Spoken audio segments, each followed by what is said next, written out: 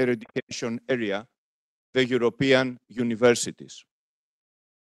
The HMU Library and Information Center supports successfully the educational and research requirements of the university's undergraduate and postgraduate study programs, while it is intended to play a key role in the integration and institutionalization process of the university's partners of the Athena European University Alliance.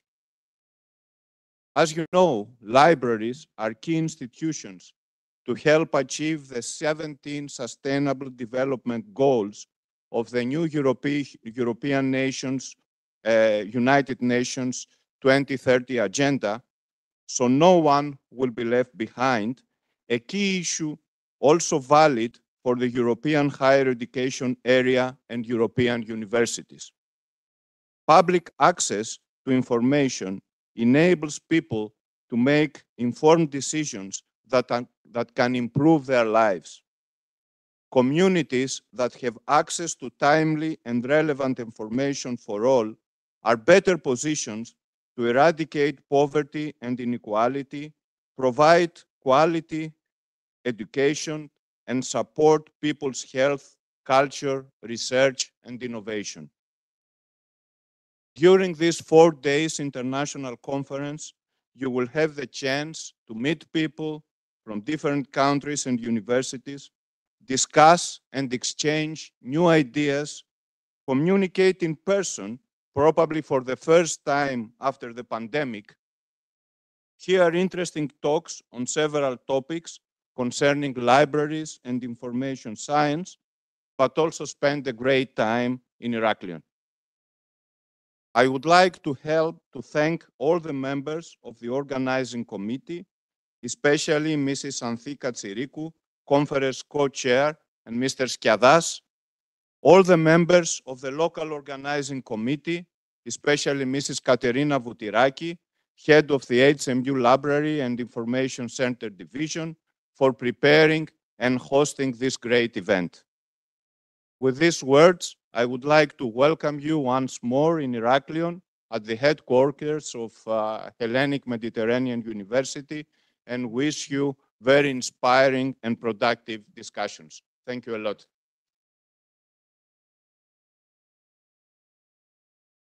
Thank you very much also for your hospitality.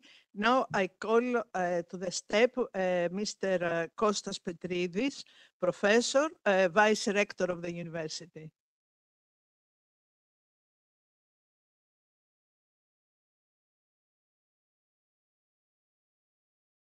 Hello, everyone. Welcome to the Hellenic Mediterranean University. I would like to express my gratitude and congratulations to the organizational committee for this event. For me, this event combines two of my passions, libraries, first of all, and then internationalization. So, because as my rector said, I consider libraries one of the milestones of a university. So I'm starting about the curriculum, first of all, then the library, and then the sports facilities. So whenever, you would like to see that the university is a live community, you are going to the library.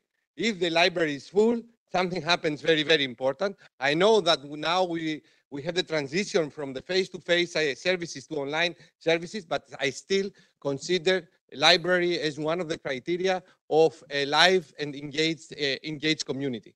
So this event for Hellenic Mediterranean University is considered one of the main internationalization activities. We can consider that this is one of activities under the umbrella of internationalization at home. This is the first impact of this event to the university, but also to the local society, since all of you are coming here, you are traveling to Crete in order to be introduced and interact with our people and see the beauty of the island and also the beauties and the attractiveness of our university. So when I was traveling to the university, I was in Roma at the airport. So regarding internationalization, I read something that is very much related to you. The world is a book, and those who do not travel read only a page. I suspect that you have read more than a page, so you are traveling a lot, and you have an impact to our internationalization. So this is an activity that we think that is going to build a tradition in order to organize other main events as conferences, education and research conferences in our university. As I said, that this is one of the milestones of a university. I can see that libraries, they can contribute much more than on the minds of the students, or even my mind. Not when I was a student, that is a place only to go and rent a book or borrow a book. The services that you are providing are amazing. I mean, for example, you provide services and education and training activities, how to use the sources, the different data, the databases, how a student or even a professor can make a research bibliography. And even now that we live, the era of open access, of open access publications, the librarians and the library services, they have contributed the maximum. So for me, this is something, a very important mission that you have, a part of the environment. So I would like to congratulate to you, and I hope this event will start another series of activities within the European University of Athena, and the libraries, they can collaborate strongly to contribute to the society, to the community of university students, academics, administrators, researchers, and even more. So once again, I would like to thank you and congratulations for this event. Thank you.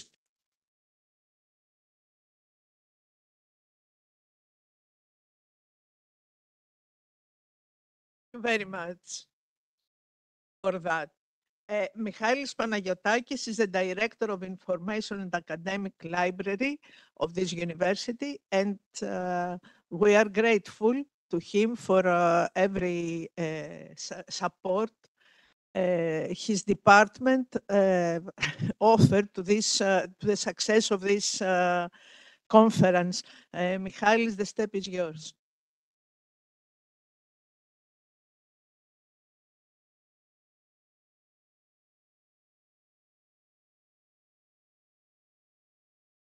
Dear guests, Your Honors, Rector and Vice Rector of the Hellenic Mediterranean University, members of the organizing and scientific committees, dear participants, ladies and gentlemen.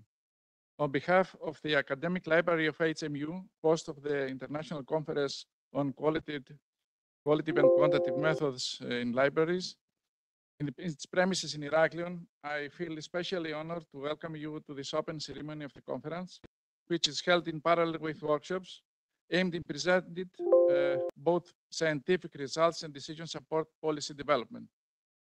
The HMU Academic Library supports the organization and holding of conferences and meetings that contribute to the transfer of know-how and experience from other countries, resulting in the improvement of the librarian's knowledge level in Greek libraries. For this reason, we accepted the request to host a conference, and we express our desire to work in the future to organize similar events. Let us recall the well-known quote from Charles William Eliot, who was long-time president of the Harvard University: "Library is the heart of the university." It is a generally accepted fact that in recent years, the developments in information technology and data networks have differentiated the form of services offered by librarians, while at the same time, user needs for qualitative and comprehensive information are increasing, thus resulting that librarians' everyday work is very interesting and full of challenges, facing the necessity of assuming new roles. Since the conference is attended by reputable speakers, I will only limit myself in presenting the academic library of the Hellenic Mediterranean University in a short reference. So the HMU Library Information Center supports the educational and research requirements of the university, undergraduate, postgraduate, and doctoral study programs. Hosts a vast book and digital collection organized according to the current International Library Classification Standards. HMU Library Collection, besides scientific books, also has books for learning Greek, art books, references books and handbooks, literature in Greek, English, German, Holland, Poland, French, Italian language, books for local history in Greek and English, a collection of music CDs, a collection of variety topics related to nature, culture, and philosophy. In addition to the Central Library in Heraklion, there are smaller ones in Chania, Rethymno, Agios Nikolos, and Sitia, cities that host academic HMU academic departments. The Library and Information Center of HMU participates in the Hellenic Academic Libraries link and has gained access over 30,000 e-journals, 165 e-books, and 40 databases. It has endorsed open access since the beginning of the open access practice, adopting policies that support both the green and the gold open access route through HeLink. Participates in a collaborative network of accessible bibliography for disabled people, accessible multi-mode electronic library. So supports print-disabled users in their research, retrieval and use of the printed materials and online resources available to the library, as well as access to the internet. Other accessible content through a special accessible web application offer low issues are covered by copyright exceptions provision for print-disabled people. Also participates in ILSAS, which is a Integrated Library System and Service Catalog. Through the service, 30 academic libraries have acquired a single library management information system, centrally located, resulting in a catalog of bibliographic records and established authorities that are now common to all institutions. Existing shared bibliographic records are consolidated at the central system of ILSAS. Besides, all the library automated functions are carried over from the local service to the central one. These functions are acquisition, circulation, tracking, serial holdings, etc. In this collaborative system, libraries retain their autonomy with respect of their own functions except cataloging. Participates in the Hellenic Academic Library of Fine Arts link, which focuses and ensures and enhancing access and organization of music resources and music-related resources based on continuously evolving current standards, metadata, encoding standards, and vocabularies. The HMU Library Information Center supports students from other universities who reside in Greek, follow long-distance courses, and they wish to use its resources.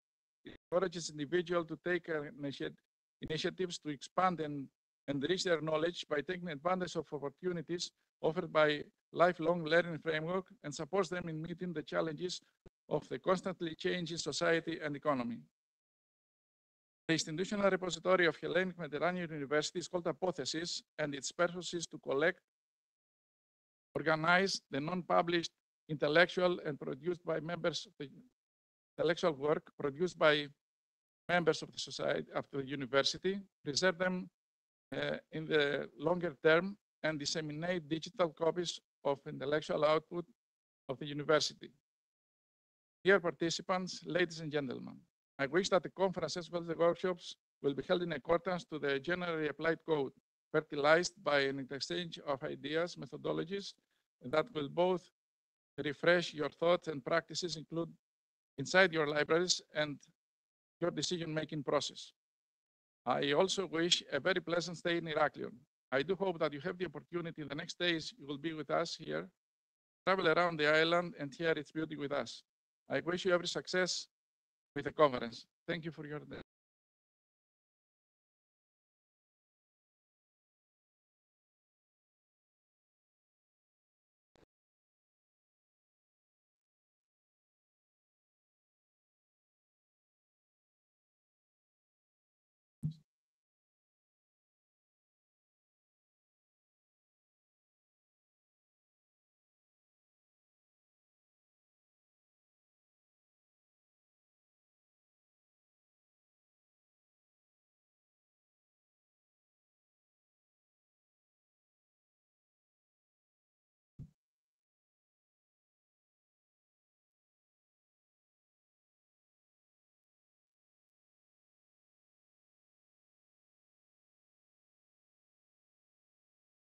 So,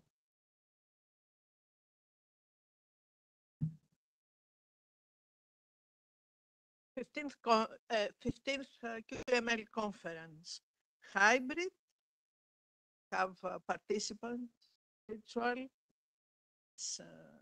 The last happens. The main topic is libraries a promote of democracy and active citizenship. And the sub-themes, we attend these days is the library is the base of democracy, literacies, the assessment and impact of resources, change patterns, school, libraries, academic libraries, human resources, management methods for sustainability and innovation, users' responsiveness, learning outcomes of new library initiatives, the heritage and intangible resources, health information services, use of the methodologies, qualitative and quantitative in our everyday life, professional life, scholarly communication, of course, added value, services, linking research and practice, library services to research and education, empowering citizen services with MAP and GIS libraries. Markku Laitinen will advise us about library societal impact and its connections to the themes of this conference. Markku, please. Step is yours.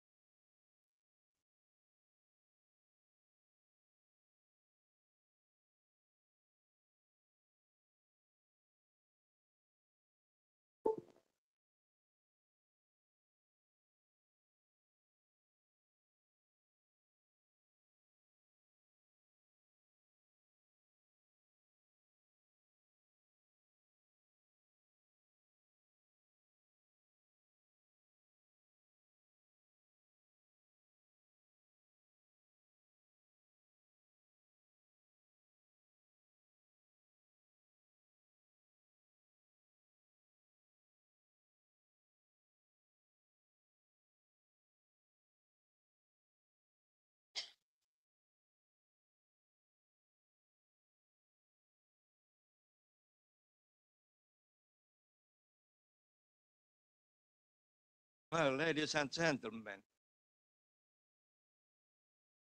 it's nice to see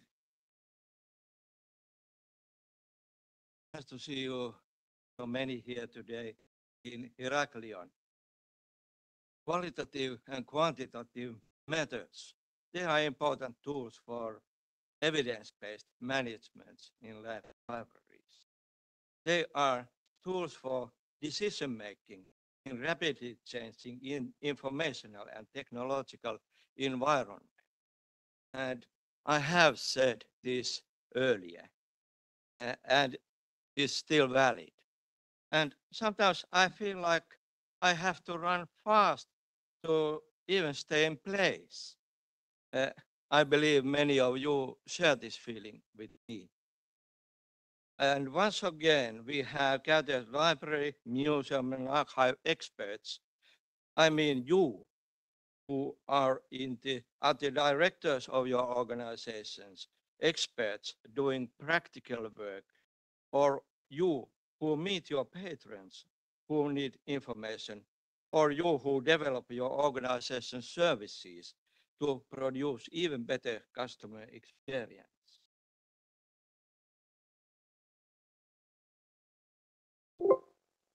Now,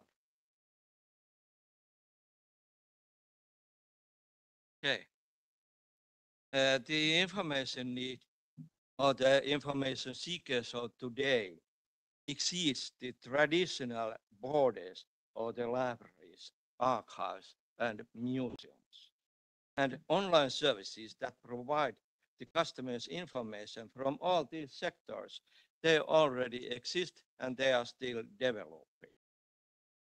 These three sectors of the cultural heritage organizations, they are the memory of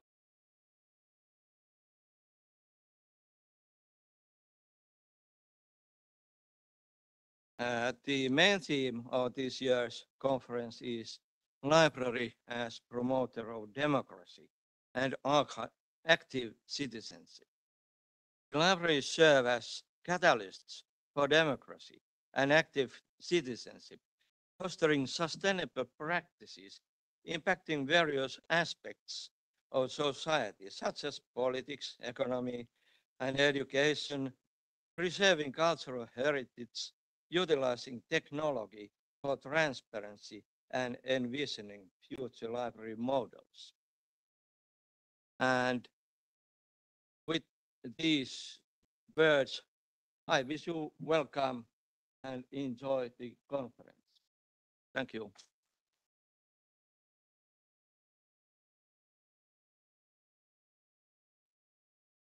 Thank you, Marco.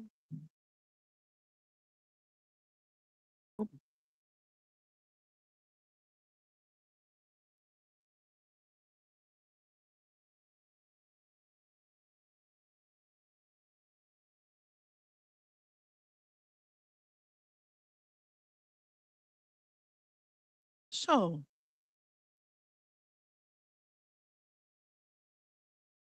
we have submissions from 46 countries, from Australia till USA, 5 continents. We are very pleasant for that.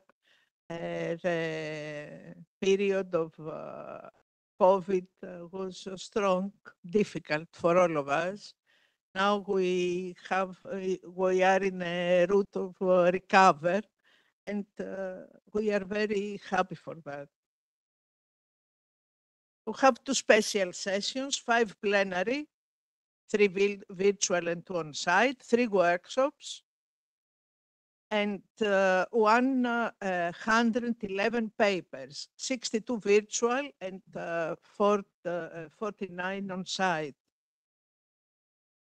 The workshops are, I prefer not to read the titles, you have them on the program because of time consuming. The plenary,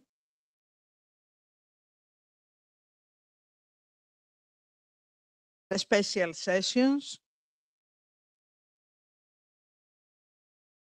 the social events. You know, every year we have 3 social events. The half day tomorrow, the conference dinner on Thursday, and the full day excursion on Saturday. If you are interested in registering for them, please let us know until the lunch today, because we have to arrange a lot of things and for the best organization. The target group of the conference, as you know, are librarians and record managers, professors, researchers, students, administrators, stakeholders, and decision makers, marketing managers, the technologists, the information scientists, web developers, museum scientists, archivists, philologists, statisticians, and the history of the QQML is presented by our colleague, colleague and friend Professor Luisa Batista Melo from Portugal. She's virtual.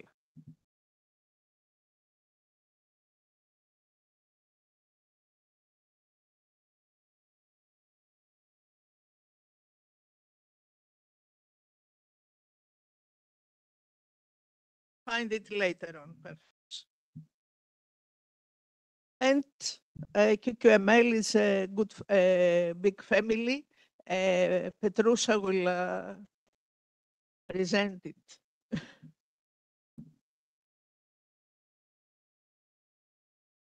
Thank you, Auntie. Thank you, Auntie. Before I start to talk about membership, I have to say that I'm very pleased and excited to welcome you to QQML.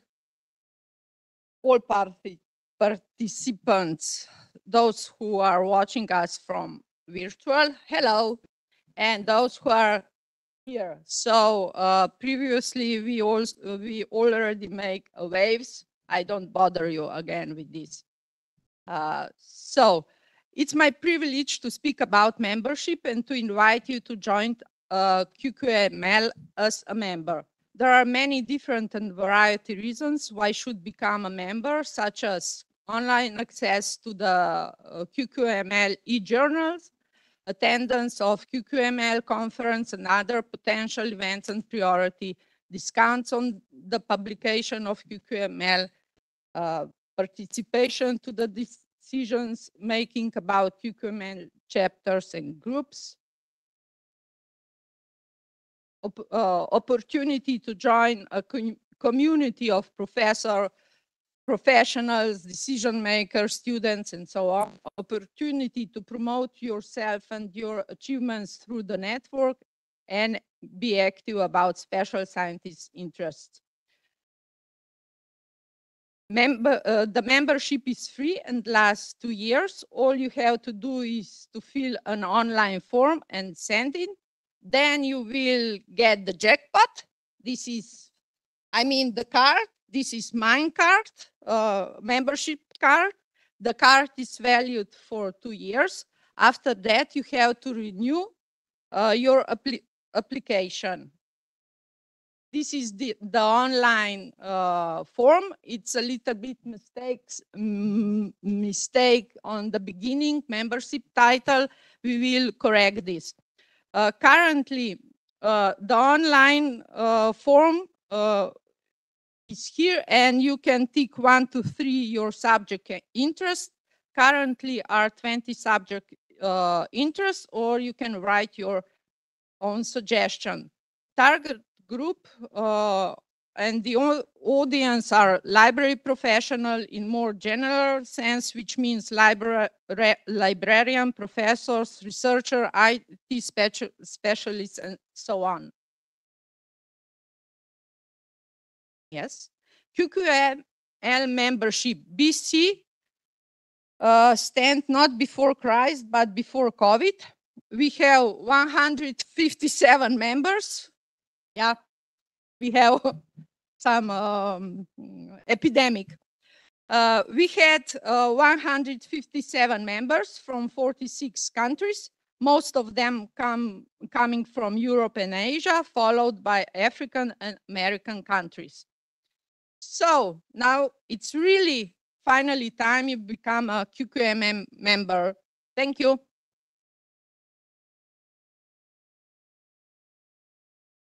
Thank you, Petrusa.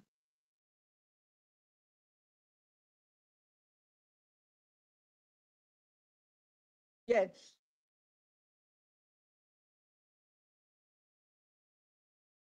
No.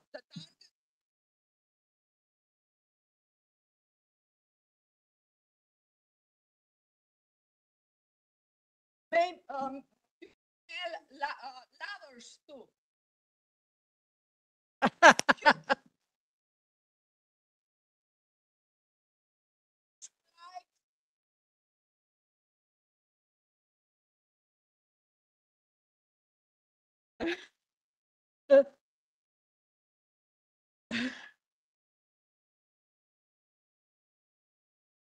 So, Adoni, the journal. The journal.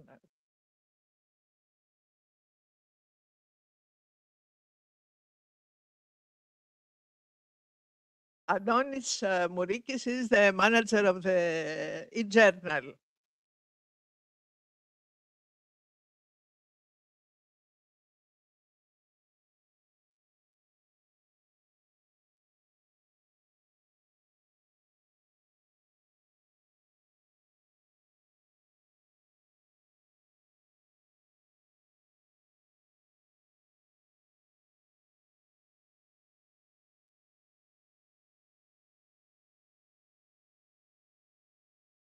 Just we lost the PPT.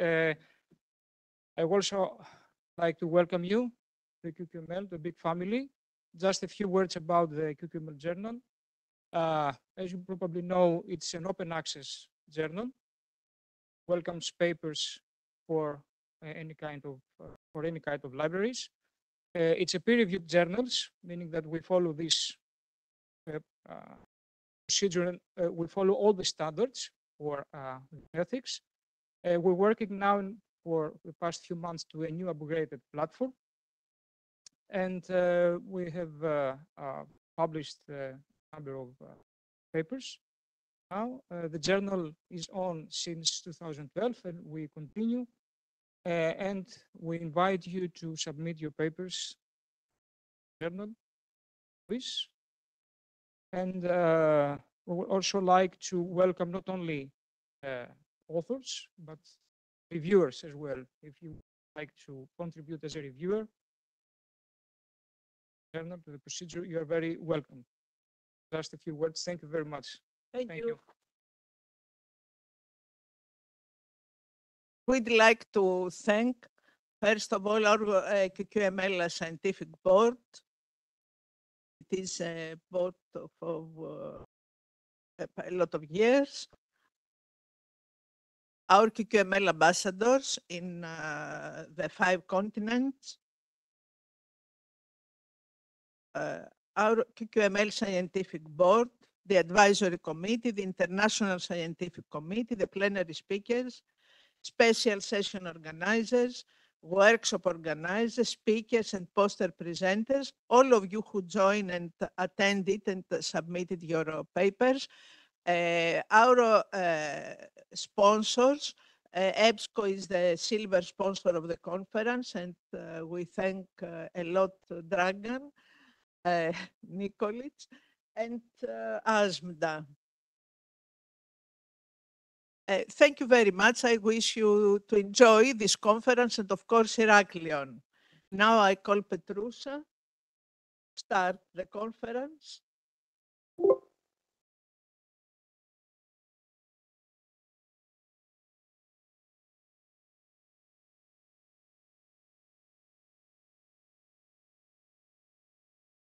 Thank you, Antti. The official conference is now open. The conference is also running virtually, and we must try to be on time as much as it's possible. In the morning today was a little bit delay, but tomorrow will be better, I hope. We'll proceed with our first plenary speaker, with Dr. Gareth Owens. Gareth is a British Greek academic. Topic of he's waving a little bit like this, but I don't believe him.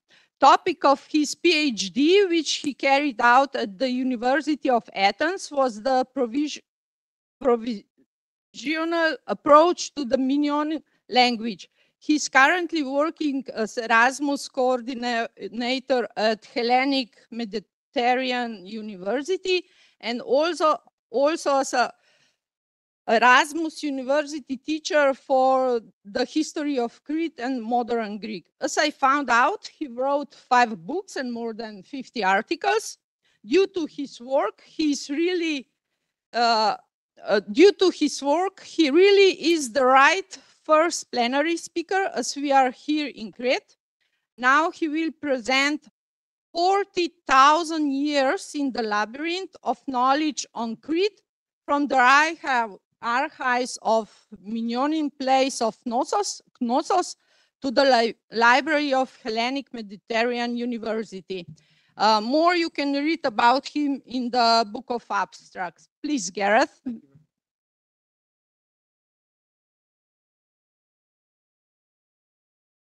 Katerina, έχεις καλώς την κλείσει στην πόρτα, παρακαλώ. Kalimera και καλώς ήλθατε. Since my Greek friends spoke to you in English, I will speak to you in Greek. In my former life, I was British. I saw BC for before COVID. My wife's name begins with C, so BC is my student years in London. I have the pleasure to speak with you. I won't take half an hour. I know what the program is like. I had the pleasure to share Knossos with some people yesterday. The nicest part of my job is sharing Crete with people. It's a pleasure on behalf of HMU and on behalf of the International Relations Office to have you here. On Crete, we say Oxenos είναι ineros. The guest is sacred. Zeus, the god of hospitality, was from Crete. Once they asked me in Brussels, what do we do to combat in educational programs xenophobia? I said, well, actually, we have a department of hospitality, which is philoxenia. It's the opposite of xenophobia. So I said to Brussels, please come and visit us. Unfortunately, they do. They like doing checks on Crete for some reason. So I have to be careful what I say.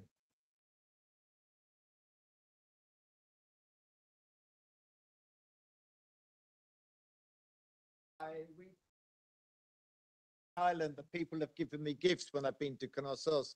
The great mother goddess, the mother of nature, was from Agriculture Congress. This is my research on the Minoan language. This was given to me by a health congress. So everyone comes to Crete. We're an ideal place for meeting.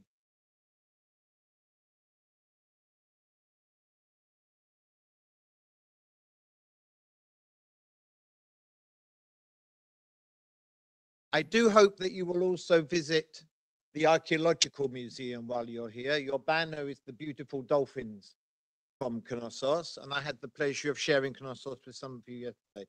I thank you for your invitation to say a few words. And then I had the pleasure of your company yesterday. And just before I start, I'd like to say something about Erasmus program, and it sums up how I feel about international collaboration. Tony, if you be kind enough, please, to play the Erasmus video. Thank you. Filmed in the library of HMU.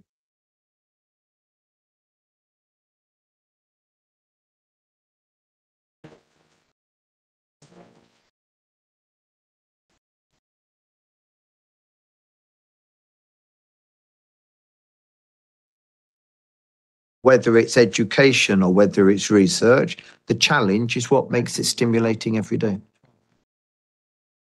I have faith in the new generation, and if we offer them an international education, I think they will produce a better world. Strategic partnerships allows us to work with people with a different history, a different background, but with a common aim. We have a joint decision, but we will take different means to get there. And that combination of different means will actually bring a better result. We feel it's important to join the industrial world with the educational world as well, so that our students are heading towards something not just theoretical. They're actually going out into the real world, and they will be ready for it. International collaboration is vital for the universities because your education is not just your home university. It's not just even your home country. It's not even your home language. There's a big wide world out there that we can all learn from and we can all contribute to. Thank you.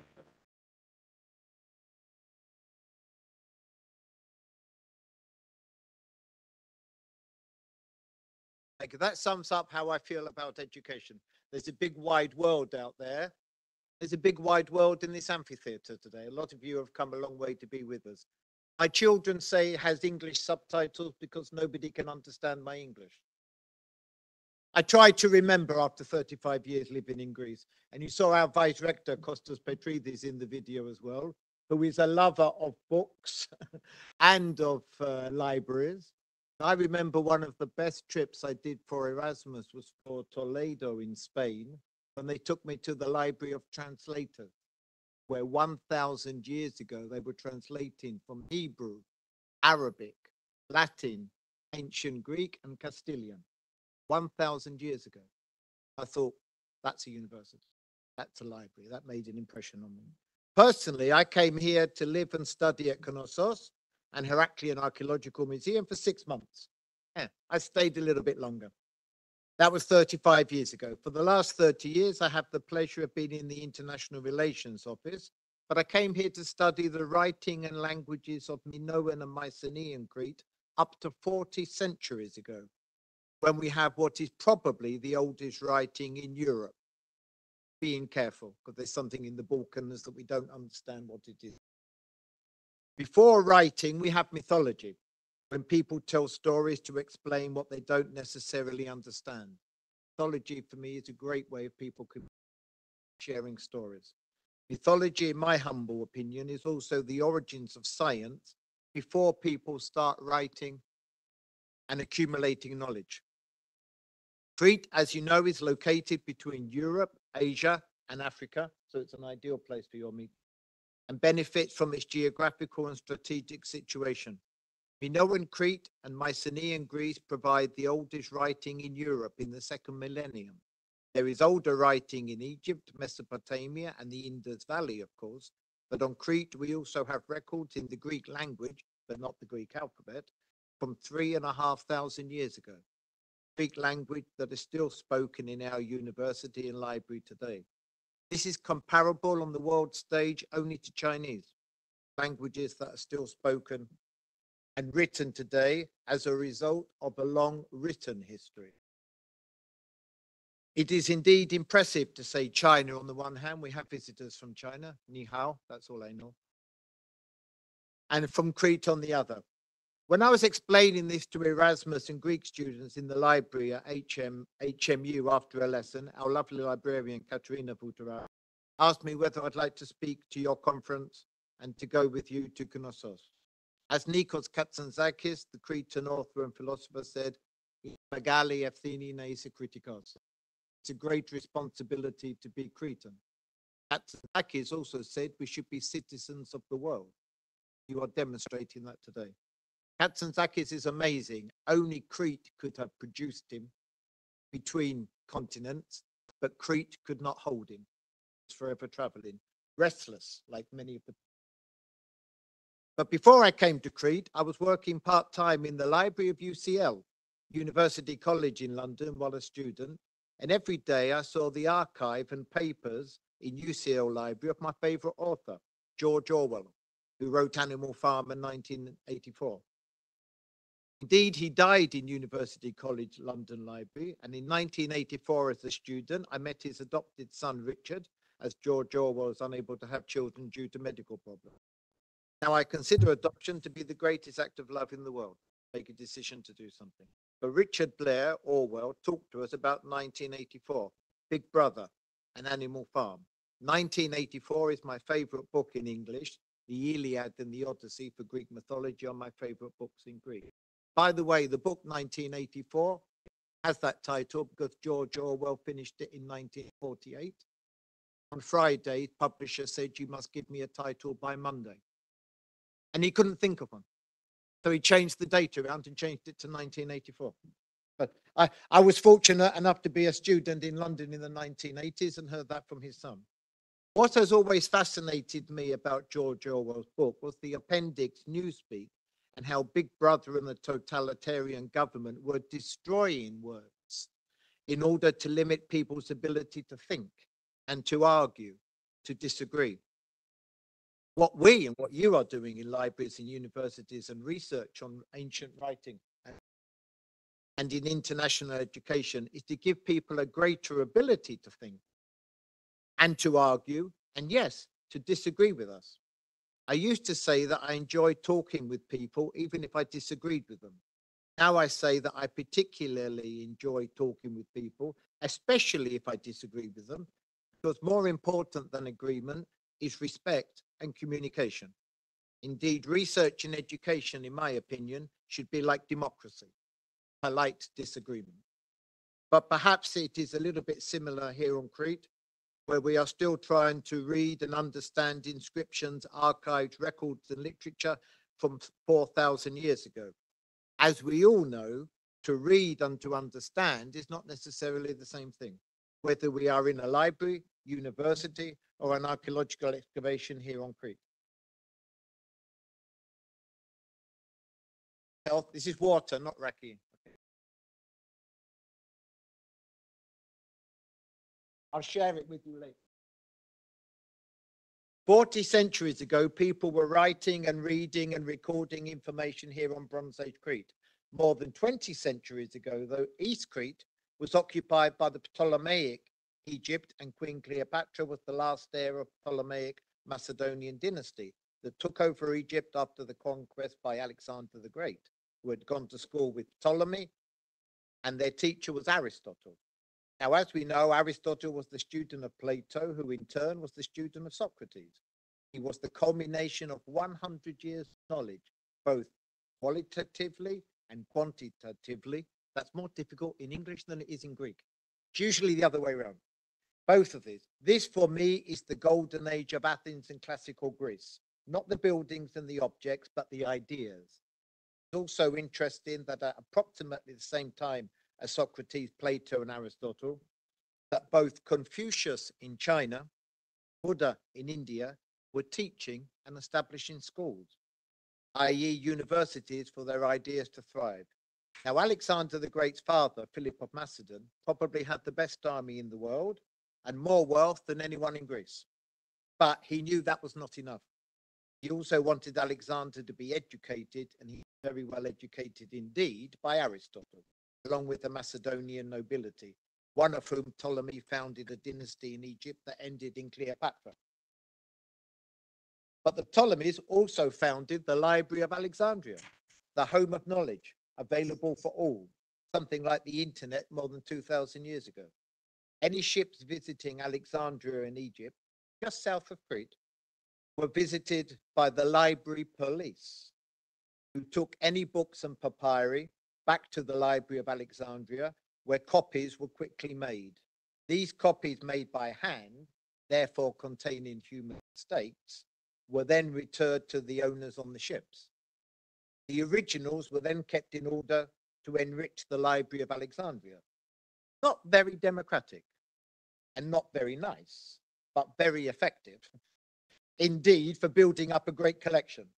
Now we and you have open access, interlibrary loans, and access to the internet, the modern day Library of Alexandria. This was going on more than 2,000 years ago, after Socrates, Plato, and Aristotle founded schools. Socrates personally did not agree with writing and books, as it made knowledge available to everybody. My favorite quote from Socrates is when the Oracle of Delphi said that Socrates was the most clever person in the world. When his students asked him if he agreed, he said, I don't agree with Oracle. I don't believe in Oracle. But Socrates did not agree with writing. Plato founded the academy. His best student, Aristotle, founded his own institution, the Lyceum, after he did not succeed Plato as head of the academy. Plato appointed his nephew, Nepos, in Latin, the root of our word nepotism. 2,000 years ago, he appointed his nephew to take over. But at the Lyceum, Aristotle did peripatetic philosophy with his students, i.e. walking and talking. I would also class the Lyceum of Aristotle as the first proper university, as it was not just for teaching, unlike the Academy of Plato and the schools of Confucius and Buddha, but also carried out research and had its own library. By the way, it is rumored that Alexander the Great sent a letter criticizing his teacher, Aristotle, for publishing his lessons and storing them in the library. He is reputed to have said, how can I rule people when they know what I know? Anyway, the motto of our university when we were upgraded to full university status just 4 years ago, and we started awarding research doctorates, the first line of Aristotle's Metaphysics. Pandas anthropi to ethene oregonde physi. All humans by nature desire knowledge. Word anthropos in Aristotle means person, man or woman, depending on the masculine or feminine. Indeed, anthropology is the study of human. Our young but dynamic university adopted this motto from the opening line of metaphysics more than 2,000 years ago. But the book Metaphysics itself has a very interesting title, as it originally did not have a title at all. When it was recorded in a medieval library some centuries ago, a bit like a scene from Umberto Eco's book Name of the Rose with Sean Connery, that's how. But the text of Aristotle was recorded in the library catalogue after the books of physics. Thus, metaphysics was the title given, meta after physics. Thus, metaphysics became a new branch of philosophy. When you understand what metaverse is about, please let me know. The title Metaphysics was given in a library. Libraries are for people as homes of knowledge. But more than 1,000 years before Socrates, Plato, and Aristotle, the Mycenaean Greeks, people of Minoan Crete, were also recording knowledge. Now we do not know, now we do know that there were already libraries and records in both Egypt and Mesopotamia before we have evidence for reading and writing on Minoan Crete 4,000 years ago. Crete is part of the Near East as well as the origin of Europe, and the earliest writing so far on Crete is from the Mesara near Phaistos in South Crete, some 45 centuries ago, and it's actually Egyptian hieroglyphics, 500 years before the first Cretan Minoan writing from Knossos and Archanes. The Mycenaean Greeks came to Crete 200 years before the Trojan War, both adopted and adapted the Minoan script to the Greek language. Theoretically, any script, which is a tool, can write any language. For example, my name Gareth is Welsh, Celtic, one of the knights of King Arthur, but I can now write it in Greek letters. And next month, our guest Erasmus students will write their final Greek exam in the library of the Hellenic Mediterranean University, and I do not accept their exam papers unless they write their name and their country in Greek letters before they take the exam.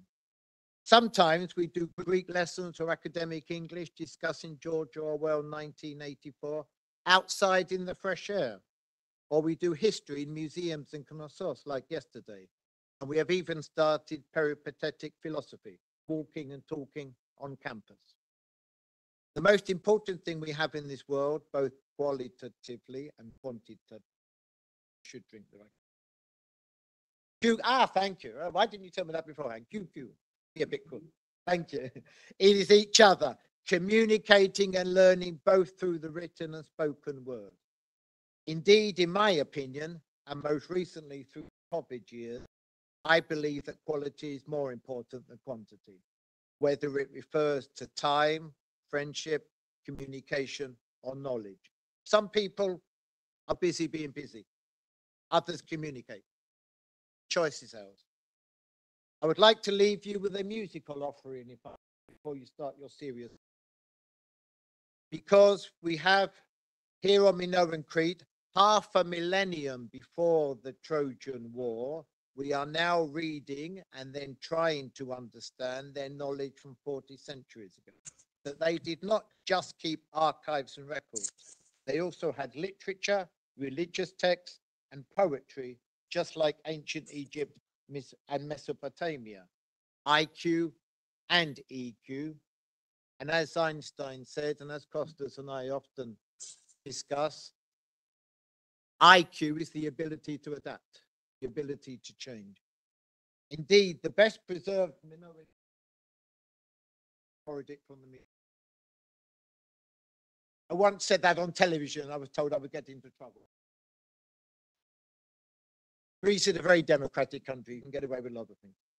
Indeed, the best preserved Minoan inscription dates to 500 years before the Trojan War and contains 242 syllabic signs, 45 different ones in 61 words, 18 rhyming verses on both sides.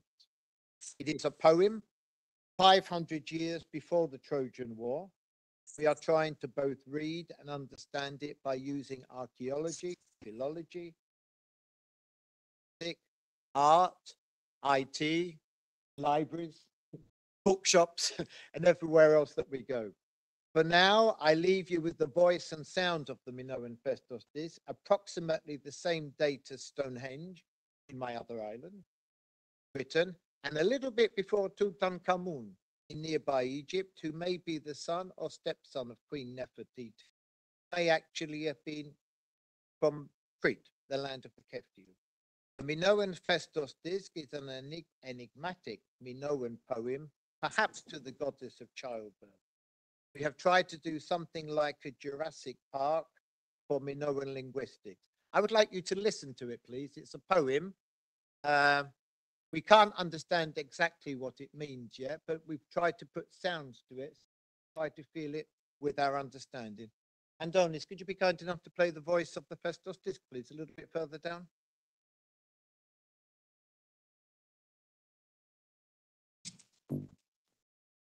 That's not it. I have no idea who she is. I've never seen her before in my life. Or is it BC?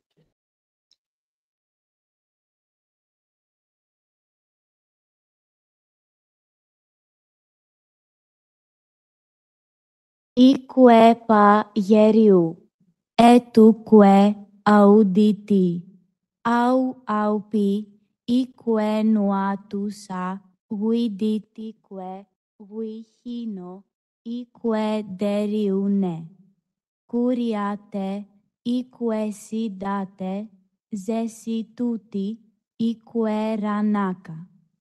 Retue, iguiduazunariu, ioie, ique curia, ique teraisui, sana, ique curia, iguiduazunariu, ioie, ique curia, ique vita, rariui, deriuhida, curiaque, ique paie, nadate. Zuka, ique teraisui, paie, zuka, ique zotuti, viditite, irainapu. Zoduagui, saeneque, zenariutia. Pazeresa, sotipa ieriu. Zorai hidua, tietute, irianitu. Viduacaie, au enete, zetariu, au saie, teteraresa, ipe huie, aunitino, au nopa, auditi, zoa unitino, guapinadua, tiriute, tiditi, tinariue, zoa unitino, pekireriuti, idetenati, aupi nadua diti. I wanted to leave you with the manifestos disc that writing systems, but we can't understand it. I think we can approach it by listening to it. First stage is to make something studyable. Then we have to make sure that we can try to read it and then try to understand it. It doesn't happen overnight. If I would let the credits run, things upon me. When I came to Crete 35 years ago, not in my wildest dreams did I ever think that we might be able to present that to you. That's a result of a combination of teamwork and hard work. I conclude, I promise, Katerina, by referring to the new and fifth Indiana Jones film coming out next, Dial of Destiny, starring the Antikythera device, the first computer 2,000 years ago in Greece. That is another story. However, my favorite scene from Indiana Jones, my favorite scene is in number 2 in the last, Andoni, thank you. Έντοξιμα Minerals με 3 χνοστιχεία. Ενισχυμένη φροντίδα σε... My favorite scene in number 2 in The Last Crusade, starring Sean Connery as his father, when they are trying to find a book in Nazi Germany and the Nazis are burning, destroying books. But just like Big Brother in 1984, Indiana Jones says that if the Nazis had read more books and not just burnt them, then they would have been even more. I could not agree more. I wish you a great QQML international conference. I learned slowly but surely. Okay. Kalos Ilfate, welcome at HMU, where we are proud and happy to offer you our famous Cretan hospitality, philoxenia, both academic and social. Because as Nikos Katsantzakis said, it's a great responsibility to be Cretan. You're very welcome. That's a Karistuna.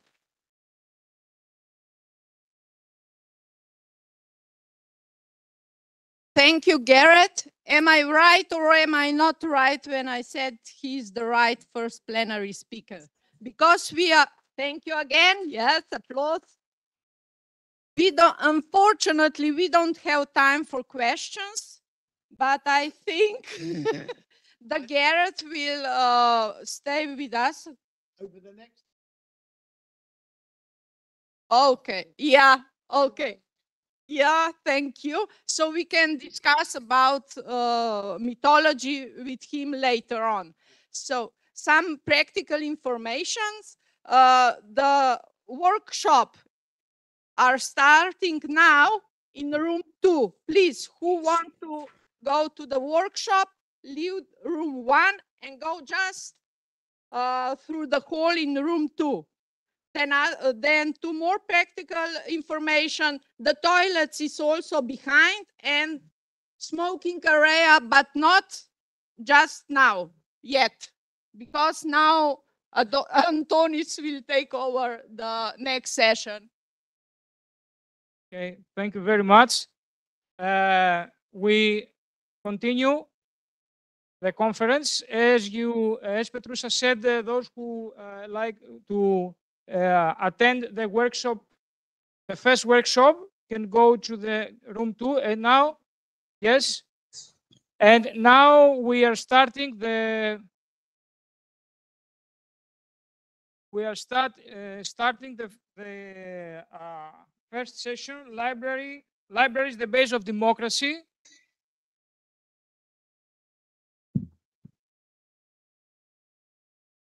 Yes, no, there is no coffee break, okay? Just give us a few minutes to prepare.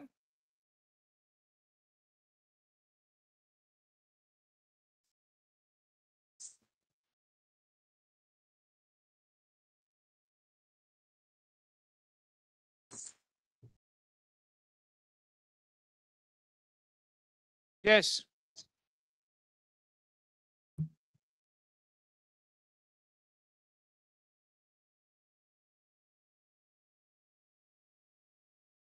Second one. Just to check. Yes, you have.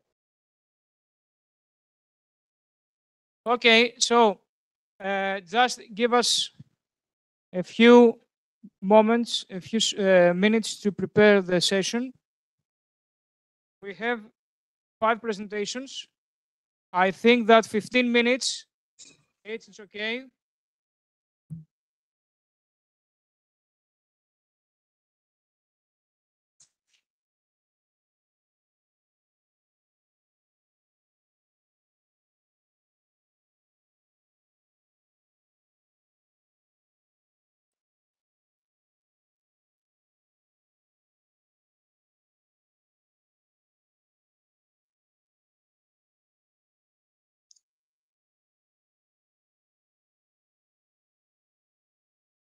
So we have 5 presentations. I would suggest to have the presenters 15 minutes each. It's okay, because to follow the program. The first presenters, Mika Mustikamaki and Anu. Anta is here. Okay, you're here. Thank you. Jasmina Ninkov and Isidora Instas are here. Okay. Marco is here. The fourth presenters, the fourth presentation, Academic Library Director Leadership Styles, Colin Harris, Nikita Sarmiento, and many, many people. Are you here?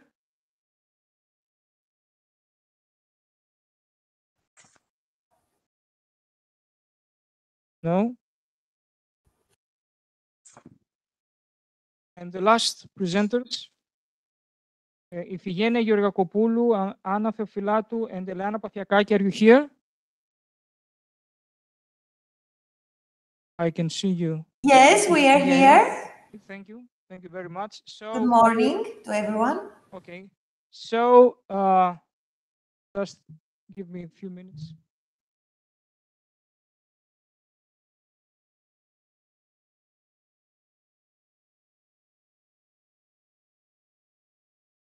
Okay, we can start the first presentation. Would you like to share your presentation, or? Let's try. Can you hear me well? Yes, we can hear you. Just perfect. This is a new program for me, so let's Give me Let's 1 minute. see there. Give me 1 minute, please. Okay. Okay. And let's try the presentation status. So is the view okay for you now?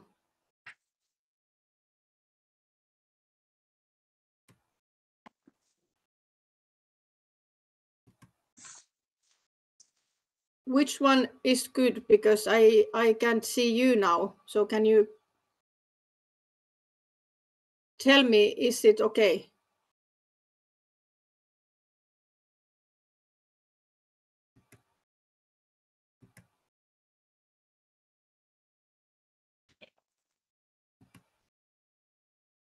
Okay. Kalimera Jaulus. Good morning. Greetings from Turku. My name is Anu Ojaranta, and I'm here on behalf of us both. Mika was not able to make it. And I'm going to do the presentation for the both of us. I am a doctor in political science from Information Sciences in Åbo Academy University in Turku. And let me tell you something about our organization. We come from the regional state administrative agency, so we are a government agency. We are 6 independent agencies in Finland, and we are steered by 8 different ministries. And for us, the ministry in question is the Ministry of Education and Culture. And my colleagues here in Turku are from education, early education, sports, youth work, and I represent the public libraries. And so that you do understand what is our purpose, is that we organize short-term training for library staff, public library staff. We grant government aid for development projects. We produce information about libraries and assess their functioning as a basic service in Finland. But what we are not a research organization. We provide libraries with analyzed data to be used as management tools, as information management tools. And we do several kinds of assessments regarding open access or self-use libraries, for example, that which is currently at the moment current issue, children's library activities and library spaces as well. But what this presentation is about a questionnaire we did in 2021 regarding citizens' views on public library as a promoter of democracy. And this was because the Library Act from 2017 strongly sets democracy, active citizenship, and free speech on the library's agenda through the Library Act. So the legislation states that this is something that the libraries need to do. And we were interested about how Finnish population think about libraries' societal role, especially related to democracy. And this is the core reason for the survey.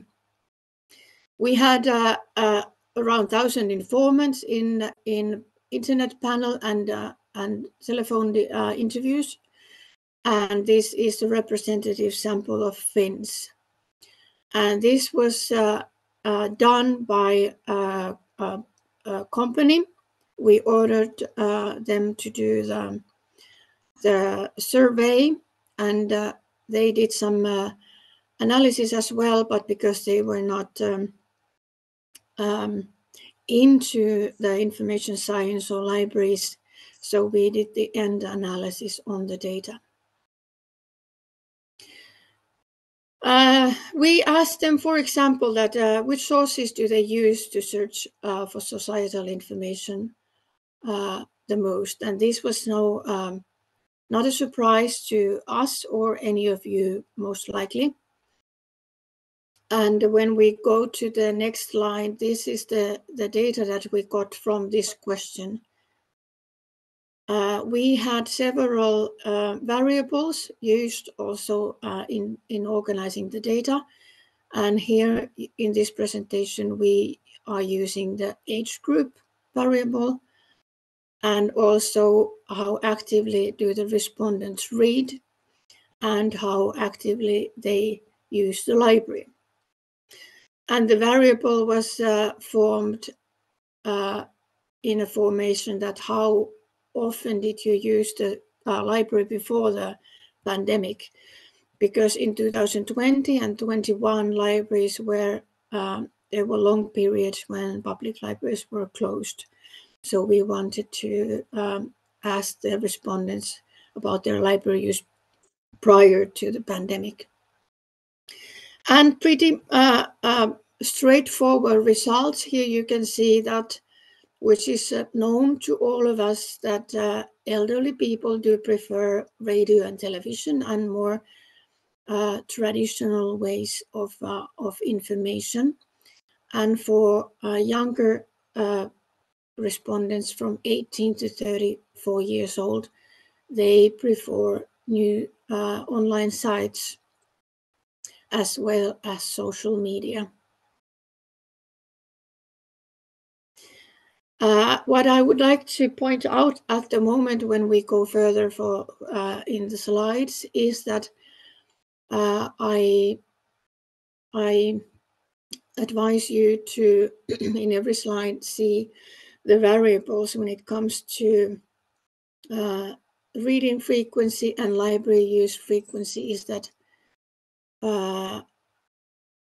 those who are more avid readers or avid library users, they usually have a more stronger picture of library as a democratic actor in the society.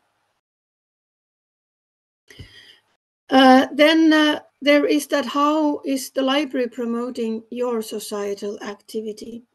And in this slide, the significant, what needs to be seen also is the answers according to the usage of library. So at the end, at the far right corner, for right side of the slide. So those, so this is quite clear that if you do not use the library, you do not see the things that libraries do. If you see, there is noted the persons that did not use the library at all before pandemic.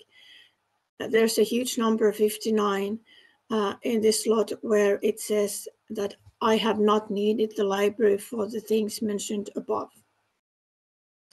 So the people that do not use the library also do not think about using libraries as a promoter of your social activity. Well, how do you think that the library can promote freedom of speech? This was also one of the questions. And in here, the second question is quite interesting. The largest differences are in the part where the library offers everyone the same opportunities to utilize information and ideas. And this number was really high for the elderly respondents, 65 plus years. And comparing that to the younger portion of representatives, the number is also only 35%. And so the differences between the younger respondents and the elderly or the older respondents in this survey, the older respondent group, there starts to be, we start to find differences.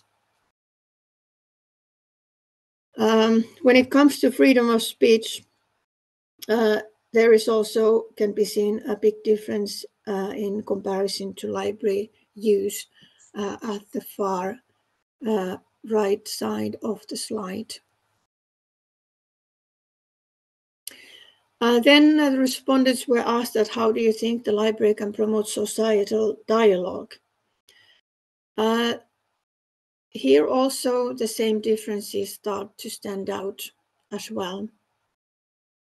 Those who do not use the library at all give the lowest ratings, and those who read daily start to give the highest ratings.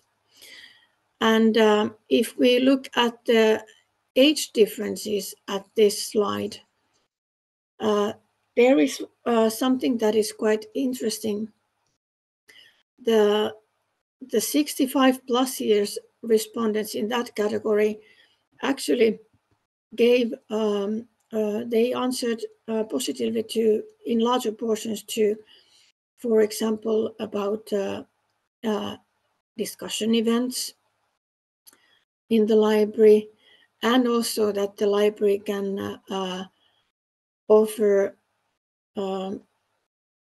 events in different cultures and how to meet people from different cultures. And also elderly gave a larger positive responses in that you can borrow a person from the library to introduce you into an issue you do not know or understand. So this kind of this is gives us a picture that that the elderly, all the older generation, those who in Finland mainly are pensioners, are actually quite interested in the activities or events also that the library organizes. But when it came to the real question relating to events, that how do you consider the following events to be held at the library, and how important they are? What was, because we wanted to understand what is the societal role of libraries in promoting democracy, freedom of speech, and activity, and kind of these citizen activities, is that respondents are actually interested in current issues about your municipality, your local decision making, planning or development of services at your local level, or also related events related to current national ID issues.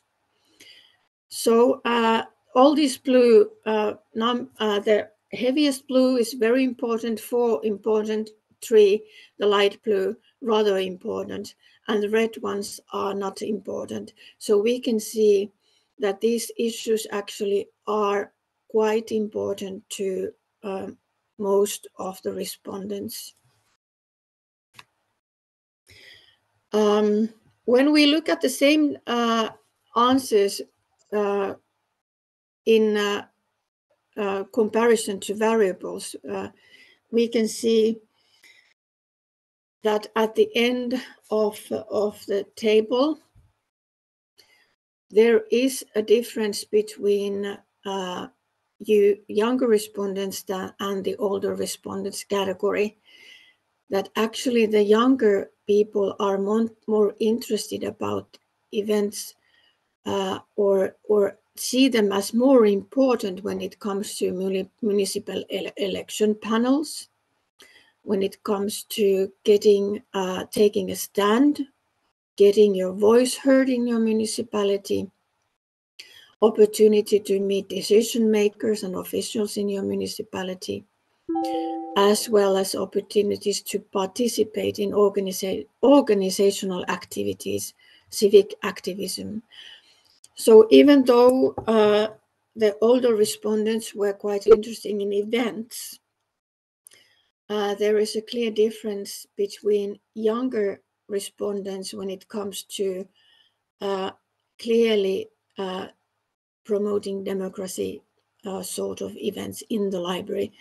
Is this a kind of giving us a picture that the younger generation is quite becoming more active in society, or is it something that the older generation is not used to see these kind of activities in the public library?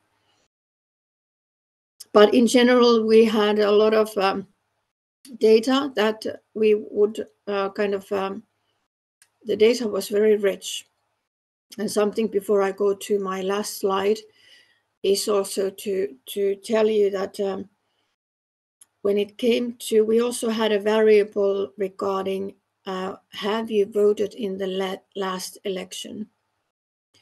And we were able to see a connection between the people who have voted, that they are also more avid readers and they use library more than the average survey participant. So we were able to see a connection between societal activity and library use. To summarize, there are clear differences found according to age and reading frequency and library use.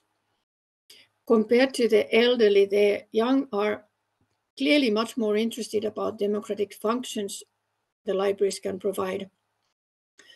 Learning new things, directing, local influencing, participating in the local decision-making, meeting the decision makers in the library. And also the young felt that one part of active citizenship is the possibility to organize events also in the library themselves, not particularly or not solely by the public library employees, but themselves as well, so that the library will offer them a space. Other clear results indicated that people who read regularly found the aspects of library as promoter for democracy more relevant. The same result was found with respondents who use library regularly. So there is a connection. But this kind of leads to several issues that can be reflected upon in the future, and also gives us also more questions. That are the regular library users also more societally conscious, or are they that because they use the library and read so much?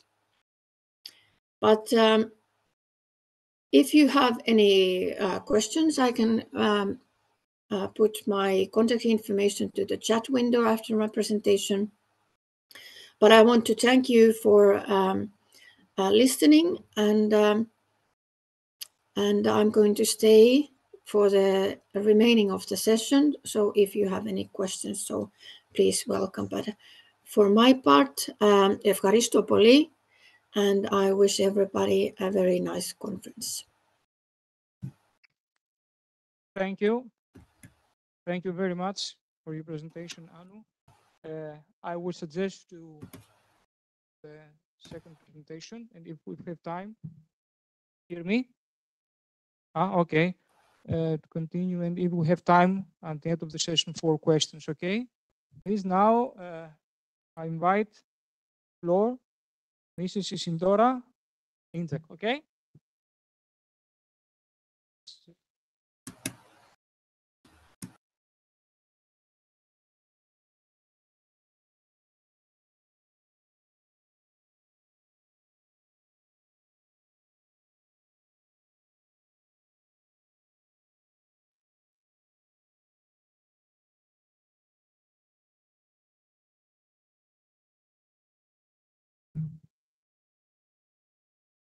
Что ближе?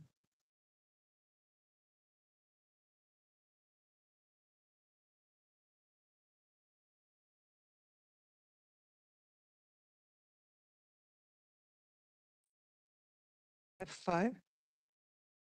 Okay.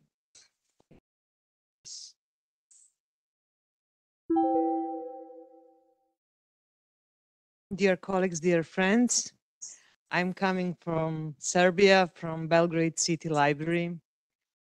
For those who don't know, the Belgrade City Library is the biggest public lending library in this part of Southeast Europe. So we are very proud that can every year some librarian come here and talk about our activities. It's my first time to be here at this place in this part of the world, and I'm really happy that I can share my experience with yours, and I hope that we will spend a nice time here.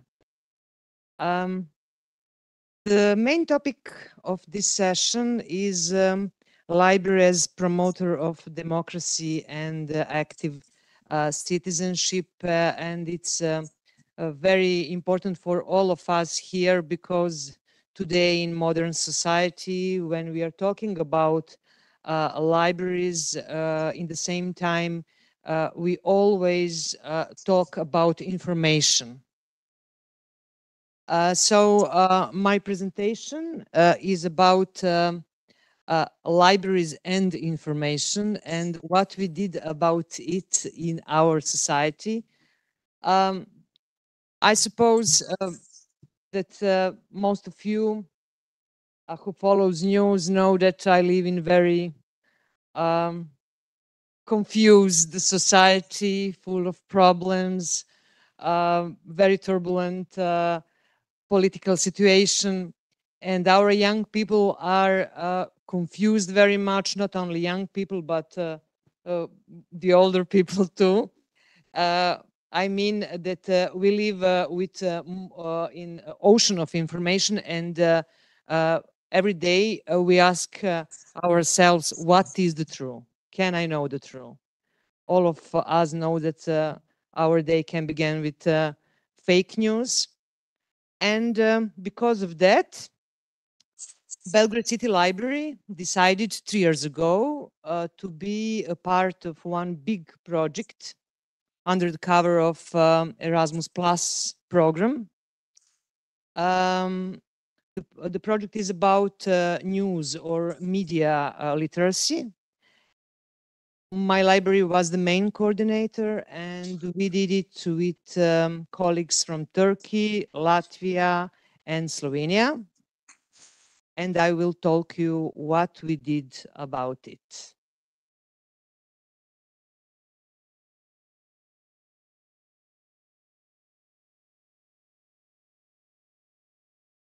Media literacy is an essential skill in our digital age. Today, it is easy for anyone to create media, and it is very hard to detect fake news, to know who created something, why they made it. This makes media literacy necessary to learn and to teach. Librarians know how to do that, and public libraries are the best place for that.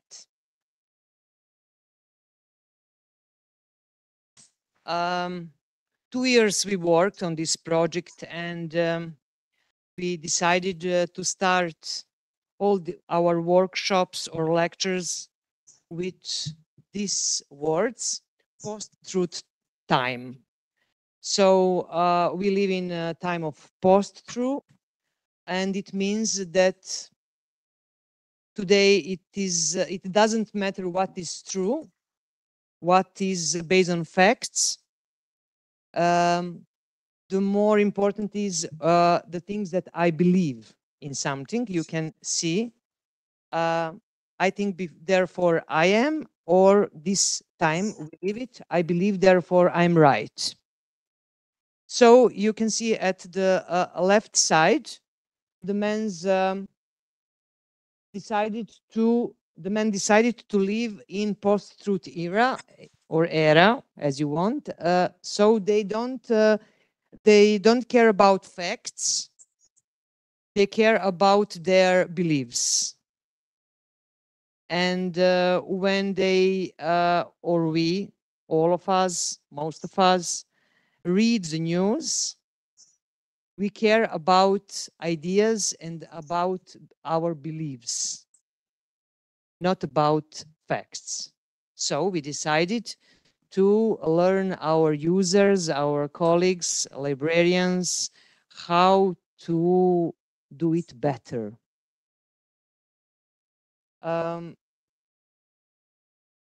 We organized this project implemented within the Erasmus Plus program, Key Action 2, strategic partnerships in the field of adult education. You see, it's about adult education, or we can say lifelong learning process. I used to say everyone who come to a library, he starting to, or he come to lifelong learning progress. So the libraries, especially public libraries, are really the best place for that. The overall project objective is to contribute to the development of self-aware citizens who think critically and have developed news literacy skills, which is a precondition to relevantly and efficiently participate in social and democratic processes of their communities and at European level. You see our partners and you see the date of realization.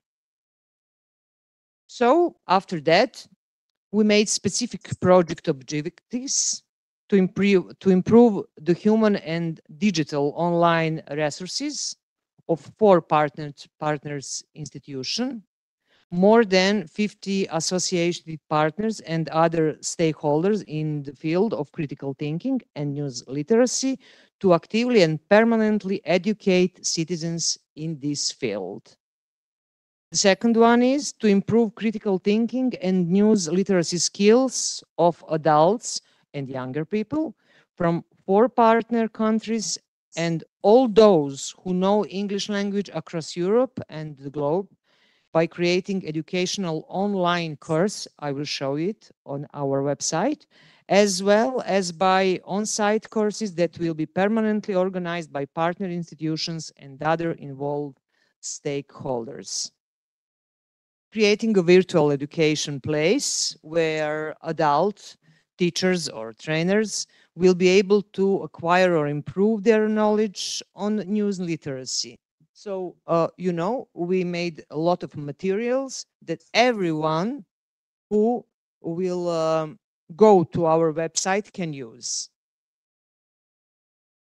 Our first intellectual product was study. Wait a minute. Study named News Literacy and Critical Thinking Skills in the Post-Truth Time. We don't use this word from here. And you can see here what does it mean.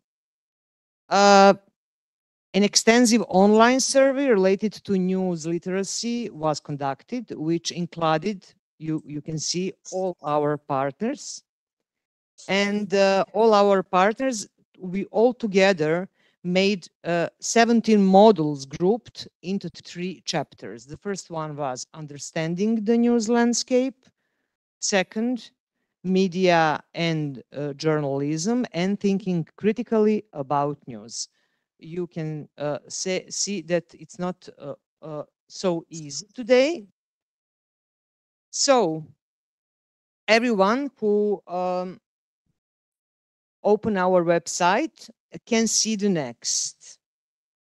You can find there guidelines for trainers designed for people who want to teach news literacy to others. So it's open access. It's our main intellectual product. We didn't keep it only for ourselves. We open it for all of you. So you, after that conference and whenever you want, you can use all our materials. I will show you our website and use the same things in your library.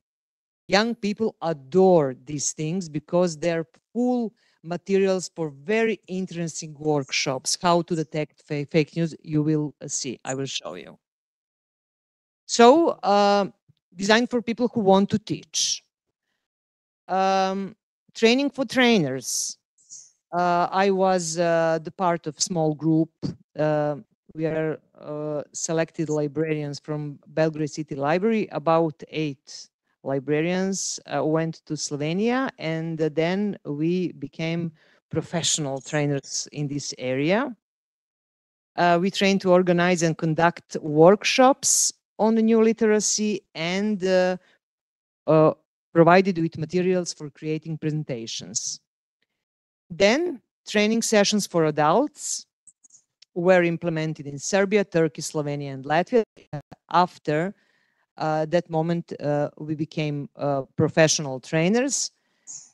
We started to organize lectures and courses all around Serbia, not only for librarians, but for citizens. We call them via Facebook, Twitter, our websites, who want everybody who wanted to participate at this course, he or she did it. It's about 6 hours for a day and really, really very, very useful time. We organized after that conference news literacy and critical thinking in libraries. Belgrade City Library has introduced a new innovative educational service as part of the International Erasmus Plus project. It has developed an online platform for education in news literacy and correct understanding of the news. But as you know, I believe that we share the same emotion. I prefer face-to-face workshops. It's more interesting than virtual, but if you want to do it by yourself, alone in the room, you can only go to a website.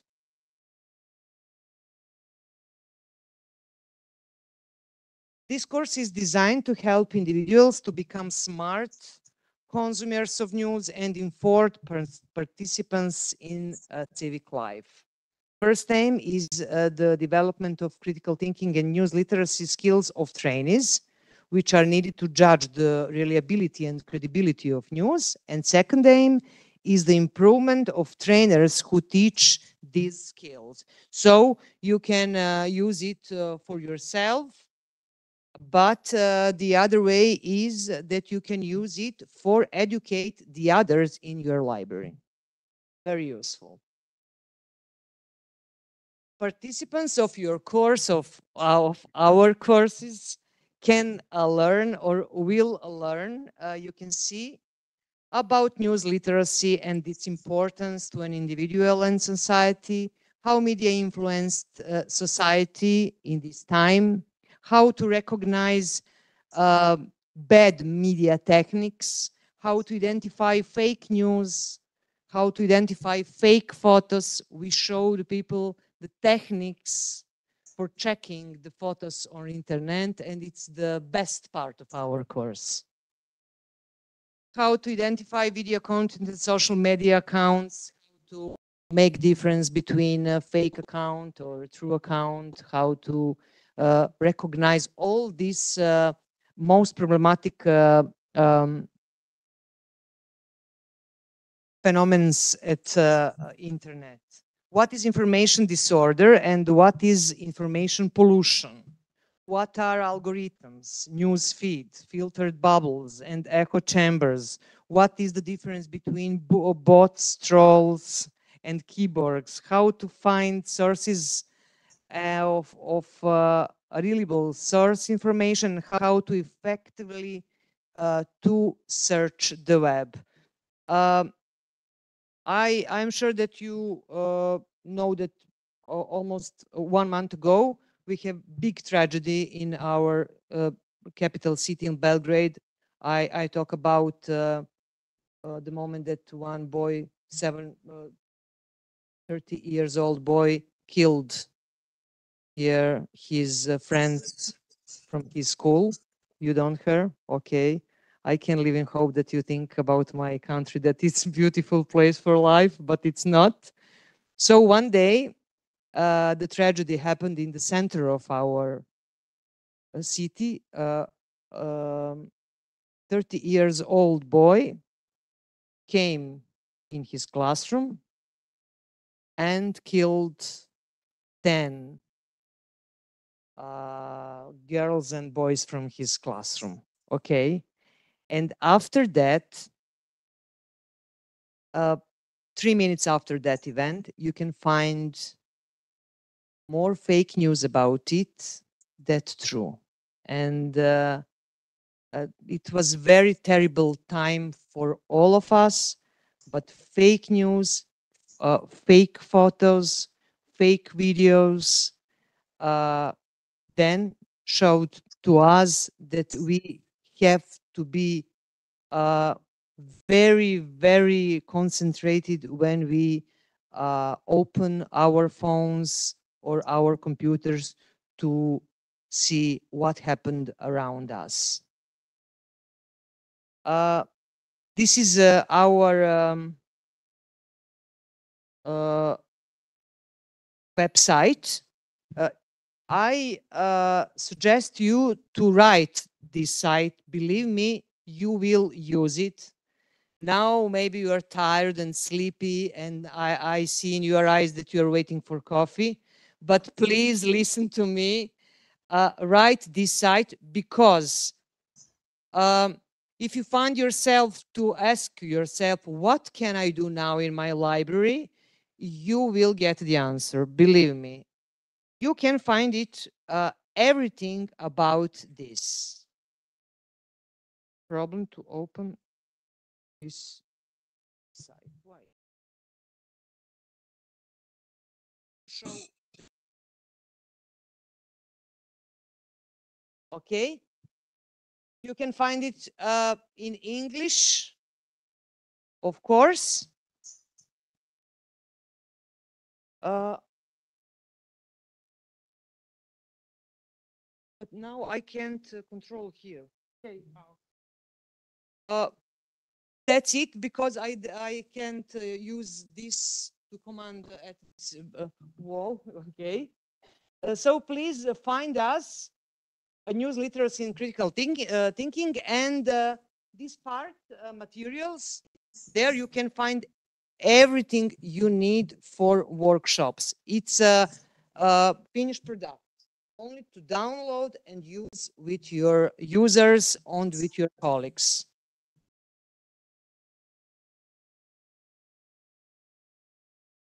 Okay. That's all about, okay, our partners, you know, and you can see, you can download all materials. It's very good for your next plans in your libraries. So I can go back from website to presentation, and I will.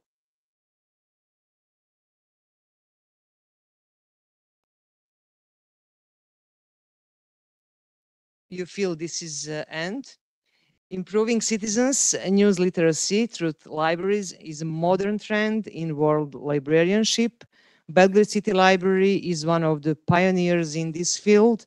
Each public library represents the best place for this missionary type of job. And dear colleagues, thank you for your attention.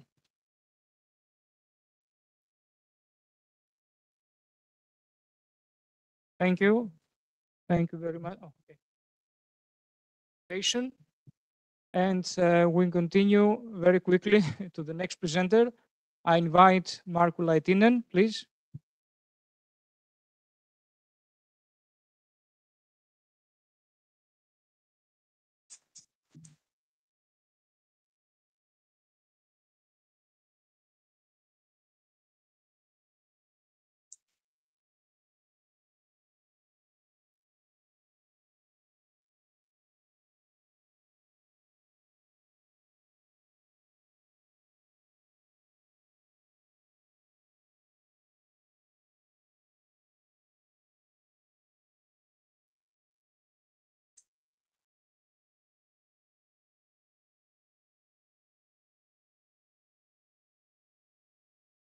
Okay, dear audience, we already met today.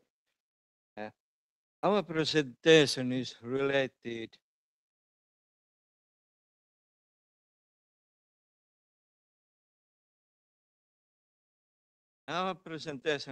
related to the theme. Okay. Do you now hear me?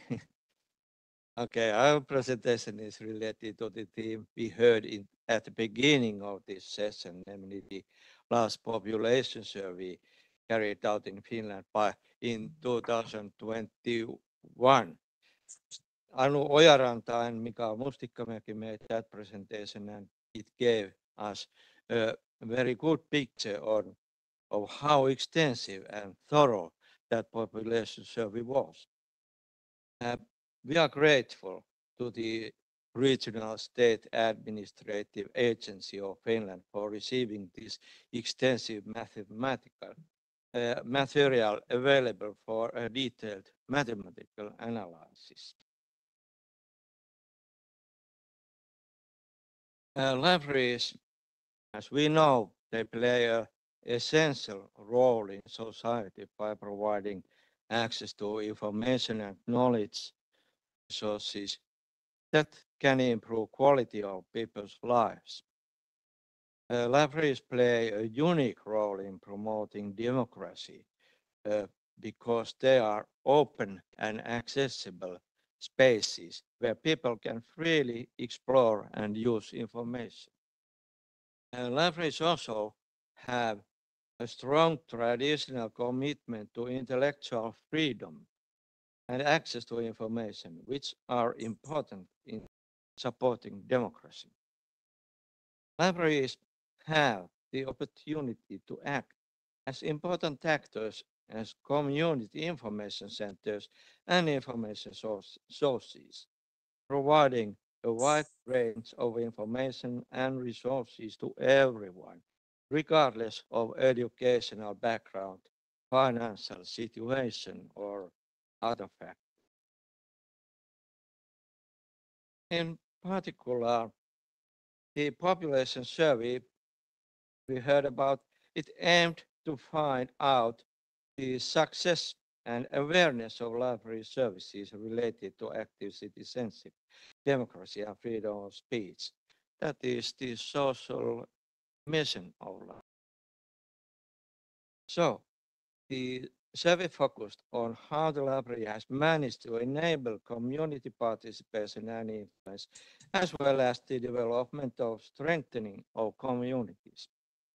In addition, how the individual can participate in social debate and decision making through the library service was examined. And we posed the research questions shown on this slide. First, how does the population see the library's role as a promoter of democracy? And how do the library directors and developers see the library's role as democracy? And how do they emphasize aspects to this topic? And we derived the answers to this research question 1 from the results of that population survey we mentioned. And to find out how the Finnish public libraries professionals emphasized the different aspects of libraries' role as promoting democracy, that was that research question 2. Then for that, we organized a series of workshops for the professionals. So the target group of the population survey were persons living in Finland, age 18 and over. And because we have lack of time, I'm not going to explain it again because Anu Ojaranta already gave us good information about how that was done. It was carried out by a commercial company, and the research data was given to our research group for analysis, and now starts our work.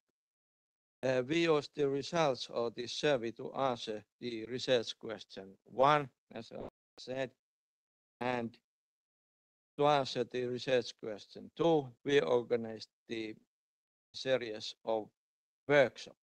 We ran 3 workshops during January and February this year.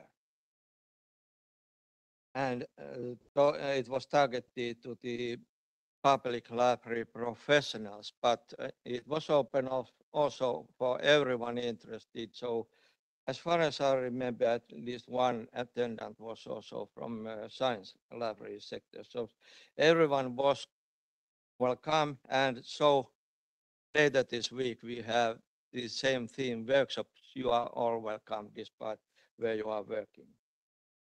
And here we see the list of attributes we chose for our survey. These 7 key attributes were evaluated by the attendants of the workshops.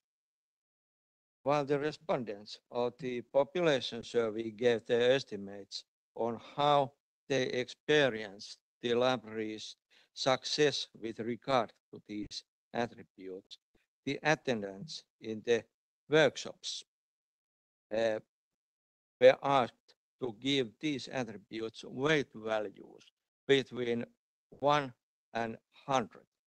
And then they had to list them in order of the weights they gave. And our next step was to count the composite index. And so let's look at the idea of the composite index. The case is that we have a complex data set with multiple attributes related to the same phenomenon. The idea of the composite index is to simplify our view of the data and to provide a more comprehensive understanding of the phenomenon at hand. By combining multiple variables into a single index, it is easier to compare the relative performance of different entities and to identify trends and patterns in the data. So the composite index approach can provide a more realistic reflection of the reality, improve decision making, and it can communicate facts and results more effectively. The main benefit of the composite index approach for libraries is that it can be used to aggregate the impact of multiple factors, library performance. And this can be achieved, for instance, by computing the weighted sum of selected attributes extracted from user surveys and expert analysis.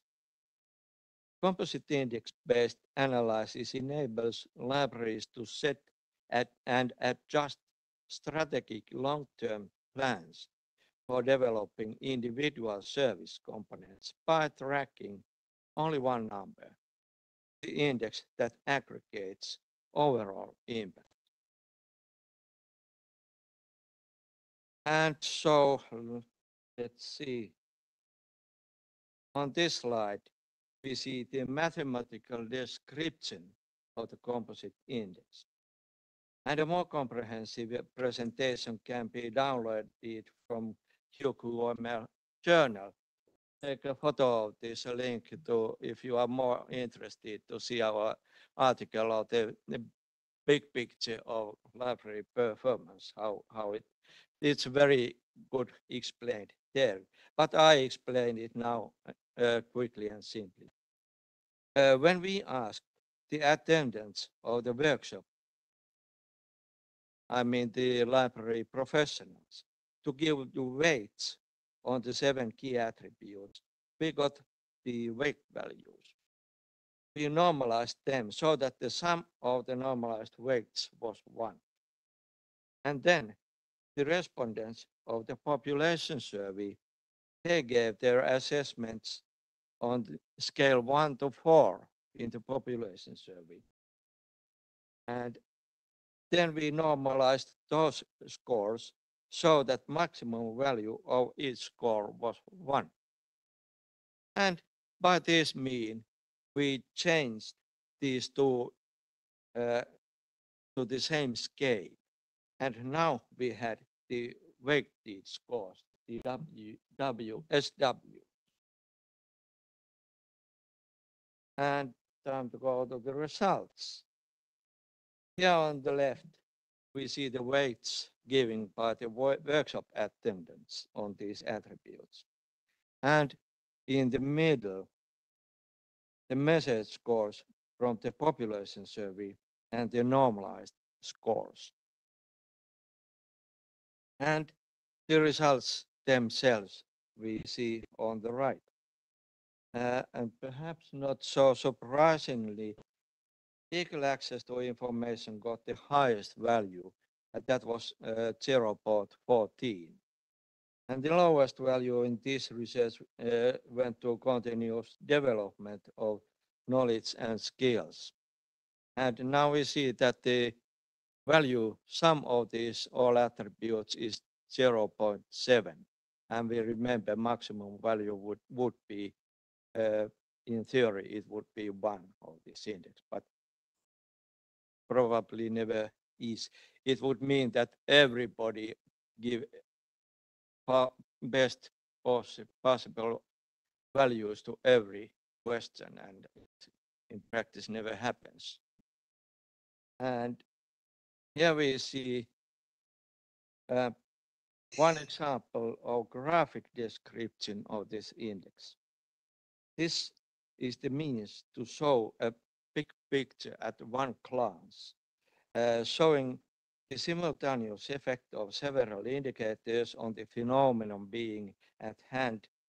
And it is possible to raise a single indicator for closer examination and at the same time see its share of the whole.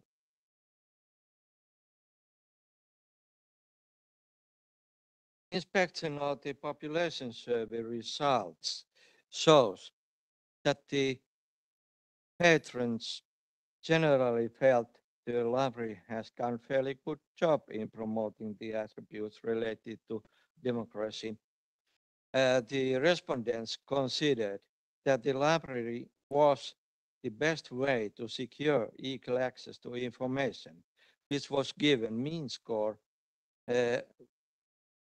of 3.3 on scale of 1 to 4.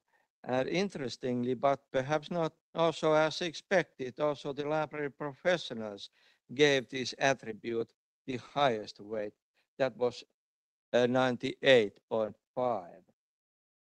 And the results from the research question 2 gave us information how the library professionals weighted the attributes related to the library role in promoting democracy.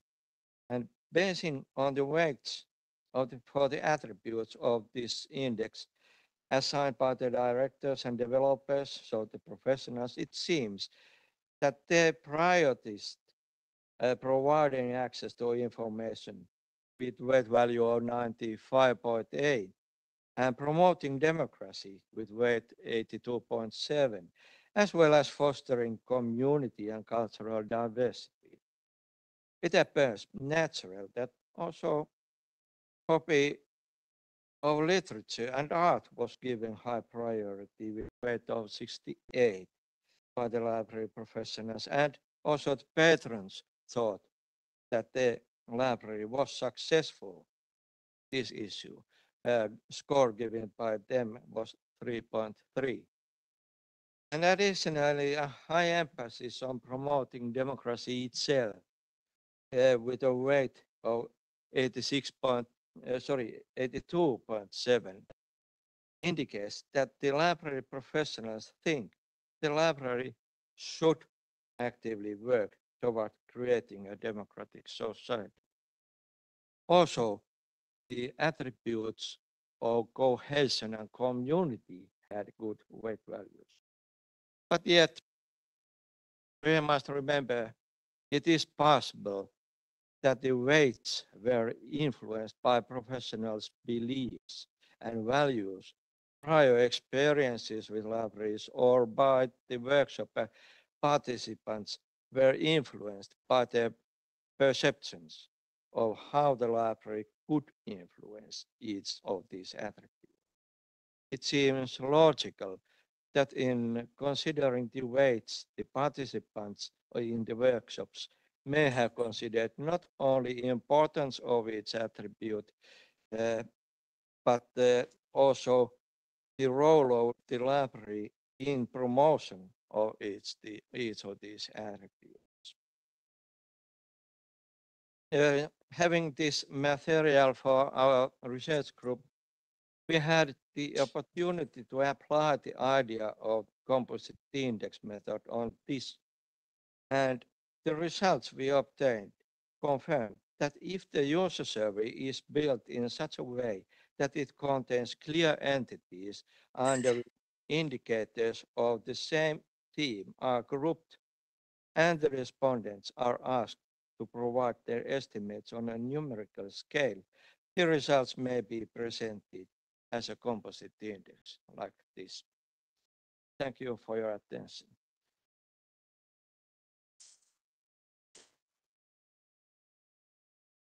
Thank you very much. We have time for questions later, okay, because we are behind the program. Okay, thank you.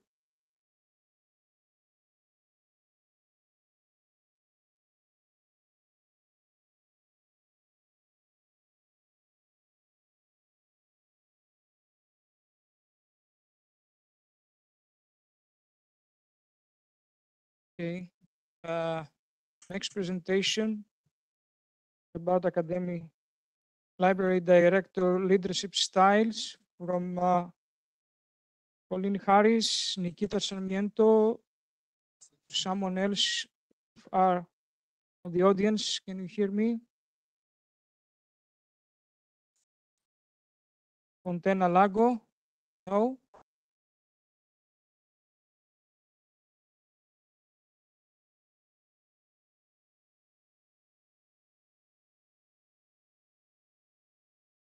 So it seems that they are not here. So we continue with the last presentation by Figenia Georgakopoulou, I think. Figenia, can you hear them? Can you hear me?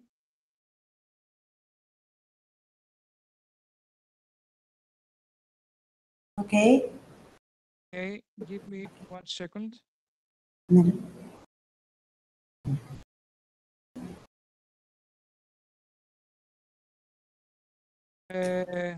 Ifigenia, try to share your screen.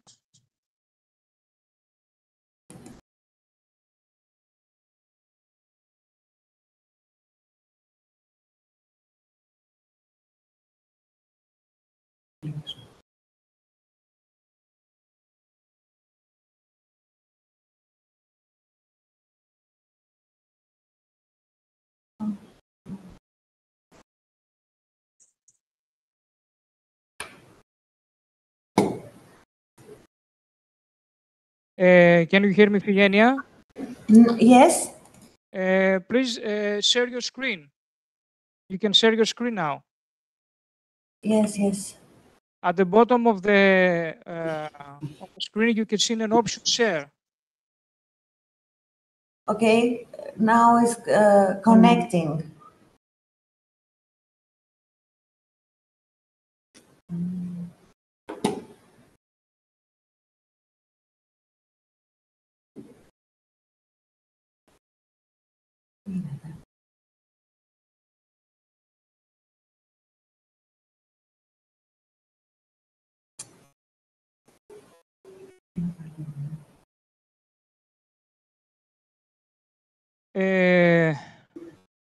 Can you see the option share at the bottom of your screen? Yes. Okay. Just push this option share. Okay. And then you will see your PPT on your screen. Just check on it and then push again share.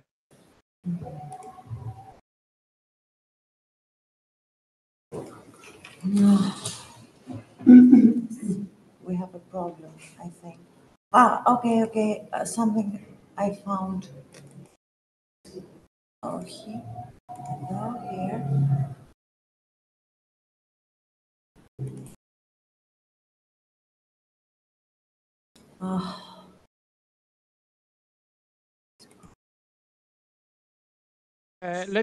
Let me speak Greek. Okay. Μ' ακούς, Φιγένεια? Ναι, Λοιπόν, βλέπεις το share κάτω στην οθόνη σου. ναι, το βλέπω. Ωραία. Πάτησε αυτό, share content. Έχεις ανοίξει την παρουσίασή σου. Την παρουσίασή μου την έχω ανοίξει σε ένα άλλο παράθυρο δίπλα. Ωραία. Πάτα share. Πρέπει να σου ανοίγει ένα παράθυρο και να βλέπεις κάπου την παρουσίασή σου. Την έχουμε βάλει στην επιφάνεια εργασίας, την παρουσίαση. Ωραία. Πηγαίνετε, επιλέξτε επιφάνεια εργασίας και πατήστε share μετά. Άρα πάμε στο... Οκ. Share. Εδώ πέρα μας βγάζει η νέα καρτέλα. Ξέρεις, μας βγάζει αυτό που έχουμε το meeting. Πλήρης οθόνη, μήπως. Πλήρης οθόνη όχι, παράθυρο όχι. Μήπως να το κάνουμε minimize. Μάλλον πρέπει να την ανοίξουμε εδώ. Αλλά και πάλι. Ωπα, Αντώνη, έχουμε θέμα. Πώς θα το κάνουμε τώρα αυτό? Ενώ την έχουμε ανοιχτή. Εδώ πέρα μας λέει κάτι για άδεια. Τι λέει?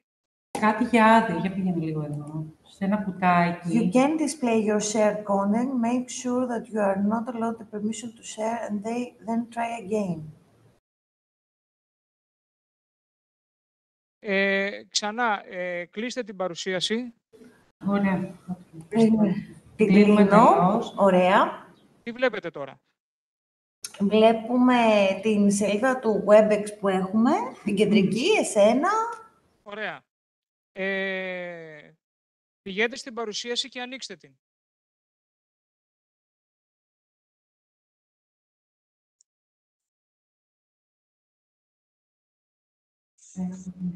Πήγαινε minimize αυτό. Και άνοιξε εδώ. Ωραία. Την ανοίγουμε. Ωραία, την ανοίξαμε. Στο WebEx μετά, στη σελίδα που βλέπετε το WebEx και κάντε share. Share κάτω, εκεί δίπλα στο start video, σωστά. Share. Μετά ανοίγει ένα παράθυρο και έχει κάποιες επιλογές. Screen και application. Ωραία. Screen και μετά πάτα μια επιλογή που έχει share σε άσπρο φόντο. Μας το έχει, ξέρεις τι έχει, κοινοποίηση. Κοινοποίηση. Δεν μπορεί να πατηθεί, καταλαβαίνεις. Δηλαδή έχει ακύρωση, κοινοποίηση, ακύρωση και δεν μπορεί να πατηθεί το κοινοποίηση. Και έχει επιλογές. Καρτέλα Chrome, παράθυρο, πλήρης οθόνη. Για πατήστε εκεί να δούμε τι κάνει. Πλήρης οθόνη, κοινοποίηση. Πατήσεις μέσα εδώ, κοινοποίηση. Τώρα δουλεύει. Ωραία. Τώρα όμως πρέπει να δούμε την παρουσίαση. Αυτό είναι. Αυτό είναι, το βλέπουμε. Συγγνώμη για όλο αυτό. Okay, let's start. Good morning, ladies and gentlemen. 15 minutes, okay, please. Yes. I am Efigenia Rakopoulou, and I am a librarian in the National Library of Greece. And together with Ms. Santhi Katerikou, Anna Theophilatou, and Ms. Eliana Pathiakaki, we will be discussing on new models to tackle with misinformation. We would like to thank you for the opportunity to participate in this conference. And let us start this presentation. According to Corbett-Toya, people's need for information is mostly developed by the stimuli they receive. Stimuli from many areas that make up their daily lives, such as social, economic, and political issues. Therefore, each time a user searches for a topic, it should be understood that this topic can be found in different sources, and each time it is formulated through a different perspective. The concept of post-truth is that the overconsumption of information fueled by the internet has created a so-called post-truth society in which people consume information that confirms their pre-existing beliefs and ideologies rather than trying to identify the truth. Fake news as part of the change in people's information behavior, the emergence and popularity of social media has complicated the relationship between people and information, further facilitating the spread of fake news. So, who are facing these challenges? Information literacy, information agencies, family, school, science will face the challenges of scattered, unfiltered, and stormy information in terms of educating young people. Let us now examine how Europeans dealing and tackling with misinformation and disinformation. The Commission is tackling the spread of online disinformation and misinformation to ensure the protection of European values and democratic systems. Disinformation is false or misleading content that is spread with an intention to deceive or secure economic or political gain and which may cause public harm. So, misinformation is false or misleading content shared without harmful intent through the effects can be still harmful. Large-scale disinformation campaigns are a major challenge for Europe and they require a coordinated response from European countries, European institutions, online platforms, news media, and European citizens. The Commission has developed a number of initiatives to tackle disinformation. Now, my colleague, Ms. Pafiakaki, will continue with some statistical data. Thank you.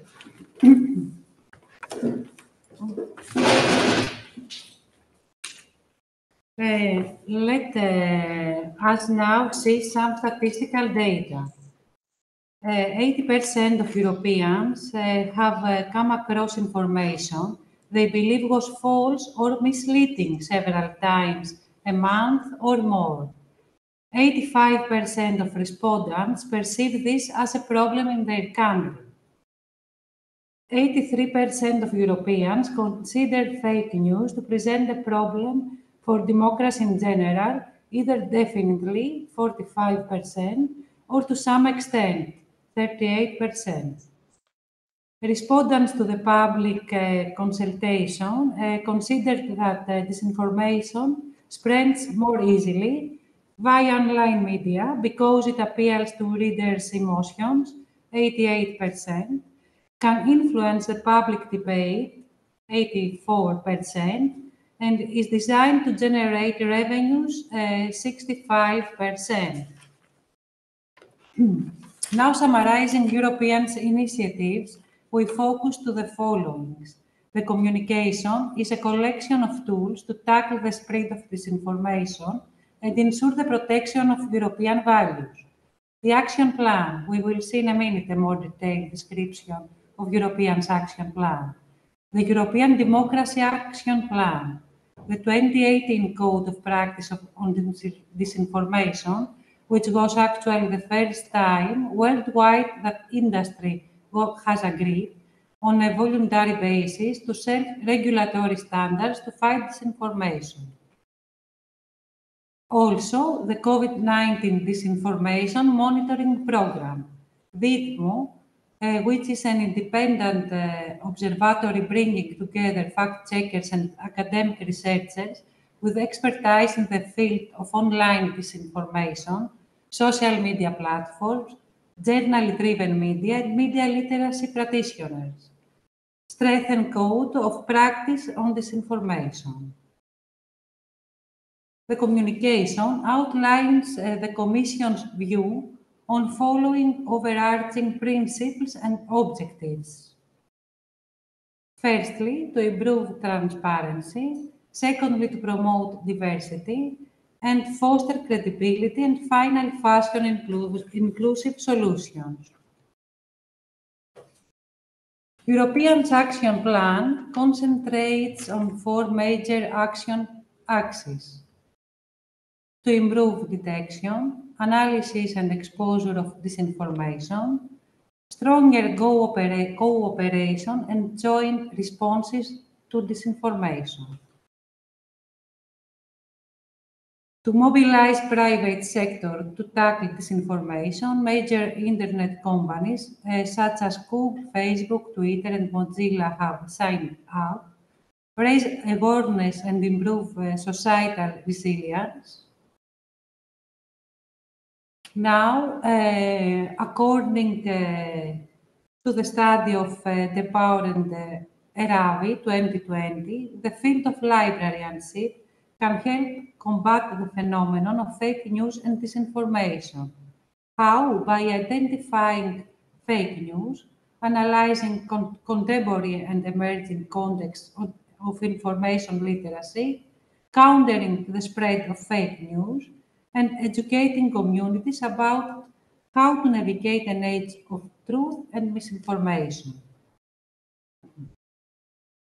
The Big Six information literacy skill model, propounded by Eisenberg and Berkovich, is described as a systematic information behavior, which explains the processes undergo by an individual to accomplish the competencies in becoming information literate.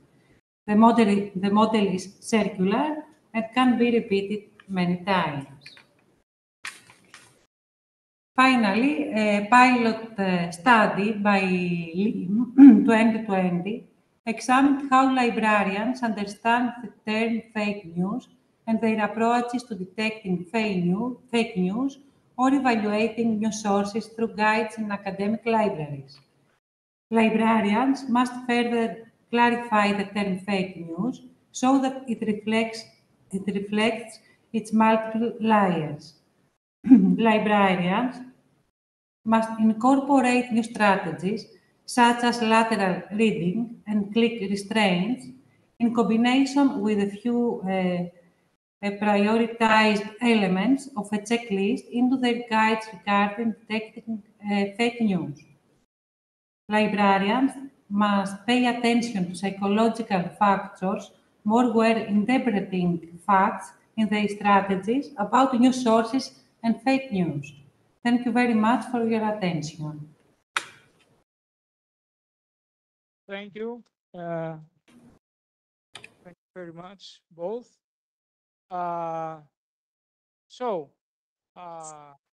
We have the room 2 has not finished yet, so we have a little time for questions. So if some of you or the audience has questions, please feel free to ask.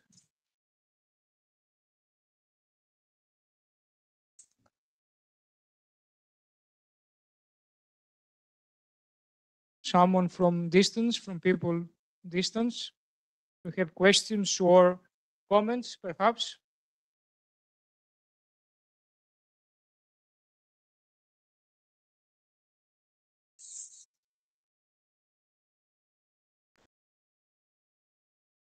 No? See something. So this is the end of the first session. I would like to thank the presenters and the audience. Thank you very much for your interesting presentations. And now we can follow the program with a coffee break. Okay, thank you very much. Thank you.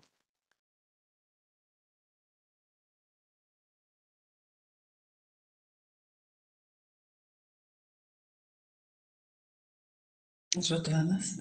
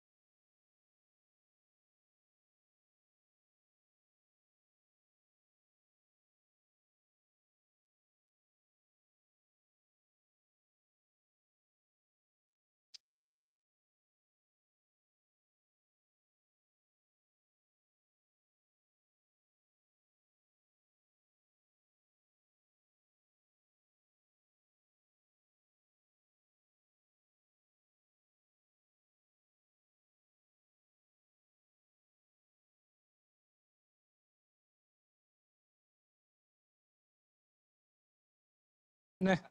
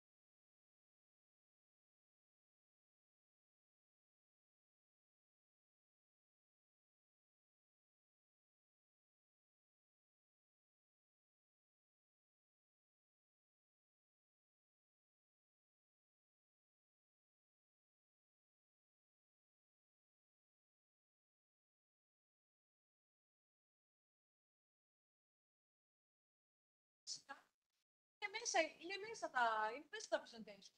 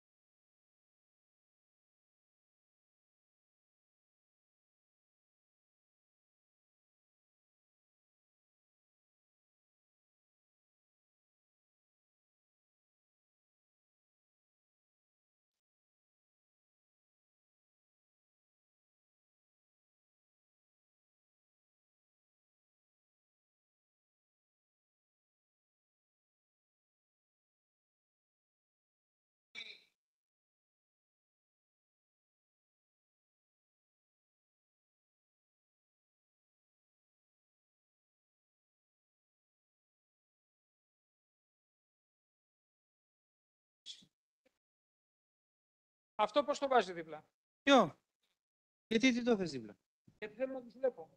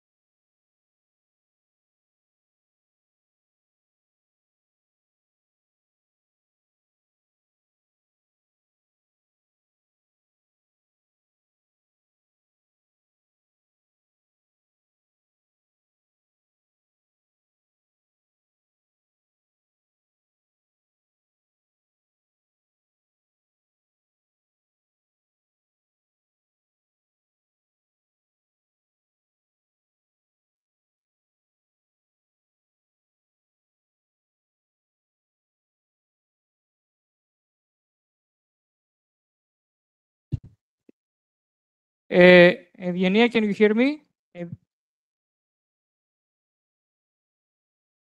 Hello. Yes, I can hear. Okay. Are you going to share your presentation, okay? Okay. Okay, okay. Perhaps we will start 15 minutes later. Oh, okay. Not just at 12 o'clock, okay? Because we are a little behind the program. Okay? Okay. Okay. Okay, thank you.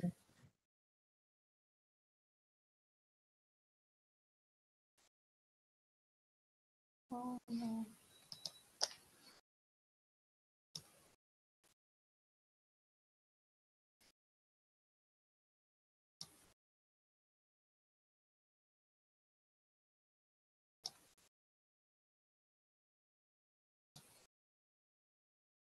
Mm.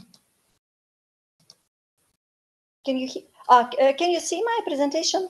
Yes, okay. Uh-huh. Just, can you just see leave it next? here. Just leave it, okay? Okay. Oh, nice. Thank you so much. Okay. Εκεί το θέλω. Άστο.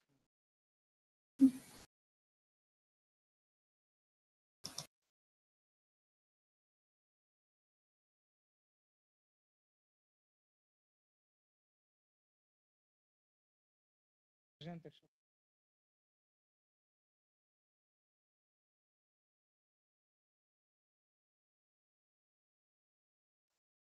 Παραπάνω, αλλά... Gerald, can you hear me? Most certainly can hear you loud and clear. Okay. Are you going to share your presentation? Okay. I think I'll be okay. I think I should be able to manage it from here. Okay. Just let's make a test.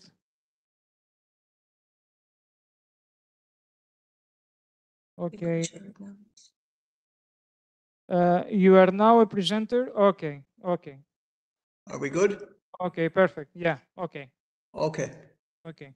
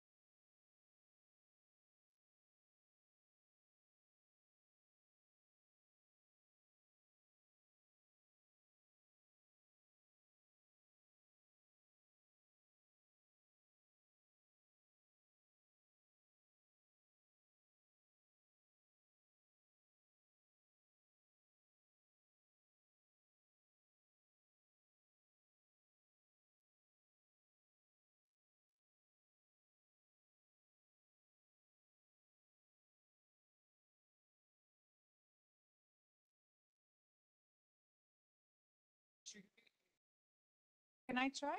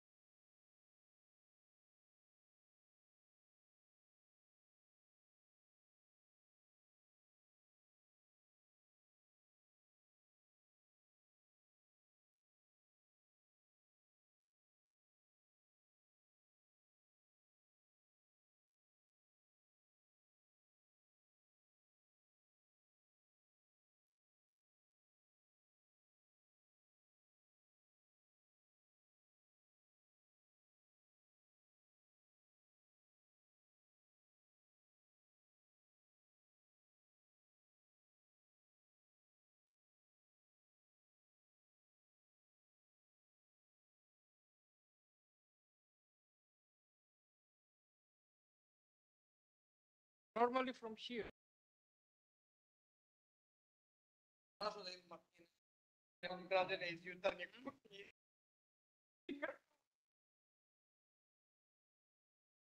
You will be here, yeah? Yes, Okay, yes. something. Come in. Pravim probleme, kako se pojaviti.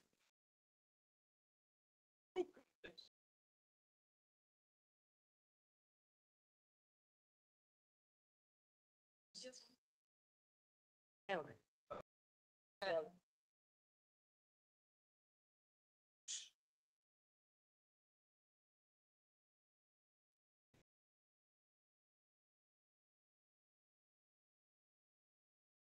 Tako je, tako je. Prebledeli. Grčka nacija.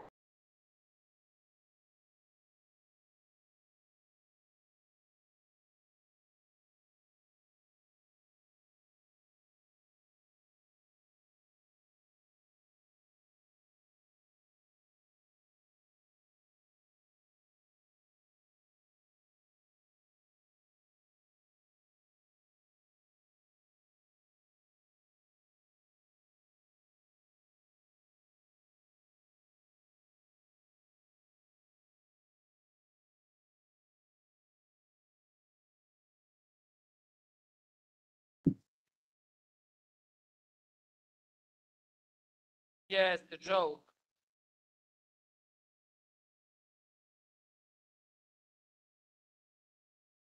Of course. Ja sam to sve primetio. Boga mi.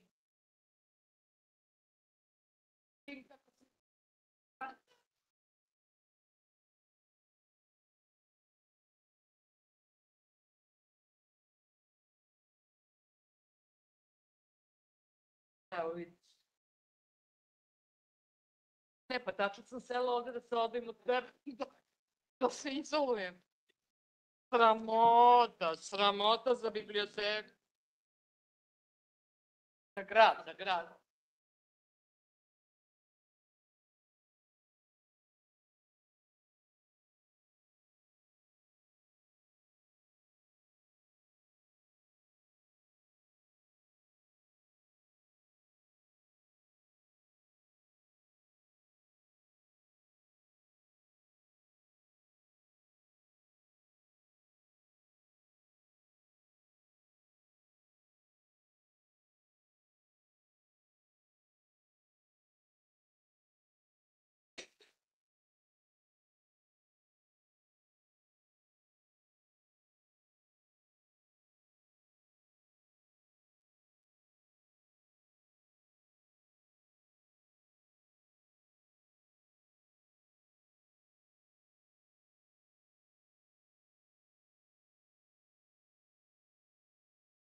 Hello?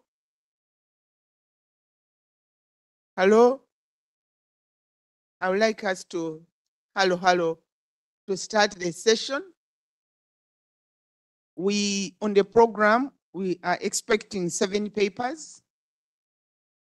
One person has confirmed that they will not be able to attend.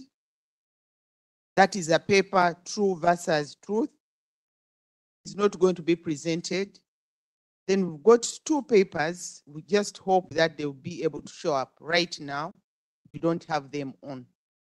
The good news is that there are other 6 papers, 4 papers, which we are sure paper here.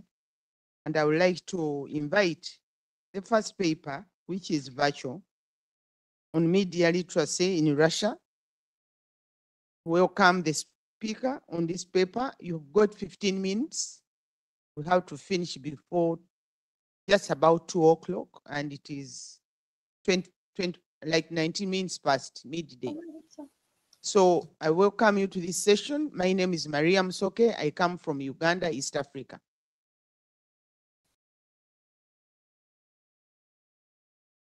So the first presenter, Evgenia, you can share your screen now. Yes, I can hear you. I can see, but I can't share my presentation.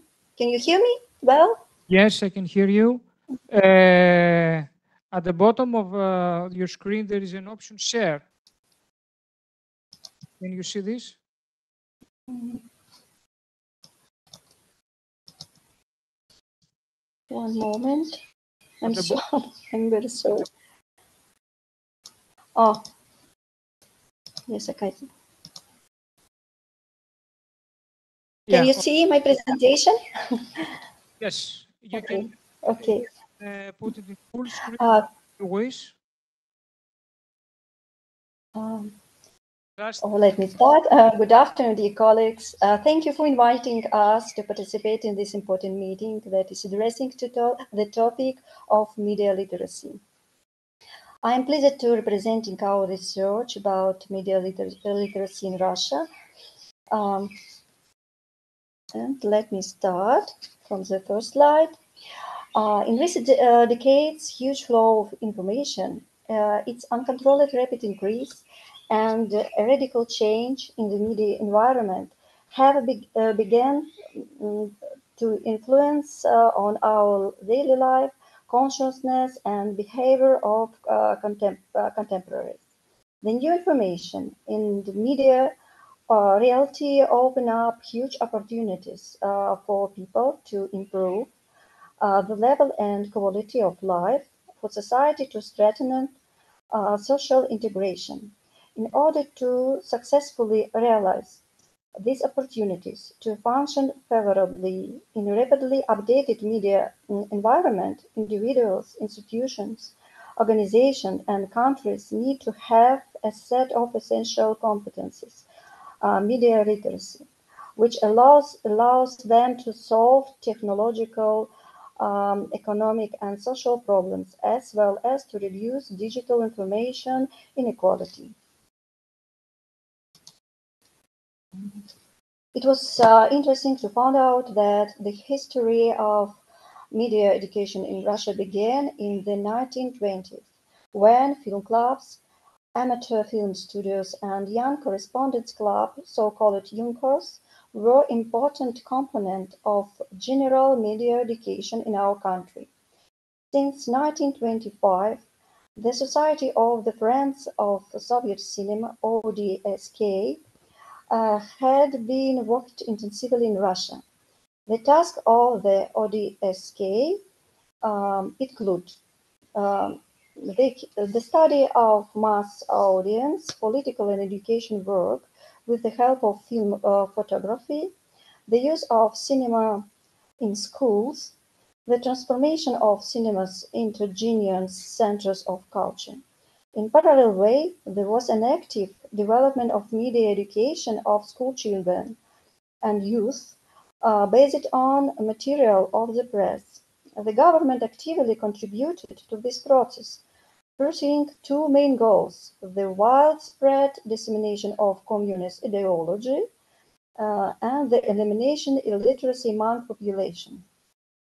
However, many creative initiatives in Russian media education were eliminated when Joseph Stalin decided to close the ODSK in 1934.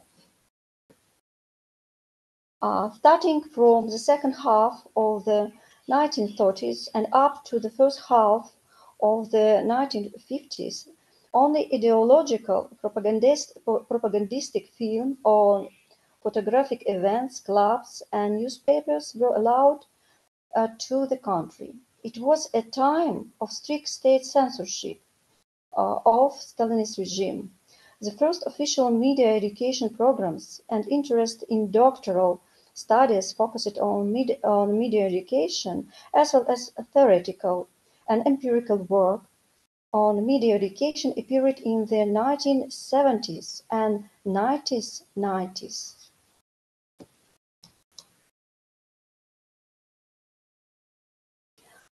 Until 2000s, the spheres of information literacy and media education developed in parallel ways in Russia for a long time.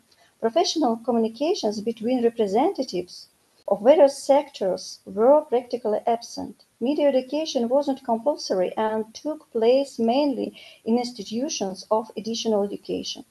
As for general and vocational education, media literacy training was presented unfairly narrowly in the format of course ICT. By the beginning of the 21st century, sufficient experience of media education had already been accumulated in Russia. Scientific research on what media education is and what its essence and characteristic features are begun to appear.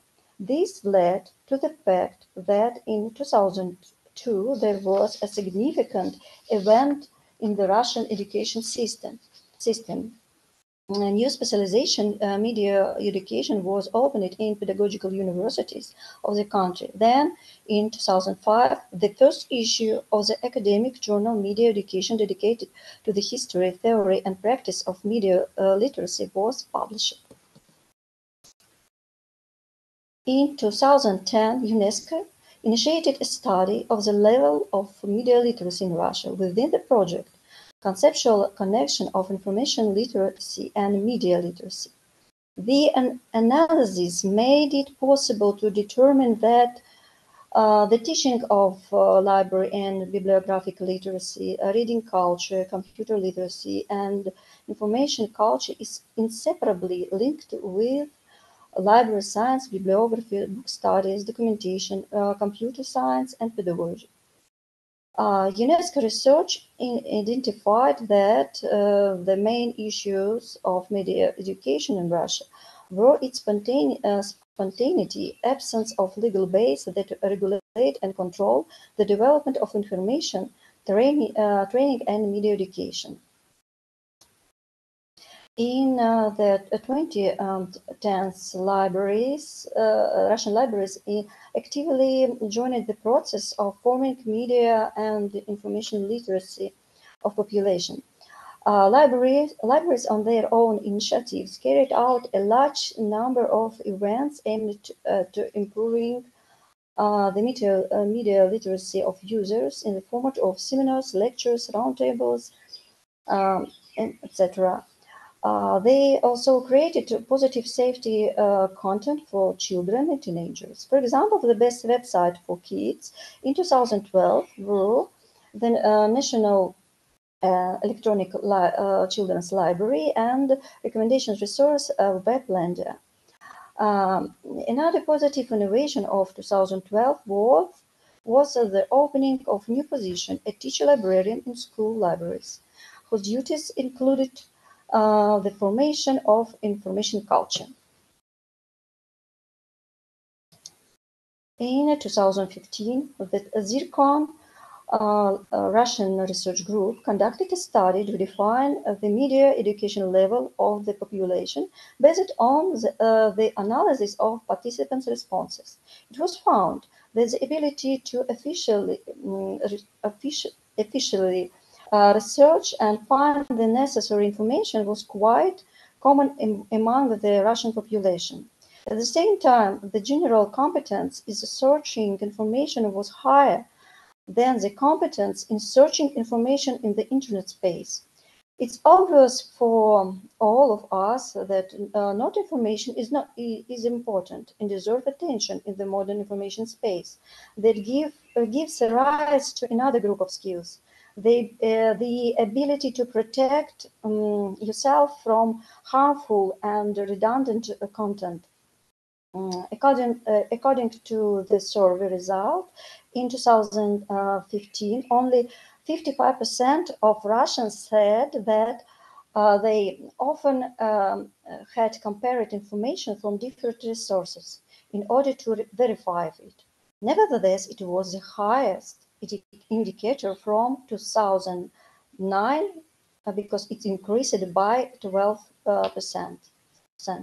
Therefore, in 2015, the main part of Russians was at the average level of media literacy. This means that their knowledge and skills were sufficient to perform key operations in the media environment, but confident orientation in the media space was still not available for them.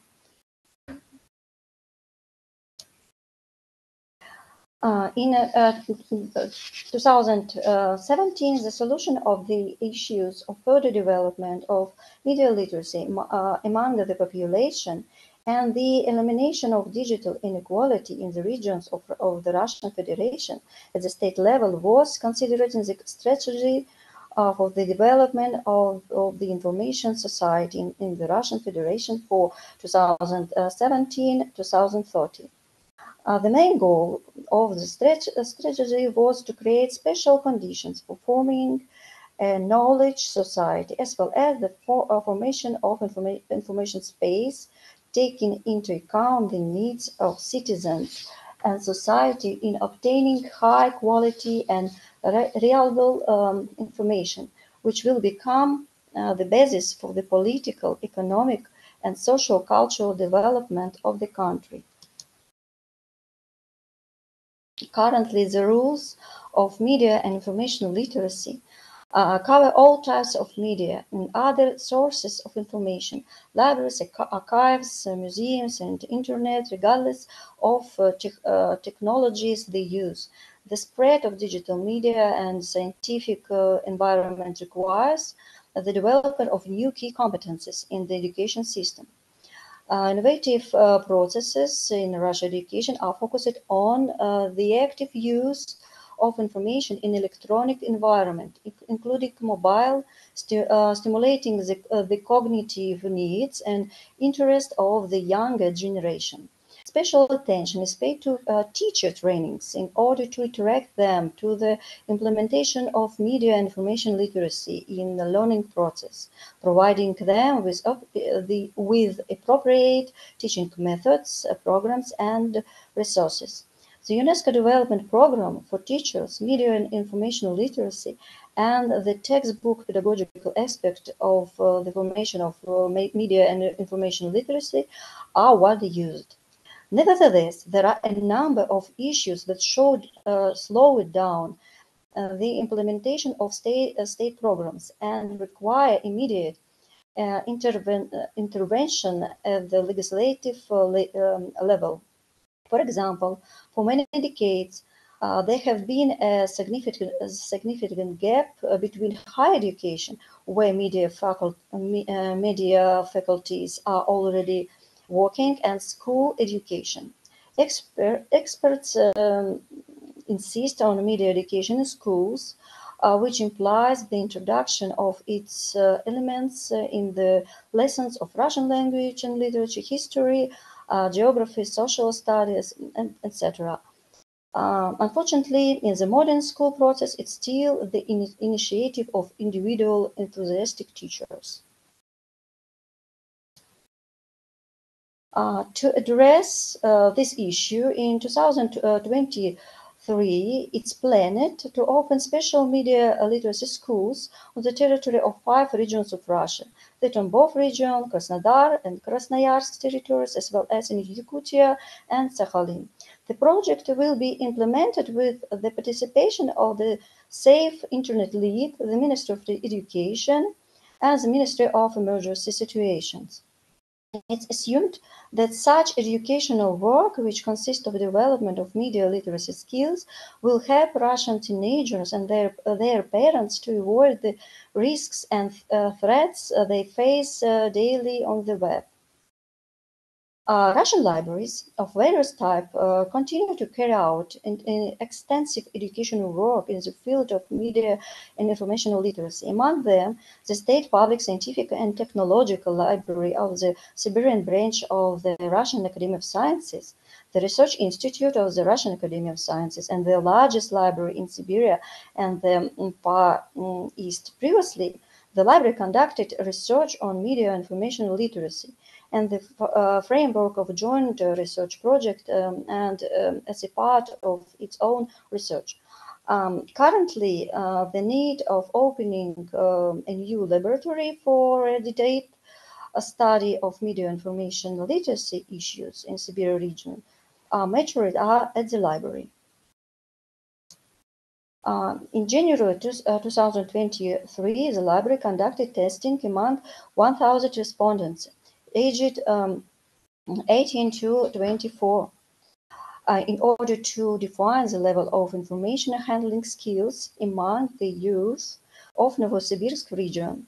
This age group was chosen as the object of research due to the fact that young people, as a global media audience, are the main consumers and creators of digital content.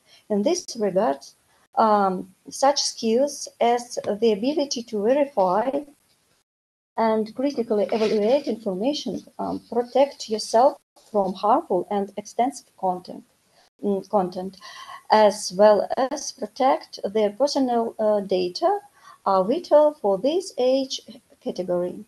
The assessment of the level of media and information literacy assumed an analysis of the test results of each respondent. The respondents could score up to 10 points, as much as possible for testing. It's assumed that if a respondent scored 8 points or more, 80 of correct answers, then his level of media information literacy was assessed as high. The range from 6.1 to 6.9 points corresponded to a satisfactory level. That is, a level can be considered sufficiently effective from the point of view of media information literacy. With a result of less than 6 points, less than 60% of correct answers, the level of media and information literacy was assessed as low. On this side, you can see the maximum, average, and minimum points scored by respondents during testing. A comparative analysis of the data of the Zircon studies in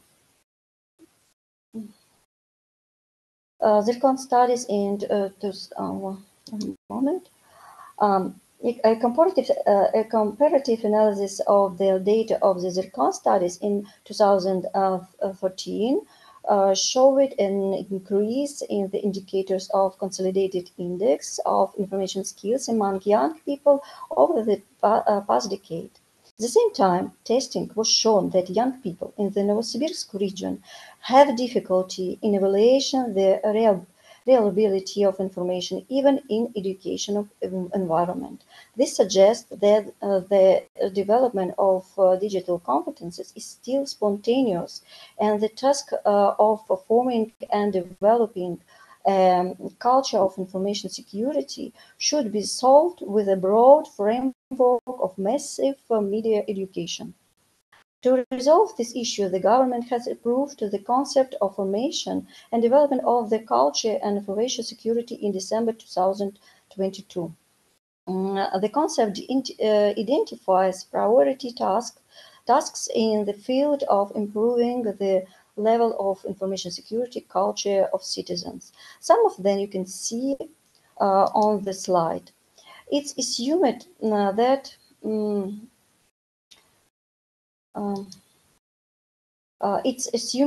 that the implementation of this concept will contribute to a direct increase in the level of media literacy.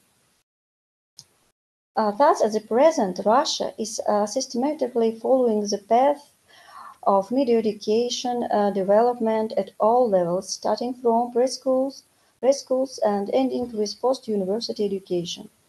And the near future support for media literacy education project in schools. At the same time, of course, a program of media education of current through advanced training courses and future through media education subjects in pedagogical university for teachers should be introduced. Along with this, the country is forming and developing political attitudes aimed at institutionalizing the vector of media education, determining its educational, cultural, and communication content, and the junction of with the topic of formation of legal awareness. Now, this is especially important since the task of the whole state and society is not only to fight dangerous information on the web, not only with criminals on the internet, but also to help families with children, teachers to understand this huge flow of information in this new world of technology in which we are all live. Thank you.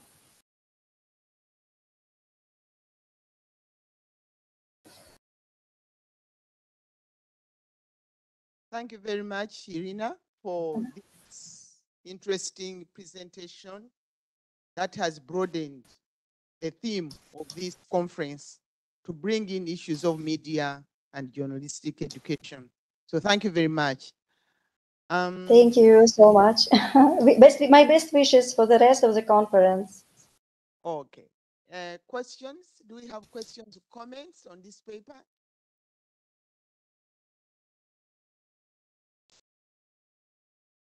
Are we developing a culture of not asking or making comments to the papers? The presenters feel disappointed. Okay, if there are no questions or comments, I would like once again to thank you and wish you the best. Continue doing research in this field because it is rare and it's very interesting. Thank you.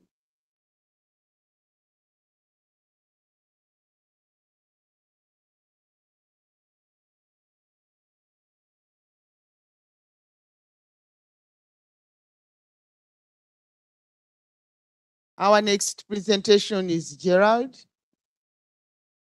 Hello, Maria. How are you?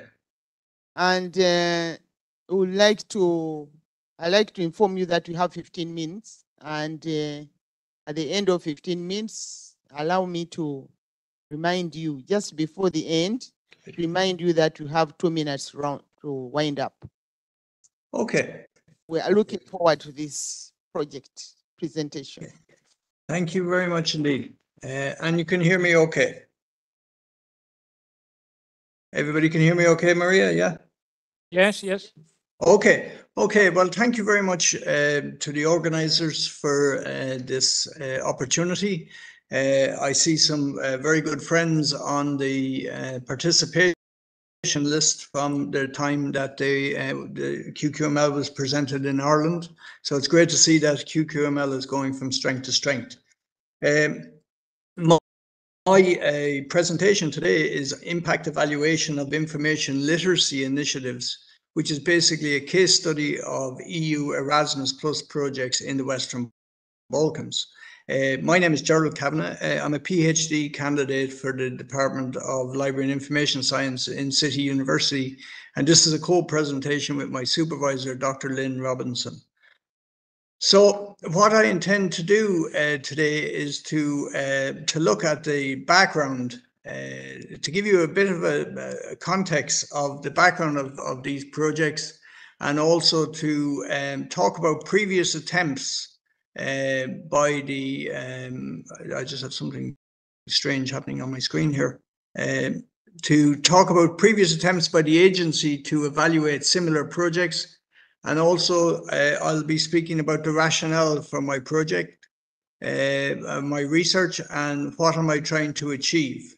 The other thing that, oh, we're gone. Something happened. Sorry, excuse me now. Just, okay. Okay, you've seen, I'm back on screen. Yes, yes. Okay, so very good. So the description of the methods of this project will also be there. The examination of the projects, the analysis, the why, the who. I'll discuss the preliminary findings and the human element. Yeah.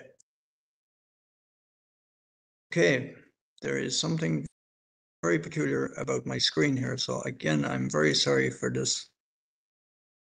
Okay. Okay, so I'm just going to go to the next screen. So basically the background of the European projects, these higher educational projects, the EU have been involved in them since 1989, so literally for 3 decades. The projects have operated through different funding programs through Tempest 1, Tempest 2, Tempest 3, and then there was Tempest 4. These projects were joint European projects, structural and complementary measures, SCMs, and individual mobility grants. But basically, when the Erasmus project started, when those Erasmus or Tempest projects finished, they all came under the main umbrella, which is the Erasmus Plus, and they were renamed as capacity building in the field of higher education. And all these projects are now funded, monitored, and evaluated by what's called the agency, but it's the Educational, Audiovisual and Cultural Agency called the ESEA. And the ESEA also, they manage other types of funding in sports and citizenship and volunteering. But my main focus is on the Tempest 4 projects. So the JEP projects, these joint European projects, they're generally between 2-3 year projects, and they are normally funded between €500,000 and €1 million per project. In our case, it was slightly more than that. But when you look at the funding of these EU projects, if you go back in time to 2011, they have been allocated, these Tempest projects, over €807 million for projects. Or if you take the Tempest projects from 1999 to 2010, if you look at the screen there, you'll see in 1993, the Tempest projects had over 132 million euros for projects. Now, the ESEA have used different mechanisms for evaluating projects. They've done surveys back in 2008. They also done some thematic studies, one in Eastern Europe, one in Asia, one in the Southern Mediterranean, and one in Western Balkans. But a lot of times these projects look at good practice and important lessons that were learned, and they try to give a global view, but they don't actually evaluate any projects. And the projects are in these particular reports are hundreds of different projects. Okay. So the rationale for my research was to look at different ways that we could try to do these evaluations. And what I'm using here is called contribution analysis, and I'll go into that a little bit later. And this research may have implications for other projects in not only just in the Western Balkans, but also to do with projects funded by the European Union. So my research question was, can contribution analysis, a theory-based approach to evaluation, be used to evaluate the long-term impact of Erasmus projects? The main focus is on this contribution analysis. And that involves basically stakeholders as well, because their participation can't be underestimated.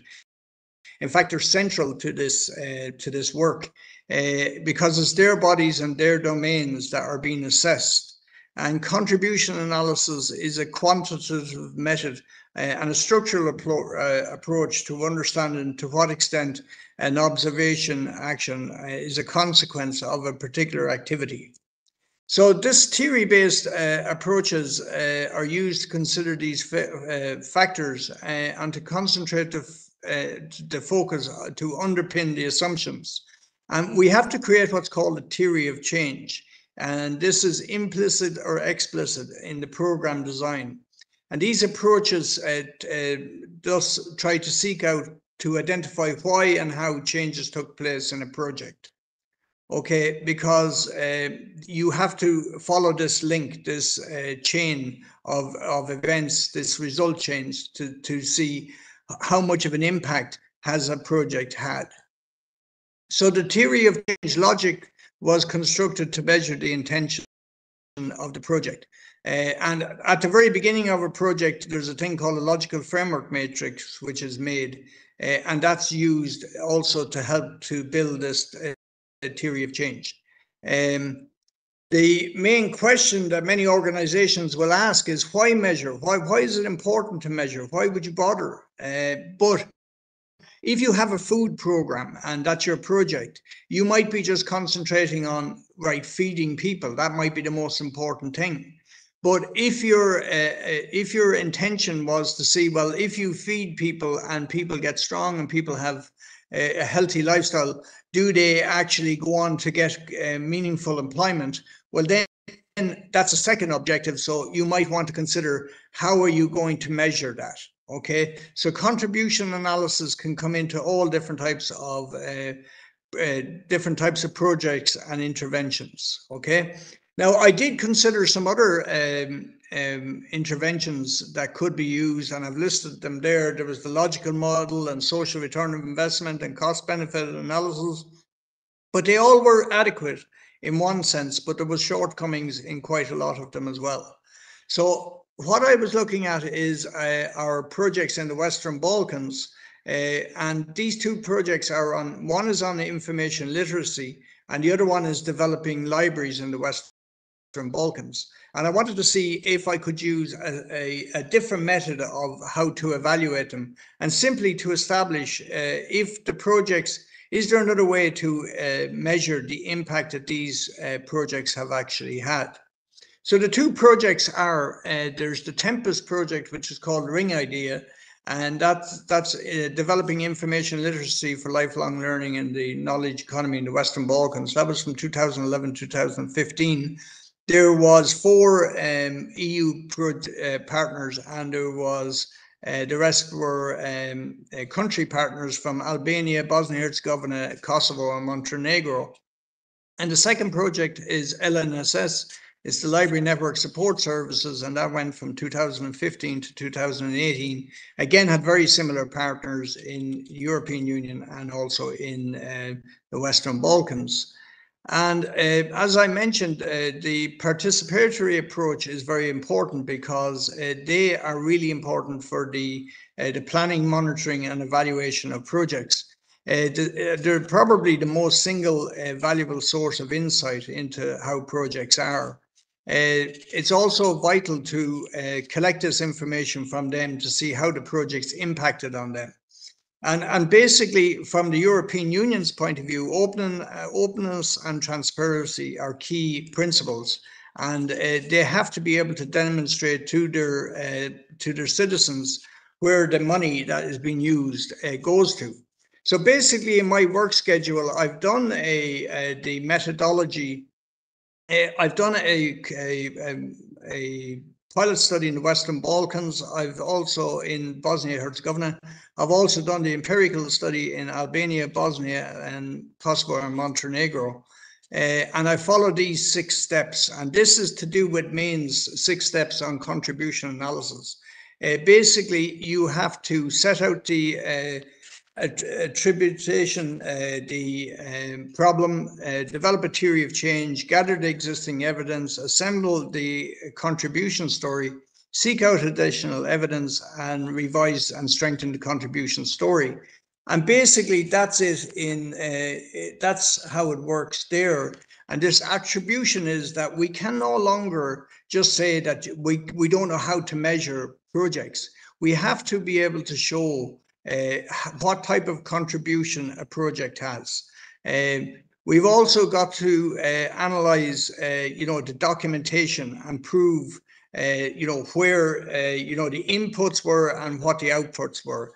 And we have to gather this information then, and we have to analyze it, and then assemble what's called a contribution story, evaluate it, and then you have to evaluate it and then take out the less credible areas of your contribution story and reinforce it, and then ensure that beyond doubt that the credibility of your contribution story warrants the actual evidence.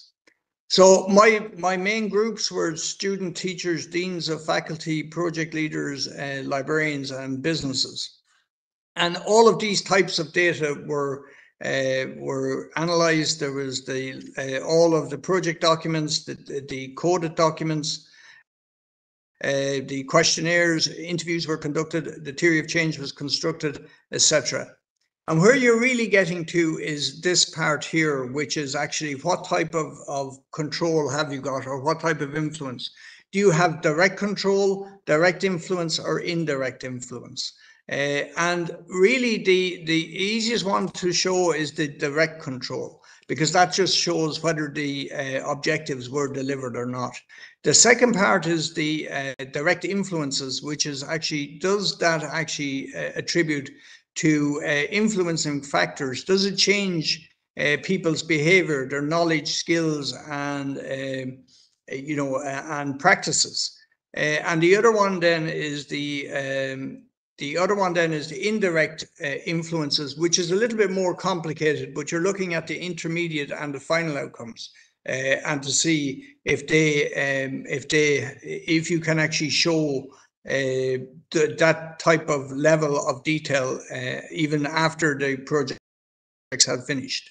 So that's what a theory of change looks like. Now, it looks quite complicated, but basically the one on the left, theory of change, that would outline all of the project objectives, which in the Tempest project were 7 objectives. And the LNSS on the right-hand side had 17 objectives. And basically what you're trying to do then is that you're trying to link everything from the start of the project through the project working groups, through linking these to the objectives, and then also taking in the risks and assumptions, the external and internal environments. And say, for example, in the next one, that's the LNSS. The blue lines are the objectives, and then the white lines that come off of that is what was discovered in the empirical evidence. But again, they are all, and they're all linked to whether the project had direct control, direct influence, or indirect influences. And there's, for example, the type of thing, like, for example, one of the objectives was to deliver information literacy research skills training programs in the Western Balkans. And it actually showed, when I'd done the empirical evidence, it showed that this was actually very strong, and that the evidence would suggest that the LNS project was responsible for implementing this particular objective. And also the other exterior factors were the skills and knowledge of committed library staff. Right. But if you compare the official reports, and as I said, the agency have tried to do this in the past, but the official reports for these 2 projects, one was an A4-sized page. The reports didn't actually go into the main objectives at all. The official reports did not deal with any single deliverable. The official reports excluded participants, and the official reports did not assess the outcomes or the impacts of the objectives.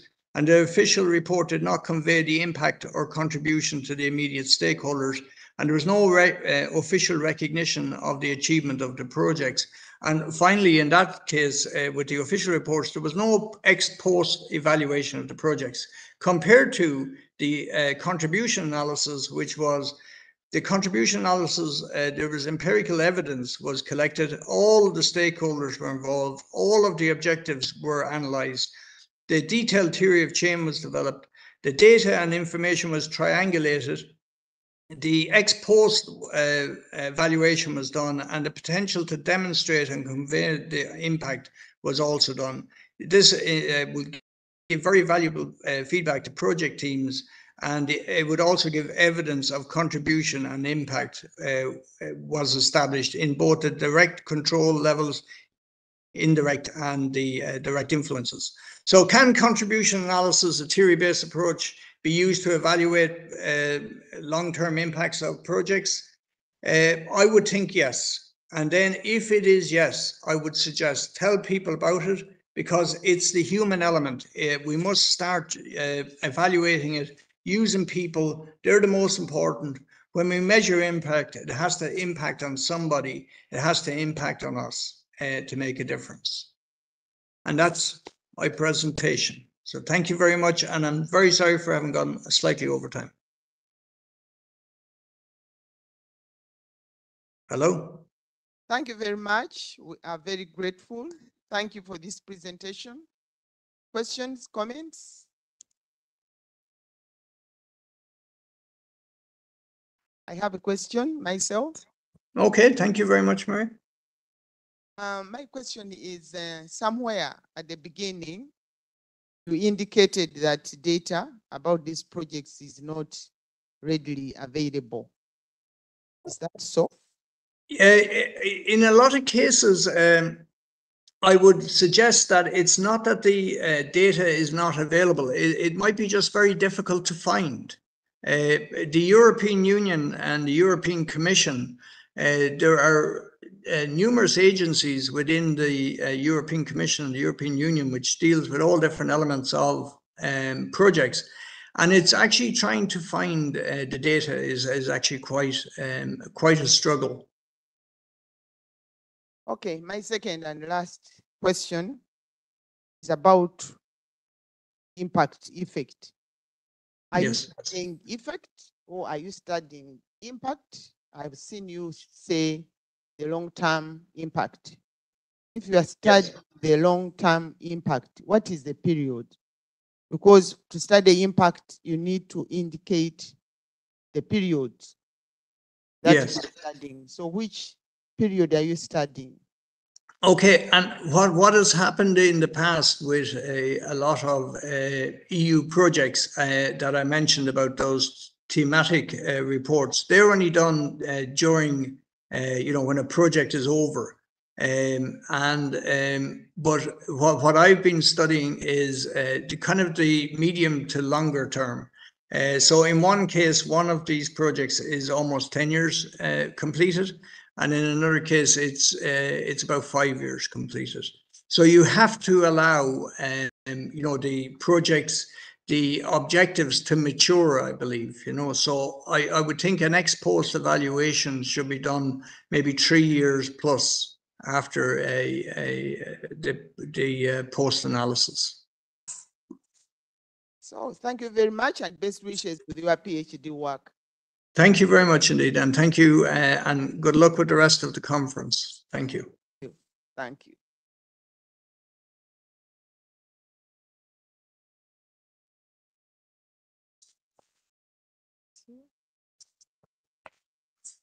Okay, the next presenter is Hilary, and she's here. Welcome, Hilary. You are going to tell us about working in the open, using open pedagogy to enhance student learning. We look forward.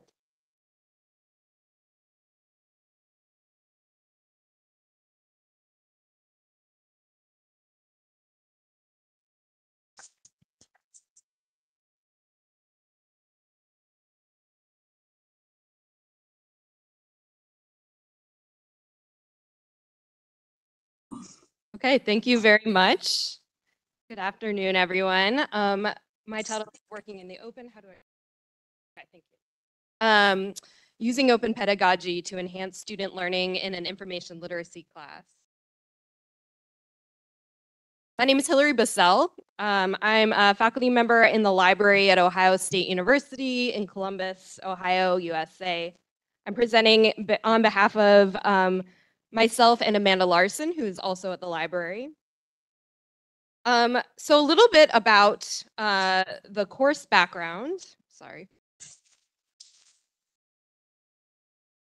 So the past 2 years, I have taught a course titled International Studies 4850, Understanding the Global Information Society. It's a 3-credit upper division undergraduate course. It was originally developed by area studies librarians a couple decades ago, and it has been taught by library faculty from different parts of the library ever since. In spring of 2022, it was offered as an in-person class. It had 30 students enrolled, and this was the first semester that I taught it. I also taught it again this spring. So just some key themes from this course. In the class, we aim to develop a better understanding of the issues that affect access and representation in information as it is created and disseminated around the world. We explore information resources that aid in the discovery of global information from diverse sources, with particular attention to what resources are open and what come with barriers, whether technological, financial, or legal. Along the way, we develop an understanding of why it can be easier or more difficult to find information and data from or about different countries, as we consider the laws, policies, technologies, and social norms that contribute to these discrepancies.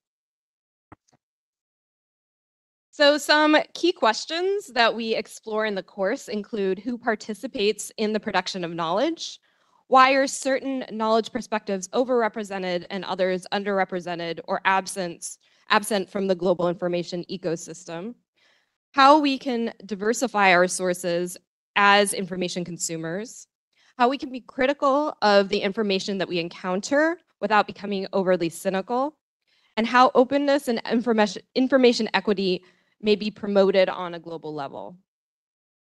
So big questions. In terms of the course structure, each student follows one country throughout the semester, and they explore its information environment and take on the role of expert about that country in class discussions. At the beginning of the semester, students indicated their top 4 country preferences, and I assigned the countries to achieve a balanced geographic representation as much as possible. So you can see here, this is a map of the countries that students followed in spring 2022. So as I was preparing to teach the class for the first time last year, I decided to update the course's content, structure, and assignments. The course hadn't been taught for a couple of years. It hadn't been updated for several years before that. So with that in mind, I embarked on my redesign of the course with an eye to updating the content to include discussions of newer and rapidly developing content, things like surveillance, algorithms, AI, misinformation, and digital activism. Additionally, the class enrollment cap had been increased by 7 students, and it went from having, in prior semesters, 2 instructors to just having me as a solo instructor. So I restructured a lot of the assignments to make it more scalable for me while still ensuring a lot of feedback for the students.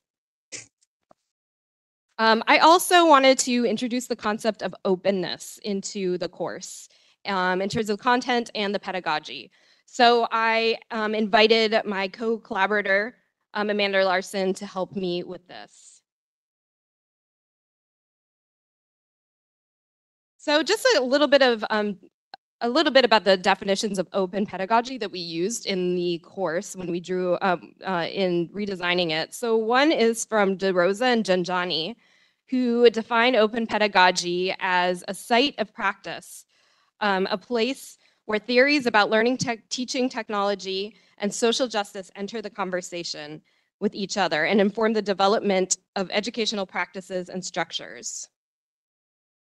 They also point out that it's an access-oriented commitment to learner-driven education, and it's a process of designing architectures and using tools for learning that enables students to shape the public knowledge of commons of which they are a part. So centering students as the producers of public knowledge. More recently, Paul Bond writes that the real benefit of open resources comes not from free textbooks, but from the freedom of students to be involved in the development, curation, and maintenance of open resources, activities that exercise information literacy skills. So the course had two open pedagogy components, two major ones. One was the use of Pressbooks, which is a platform that students use to work on semester-long projects. They turned in all of their assignments on this Pressbook related to their country. And this resulted in a Pressbook, which is really like an online platform for ebooks for the country that they followed. We also used a social annotation tool called Hypothesis for some assigned readings throughout the semester. Hypothesis is a web annotation tool. It allows multiple people to annotate a text together. It's openly available on the web. We also had it as a plugin in our learning management system. There were 10 readings throughout the semester that students had an assignment to write an annotation. So this could be either an original comment or question they had, or they could reply to someone else's comment. So this allowed them to engage with each other about the materials outside of class time. And we also used their annotations as jumping off points for in-class discussions. So I was really pleased to see students responding to each other, also making connections between the different class readings, as well as some of the classes that they had taken in previous semesters, which was particularly nice because the students were really coming from a number of different academic disciplines. So it became very interdisciplinary in that way. We scaffolded open components in a few different ways. At the beginning of the semester, we had a Zoom presentation that Amanda gave about Pressbooks. So students learned about how to use that tool and also a little bit about concepts of working in the open and using Creative Commons licensing. I had the Copyright Services Coordinator at the library come a little later in the semester to talk more in depth about copyright, Creative Commons, and fair use. And then throughout the course, I talked about open access and the creation of scholarship in the open. So just a bit more in terms of details of some of the class assignments and how they connect to the concepts of openness and information inequity, or information equity rather. So essential theme of the class is what this information equity means in a world that is on the one hand, interdependent and interconnected through information and communication technologies, but in which certain populations and perspectives are disproportionately represented in global media and hold disproportionate power in the flow of global information. So one way we explored this was through the lens of digital divides. These are often understood as the gap between those who have access to the internet and those who do not. We got into a more nuanced discussion of this. So we talked about the fact that the majority of the world's online population now comes from countries outside of Europe and North America. English is third when it comes to first language speakers on the internet, or first language speakers worldwide, after Mandarin and Spanish. However, English is by far the most common language on the internet, with over 50% of websites using it in February 2019. So one way we explored how these digital divides work in practice is by looking at differences in search results across geographic borders. To do this, we used a tool called Search Atlas, which was created by a digital anthropologist and a computer scientist. And it lets you compare Google search results across different geographic borders. So working in pairs, students selected 3 countries to search at the same time using the same keywords. They chose their 2 assigned countries and the United States. And they explored how search results differ using different search terms. And answered the questions, how do Google search results frame topics in different ways depending on the country that they're in? what are the information borders underlying these differences. So this activity helps to reveal how geolocation and search algorithms can create a new type of digital divide. We also explored Wikipedia in depth. It's unique in being one of the top 10 websites still in the world, while at the same time remaining nonprofit and volunteer run through open collaboration. So we looked at how Wikipedia works, who edits it, the rules for editing, and how they vary across different Wikipedia language communities. We discussed how global content is unevenly distributed on Wikipedia and some of the ongoing efforts to make Wikipedia more equitable globally and in other respects. Students wrote a short report on Wikipedia's use in and coverage of their country, which they published to their class press book. They answered the following questions. What is the platform's presence in the country? How many users are there in the country, if any? What information is there about the country on Wikipedia? And what information they can find out about the editors of the country information? So they're actually coming from the country itself, or are they coming from outside of it? Other topics that we covered in the class relate to openness and information equity, including freedom of expression, censorship, piracy, and copyright.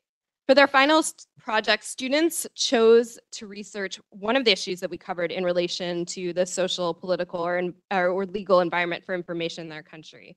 And they published this research again to the press book, as well as creating a short video. So it was interesting to see the students tracking the real-time events happening in the world and in their country relating to information. So again, this was spring of 2022.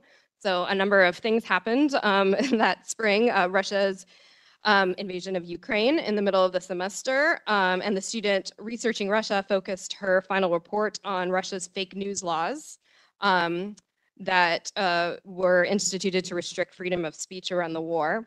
Other students took a look at topics such as open data and government corruption, global piracy, and in manga and anime, and the use and regulation of facial recognition technology in Europe. So in terms of the results, 30 students, only one student, 3% of the class, chose to use a Creative Commons license. So the students had the option to select a Creative Commons for their content or to keep it as all rights reserved, which was the default. 29 students chose to make their content publicly visible so it can be seen on the open web, or you could have it locked down. So it was not totally clear to me in terms of the Creative Commons licenses whether the students just kind of left it by default and didn't really actively select that, or whether they all actively wanted their content to be all rights reserved. So based on these kind of the lessons that I learned from that semester, I made some changes to the class when I taught it again this spring 2023. I found that students did like the alternative to research papers in the form of press books. So I kept that as a central feature of the class. I had an in-class press book workshop because it was a little bit technologically challenging for them to do it on Zoom, so they did it in person the next year. I also decided to create an extra credit assignment where students could discuss if and why they chose a Creative Commons license. And so I would get a little bit of a better picture about their motivation behind that. So additionally, some students in the previous class thought that the use of social annotation activities were to, quote, make sure they did the work. So when I wanted to really stress when I taught the class again that it was more about cultivating discussion. So I did a lot more to discuss that. I also structured class discussions more explicitly around these social annotation readings. This year I also took out the video assignment. I replaced it with a student peer review assignment where they looked at drafts of each other's projects and gave feedback. And another change I made was in keeping with the principle of open. I made class activities more visible to students by using collaborative tools where they could see and comment on each other's work. So the goal with this was to provide more visibility and transparent knowledge sharing among the students. So just as one example of this, for an in-class Wikipedia activity, students compared Wikipedia's coverage and contributions, and they used this online mapping tool where they put a pin in the countries they were looking at, Then they wrote their notes in the tool so they could see each other's. And then this was linked from the class learning management system at the end so they could keep kind of looking at each other's work and referencing things. So the results in spring of 2023, there was a substantial increase in the number of students who chose to use a Creative Commons license. It was 31% of the class this time, and yes, 9 students chose to use a Creative Commons license compared to with a 3% last year. So it was a pretty big increase. And it was interesting to see the reasons for choosing it, as well as the students who decided to choose all rights reserved also gave their reasons for that, which was also interesting for me to see. Let's see. Okay, so I just wanted to give you a links to some information if you're curious about learning more about this class. I have my syllabus linked, as well as links to the press books for spring 2022 and 2023.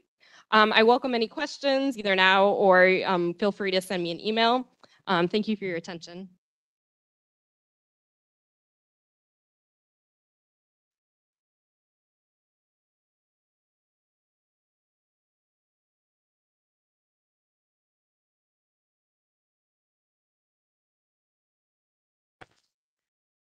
Yeah, thank you. It is 3 credits.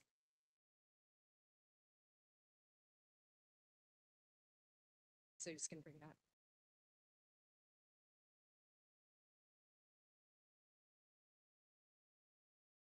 Okay, so my next question is, have you gone through the process of making it a general education required course? Because it's just such, I'm so excited about this course. It is not going to be, yeah. So it is a requirement for students majoring in international studies with a globalization specialty. It also counts towards some other majors, but the library is actually in the process of developing a somewhat similar course that will be part of the Gen Ed curriculum out of our teaching and learning department. So it won't be the exact same, but it'll be exploring kind of global citizenship and the connection with information literacy. Awesome. Good job. Thank you. Thank you.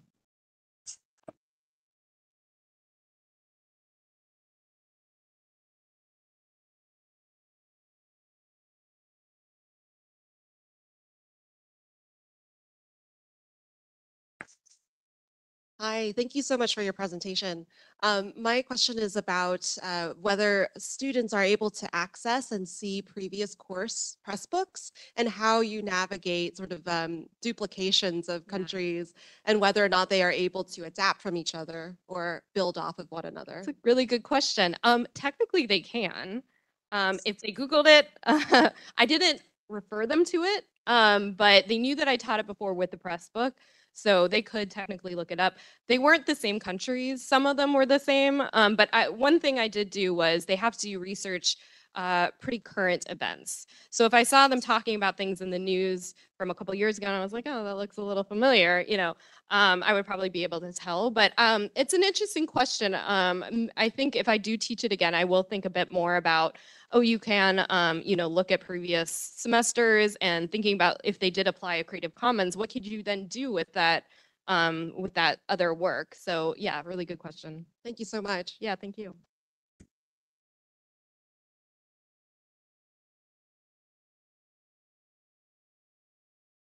Thank you.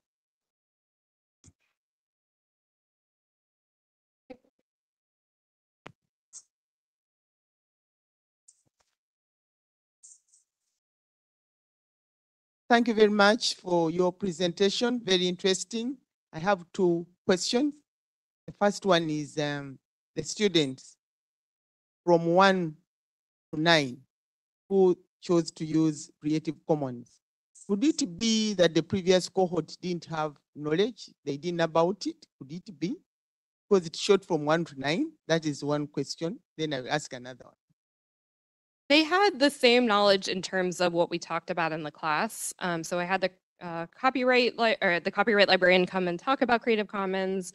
I had a class on open access where we talked about Creative Commons. We also, for an out-of-class assignment, they watched a documentary about Aaron Schwartz, who is one of the developers of Creative Commons, and So we talked a lot about kind of the social importance of it. I did make it an extra credit assignment. And so my suspicion is when prompted to think about whether they wanted to apply it or not, because of this assignment, they decided to. But I don't know for sure. It wasn't a scientific study or anything. So, but yeah, the content itself was pretty much the same between both semesters. Okay, thank you. Then my last question is about information equity. You know, we have been talking about gender equity. Up to now, we are still talking about it after many years. How do you relate this to the digital divide? Didn't come out, digital divide. Yes. So one of the things that the students were really surprised about, which I tried to, we tried to focus on, they were familiar with this idea of digital divide, talked about some different initiatives that countries and NGOs have taken to, equip people with laptops and to increase broadband and things like that. We talked about Facebook Basics, for example. But they weren't necessarily as aware of how overrepresented the English language and specifically US perspectives are in scholarship and news, at least from where we're situated in the US is the case, as well as barriers to accessing scholarly information in countries outside of the global north. So we expanded on this idea of digital divides as kind of a technological barrier to talk about some of the knowledge barriers and as well as just whose perspectives were represented. So because students were researching countries from all over the world, one thing we found was it was a lot, they found that it was some countries, it was very easy to find a lot of news, a lot of data. In fact, there was too much they had to kind of sift through, whereas other countries where, that are smaller, that maybe we don't have as much information from them, or there's not the infrastructure to gather as much data from that country, it was harder for them to find it. Similarly with Wikipedia, some countries was, it's abundant information, and in others, it was a very small amount in English Wikipedia. So they, in that way, they kind of they were able to think about what are some of the larger social inequities when it comes to representation and access of information, as a way of building off of this concept of the digital divides.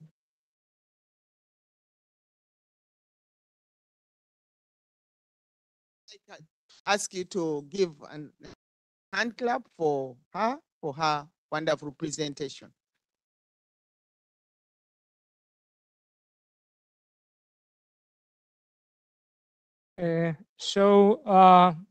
We continue the next presentation, promoting academic writing literacy by training programs.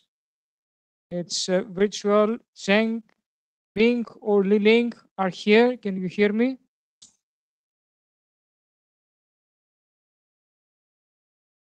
No, it seems that they're not here. So we can continue with the next presentation.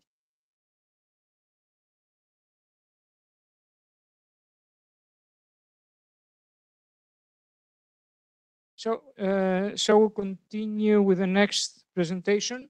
Discovering Information Agent, Michaela Dobrowska. Okay, please.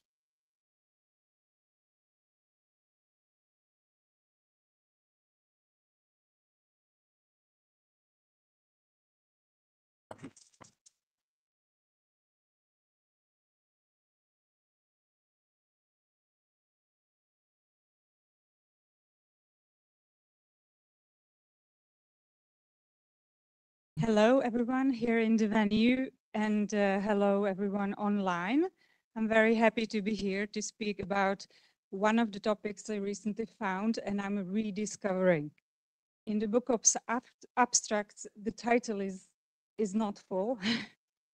Discovering information hygiene would be like discovering wheel. It's already here. It was already discovered.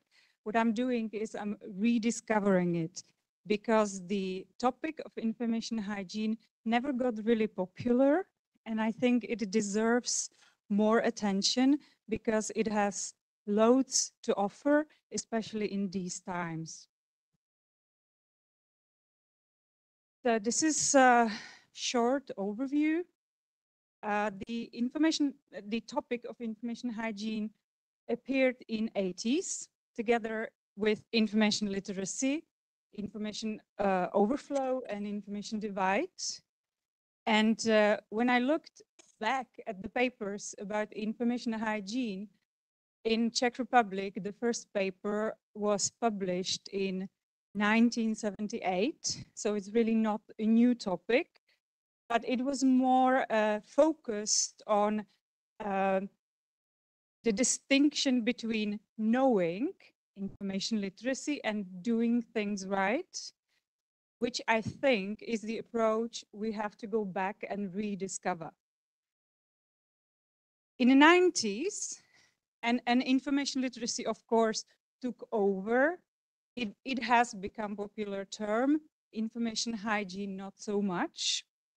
And in 90s, it was followed by a discussion about this continuous partial attention by sociologists and psychologists who discovered that with information overload, there are problems with attention, with focus coming up. For example, this particular term is from Linda Stone. We can also refer to Zygmunt Bauman and his liquid society, liquid attention, and it was all followed by psychologists studying flow and focus, among them Mihaly Csikszentmihalyi as one of them. Around the year 2000, widespread of internet came, and the discussion shifted to media refusal. The accessibility of information sources has become much broader, and sociologists started to speak about refusing media, about media literacy, practically. Information literacy changed to information and media literacy, and it followed the discussions among information professionals as well. 2010 is around the time when this topic became widely popular, but not as information hygiene. A book called Information Diet was published, and the title, as you can understand, it is more sexy than information hygiene, yeah, right? Yeah. So this has become popular. It also turns to digital detox. It's all information hygiene. We can see loads of books, loads of articles about information and digital detox now. But the discussion for us as professionals is not complete, because diet and detox, it's not sustainable. You need a healthy lifestyle to maintain healthy, not just diets or detox. So it's just another reason to go back to information hygiene. I personally believe that the term hygiene is not so popular because we don't like to be reminded of hygiene as such, because it can be a little bit insulting, like we are not doing hygiene enough or something. So we don't like that term that very much. Together with this came the term information environmentalism. With sustainability and awareness about environment, it also influenced the word of information. So it's another term that occurred at that time. We all know what happened in 2020. And the word information hygiene actually occurred at a coronavirus situation report from United Nations, together with the word infodemic. Infodemic is now a well-known term. Information hygiene still not that much, but it has become something that is a solution and is addressing the problem of increasing amount of propaganda, misinformation, disinformation, hoaxes. And it's not only pandemic situation, but also now when there is a war in Ukraine. It was, for example, proven by the authorities in Czech Republic that we were target of propaganda, of Russian propaganda, and it continuously makes problems with public affairs, social affairs. So information hygiene can be one of the means how to address this problem. And now 2022, artificial intelligence, and it's going to change everything. The way we understand information, the way we work with it, the way we teach, we study, everything is going to be changed. It is changing. We just don't know all the impact and implications yet. It's just something we have to be more aware of, and we have to be also aware how information hygiene can address our connection and relationship with artificial intelligence. It's quickly developing and changing. And for example, just this week, one of the head of big corporation announced end of digital divide. As a professional, I tend to disagree for 3 reasons. First is that artificial intelligence, intelligent systems are based on data which we don't know much about. There are ethical problems. The data can be biased. We still need rules. There are no rules. We don't know how where the information comes from and what it contains. The second reason, and now I can speak only about Czech Republic, that pandemic situation showed us that we have problems we didn't know about. For example, we thought that there is no IT divide in Czech Republic, that mostly everybody has access to technologies, and it's not true. We had huge areas of people with social problems who were cut from education for quite a time before authorities kicked in and started to solve the situation. So all the discussion about artificial intelligence ends when you don't have access to technologies. So there is a divide. And the third reason is this distinction between knowing and doing. They are quite good in it, those who are studying legal literacy, because they study it in several layers, and understanding law is not the same as behaving according to the law. It's another layer of legal literacy. When we will take this as an inspiration, information hygiene can bring back, and this links me back to 80s and to those who were writing about it in 80s, that there is a distinction between knowing how to work with the information and about really doing it the right and correct way. So it goes in circle, and we have loads to discover.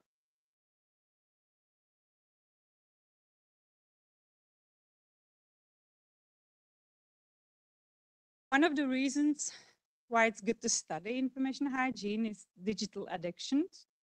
2022, a first official report was published in Czech Republic, and the numbers are warning, at least. Some of them here. Officially, people spend 2.5 hours online, apart from study and work. Unofficially, it's about 6 hours. And I just would like to point the last number, 22% of young people with signs of addiction to digital world, especially social media. Something I believe information professionals and libraries should step in and help with, especially because it's becoming the main source where they get their information from. Back to propaganda, misinformation. In Czech Republic, we have now 2 years of media literacy being a priority in libraries. And one of the topics to my delight is information hygiene. We also did a small research during pandemic at my university, Silesian University in Opava. We wanted to know how pandemic is changing information behavior, the way students work with information.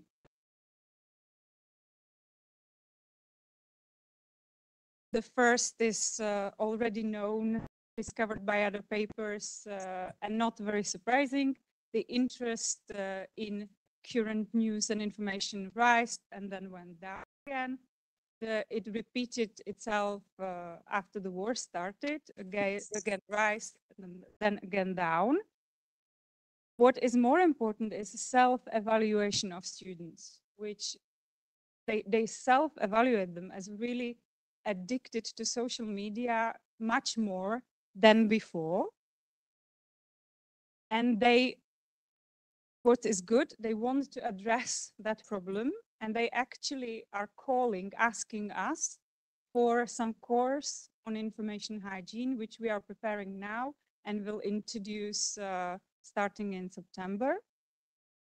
They also speak about the difficulty returning to the offline world because there is a huge disappointment from their friends and families, sometimes in their close circles, which are affected by propaganda and misinformation in the amount that they cannot help them to understand information better. Because our students, library students, show, according to this research, quite good level of critical thinking. They are using good sources, well-established sources. They reevaluate news. They always use more than one source, which was very good for us. It was a result of our work with them.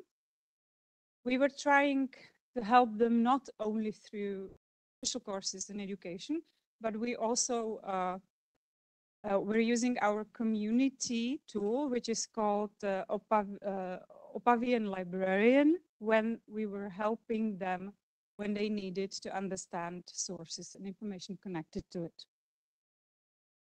We've discovered in the research that they also feel that if they are becoming librarians, they have some kind of responsibility, which was very nice.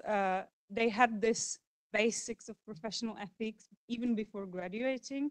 They tried to influence their surroundings. They tried to speak with friends and families, and they tried to act as micro-influencers.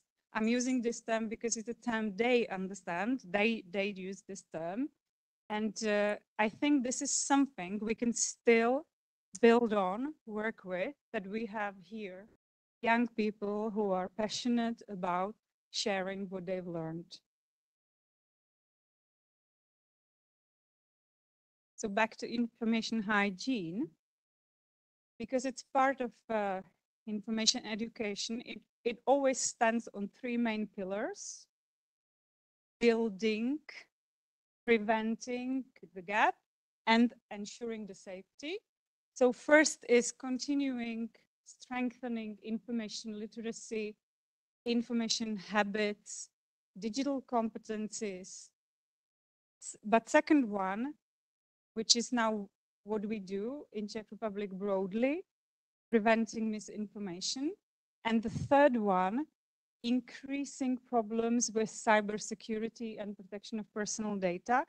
And that is a topic that libraries are not addressing that much, but we need it because with the development of technologies is one of the problems people are facing. For example, in Czech Republic, we are now introducing digital identity for everybody. And because it's part of libraries' mission to make public information accessible, this is also something they are helping with to people who don't have enough technologies or enough understanding to create this digital identity and work with it. So it's also a topic that libraries are addressing. So another three things It's not only strengthening good information habits, the whole area of information literacy, working with, organizing, understanding. It's also very important to link those habits to healthy lifestyle habits. And that's what libraries are actually doing as well. Some of them. You can find courses on how to eat well, how to meditate, why it's important to have healthy habits in, for example, sports, relaxation, because only mind that is disciplined and controlled in this sense is more resilient to the danger of misinformation and the information overload. So information hygiene as a topic can be also very interesting for students, because they will not only learn how to evaluate sources, how to work with information, but also how to rebuild the lifestyle habits, how to create more sustainable lifestyle, how to understand organizing not only information, but also everything else in the life, for example. It can help them to write their thesis more sustainable way, for example, again, rested mind can do it better, and etc. And building digital resilience is that difference between, again, that difference between doing and knowing. Because we may have courses on how to work with information and which information sources we should use, but we should also explain them why it is important to really do it. And the second part of it, while being online is good, and to know what to do there, and to be safe there, and to know where to look for the information, it's also important to be offline, not to be online all that time. For example, with artificial intelligence now, and the problem of essays. How would you explain to your students that they need to write essays when it can be simply done by artificial intelligence? It's our role to explain that the more difficult path can teach them more and why they should not do it. So the slight distinction between knowing and doing and not doing, being online but also offline.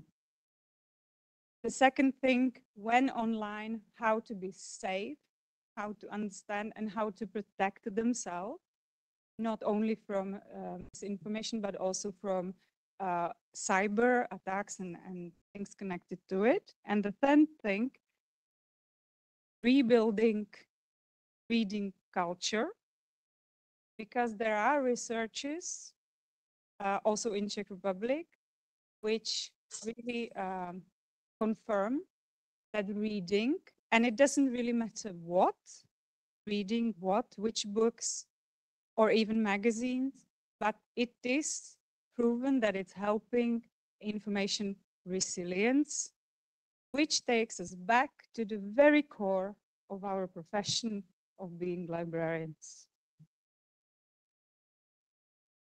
Thank you very much.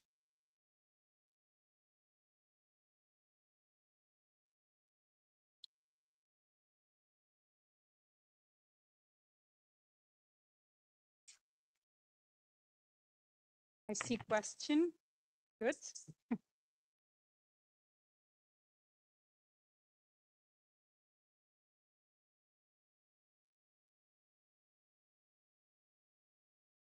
Thank you. That was a very interesting speech. Thanks very much for presenting. One of the many things that I wanted to ask, and I'll just ask this one, was whether you considered the idea of the echo chamber in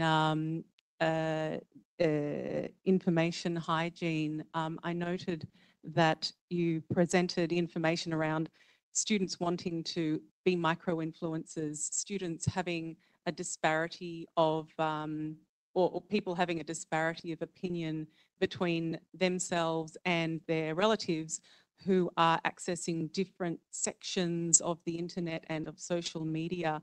They might both be on Facebook, but they might be getting different feeds because of the echo chamber situation.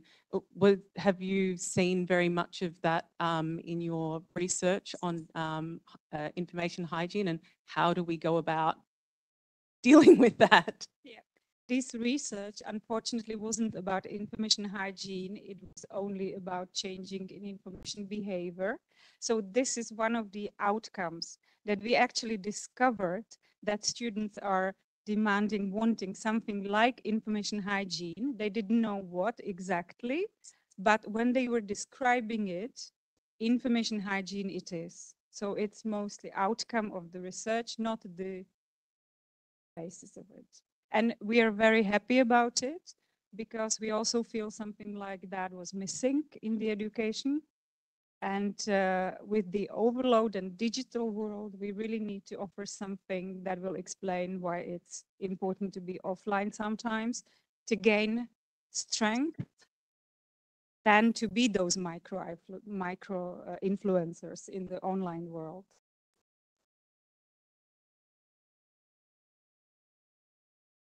Thank you. That was really interesting. And I really appreciate the distinction between knowing and doing, which you talk about, because my experience too with students and myself and others, we know, we should, look for certain types of information, or not use our phones so much or things like that, but actually putting it into practice is more difficult. I was wondering if information hygiene deals at all with the concept of with affect or emotion as part of information hygiene, because the affective dimension or the emotional component of our information behavior is really important in terms of the addictive compulsion to continually look at your phone, the desire to be first in sharing information before necessarily vetting it or really reading it. There's studies showing that people want to be, they want to be first to share information, and there's an effective dimension to that, as well as information avoidance. People who choose to not look at the news because they don't want to get upset, and there are issues with that as well. So I just wondered if there were any kind of explicit connections there. There definitely are. As I said, control, discipline, mind can deal with these problems you spoke about much better.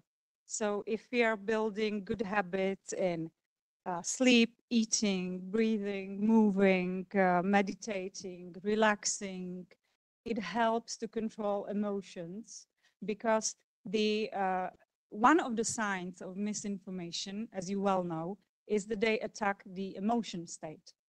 When information is really emotional, it's a great sign that it may be misinformation.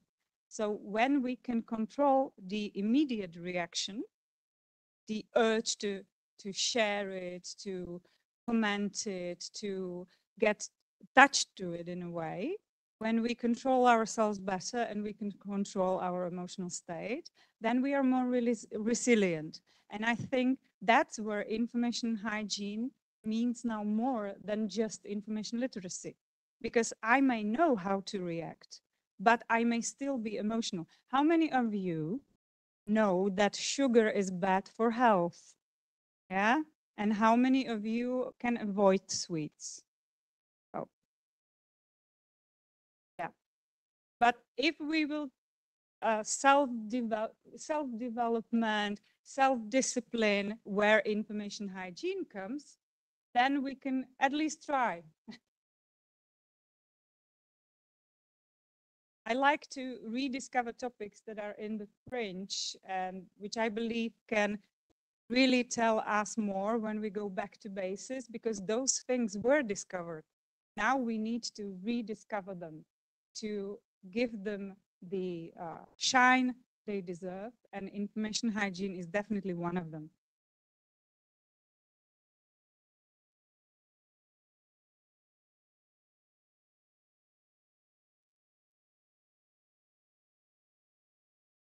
I believe so too. Yeah. They can help with mental health, definitely. I'm Markku Laitinen from Finland. Thank you very much for this really interesting presentation.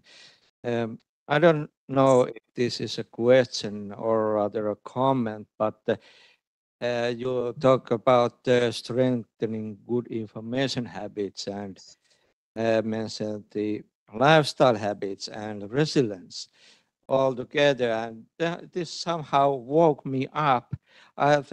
I interpret that there is somehow three types of resilience, because not only digital, so digital resilience, but because you connect it with healthy lifestyle, so also physical resilience. But the third and important is mental or psychological resilience. So these three are somehow connected, tied together, and all of them, they have influence and support each others. Am I? Yeah, Right. I believe so too. That's why information hygiene addresses not only information literacy. I believe there was one more question. Yeah.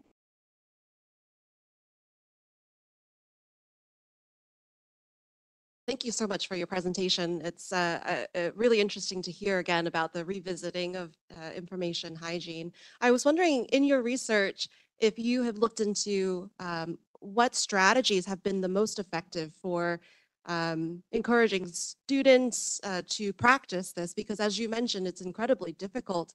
So have you examined what works well and maybe what doesn't?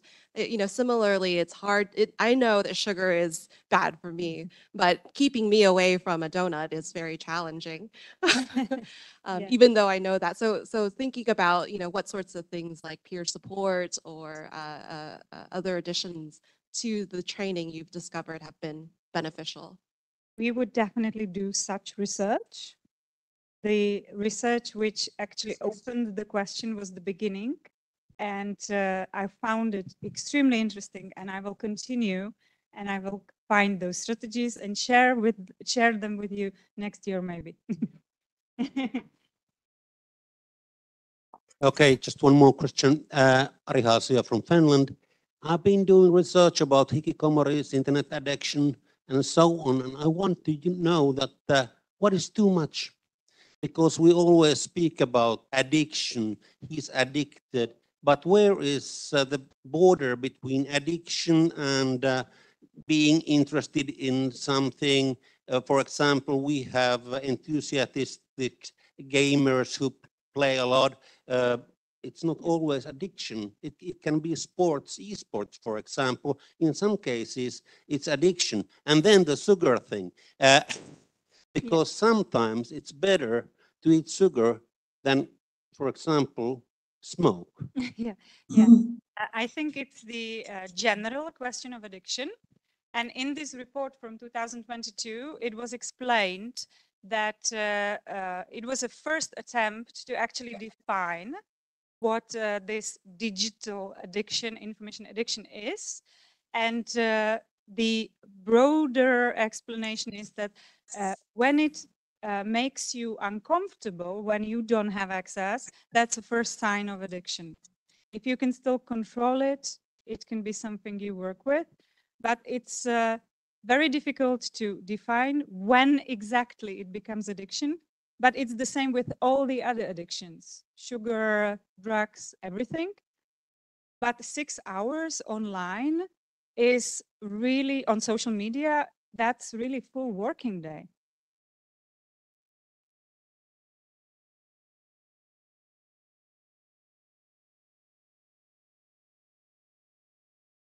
This was apart from work and study.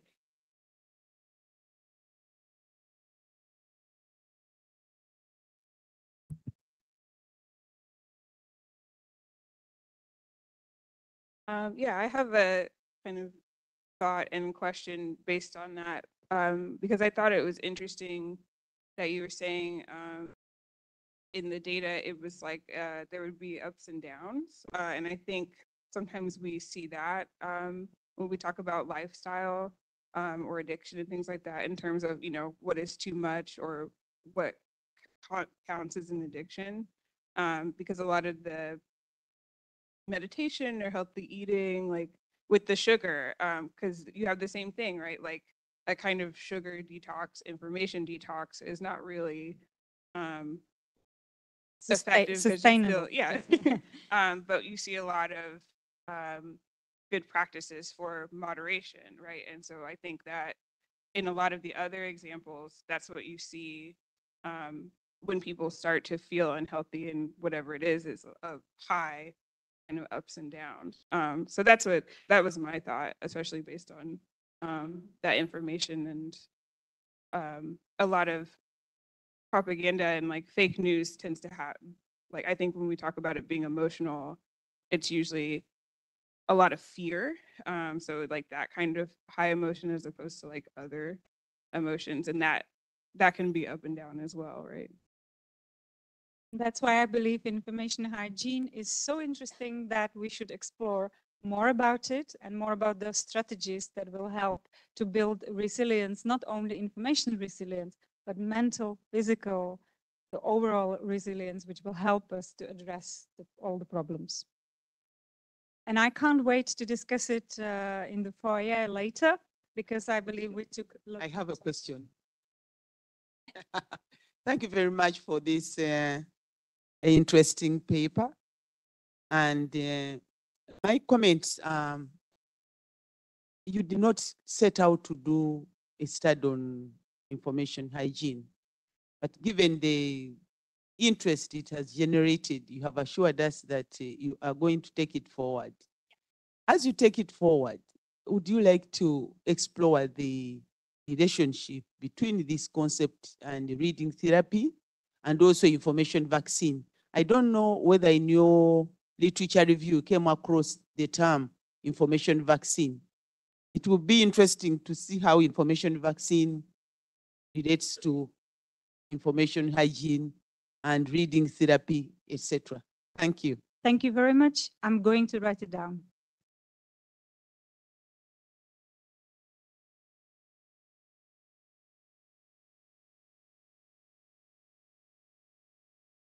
Oh, it has ended so well.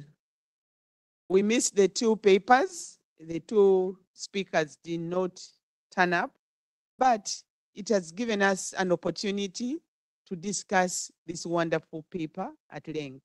So I would like to thank you very much for being attentive up to now and to wish you a good lunch. Not too much sugar this time. Enjoy. Thank you very much.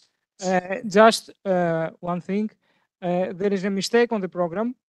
The lunch starts, no, the lunch starts at 2 o'clock and finishes at 3, not 3:30, because 3 o'clock we are back here for the second plenary, okay? So just only 1 hour for lunch. And from people in distance, we are back in 1 hour, okay? Thank you.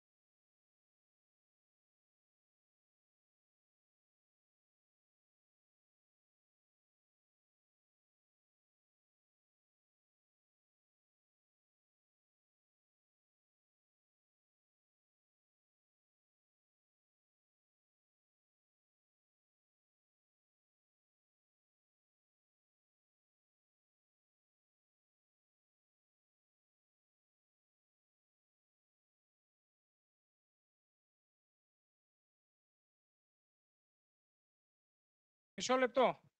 Μισό λεπτό. Hello, Heidi.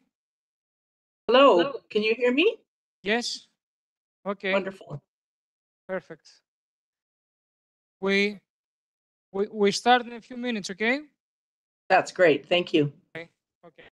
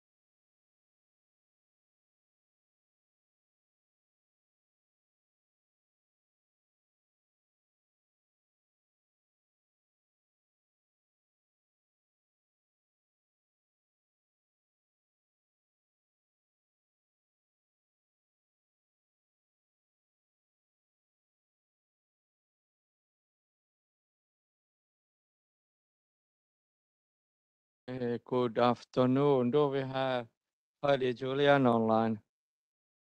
Can you hear me? Yes.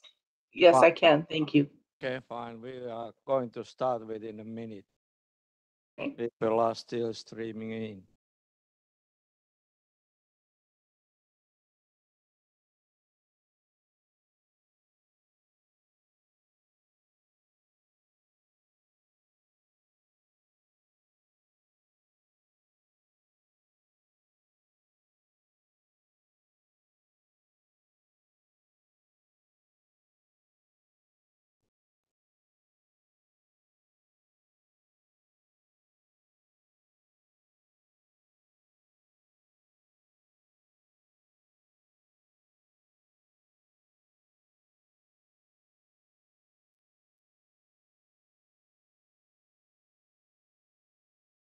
Are we ready? Okay, fine. Good afternoon. My name is Marko Laitinen and I'm chairing this second plenary session of today under title Misinformation and Information Behavior Challenges for the Information Professions. And our plenary speaker guest is Dr. Heidi Julian. Dr. Julian is a professor of the Department of Information Science at the University of Buffalo, State University of New York. Her research interests are interdisciplinary with focus on digital literacy and information behavior. She has been visiting professor at the University of Malaysia, Swinburne University, the University of Pretoria, Charles Sturt University, and Beijing Normal University.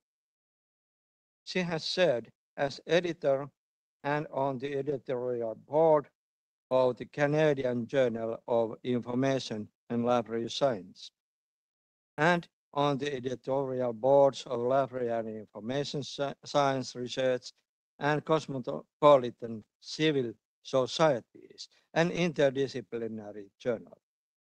She currently serves on the editorial board of the Journal of the Association for Library and Information Science, Pakistan Journal of Information Management and Libraries, and the Annual Review of Information Science and Technology, as well as the editorial advisory boards of Information and Learning Sciences and Open Information Science. Dr. Julian is past president of the Association for Library and Information Science Education and past president of the Canadian Association of Information Science. She is also active in the Association for Information Science and Technology, where she served as a chair of SIG-Use. So, Dr. Julian, welcome. Stage is yours. Thank you so very much for that kind introduction. And thank you all for joining us today. I appreciate your engagement. So I just want to start out by talking a little bit about the cultural context in which we find ourselves.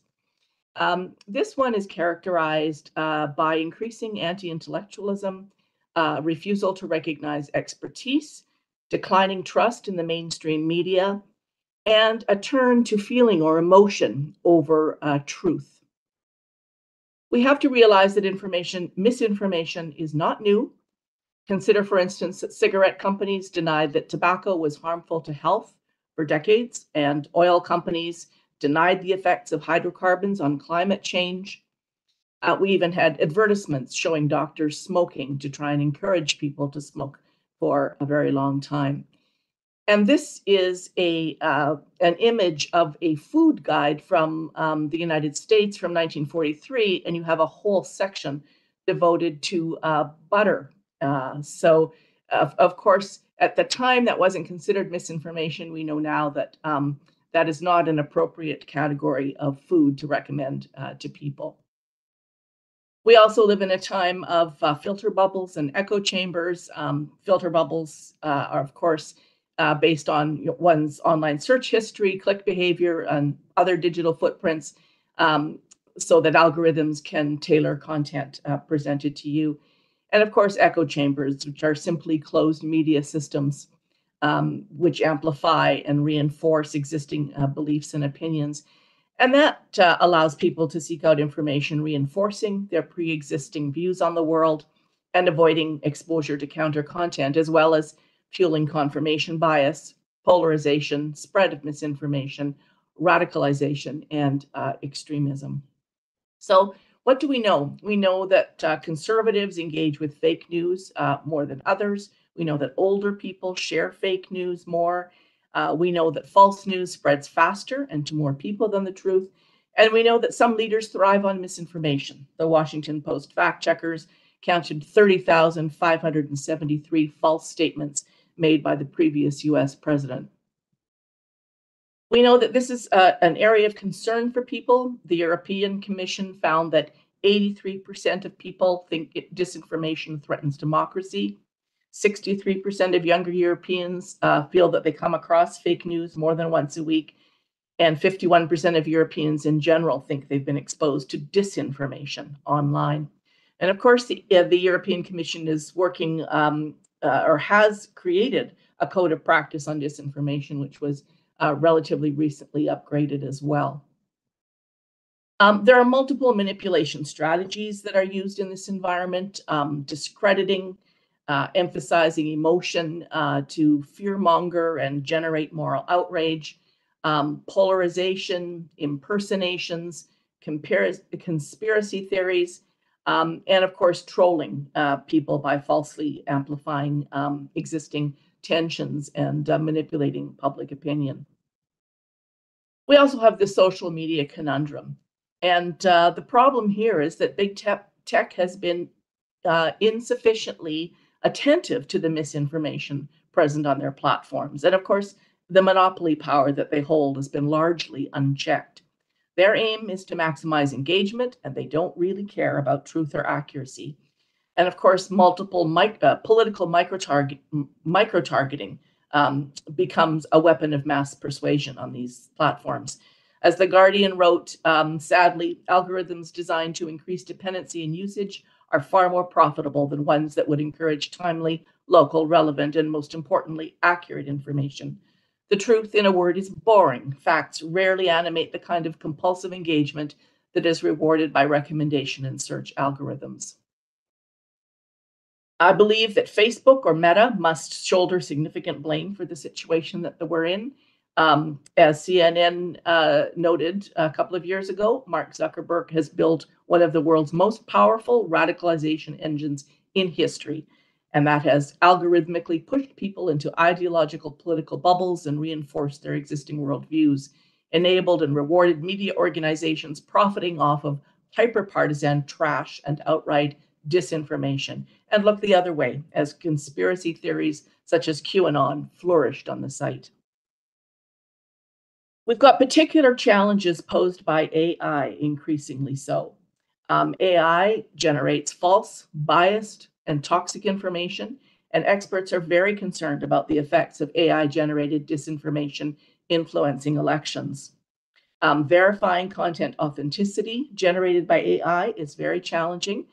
Outfits like the Content Authenticity Initiative is trying to establish standards for traceable credentials on digital works of creation, but it's a very difficult challenge. What we have here is really a crisis.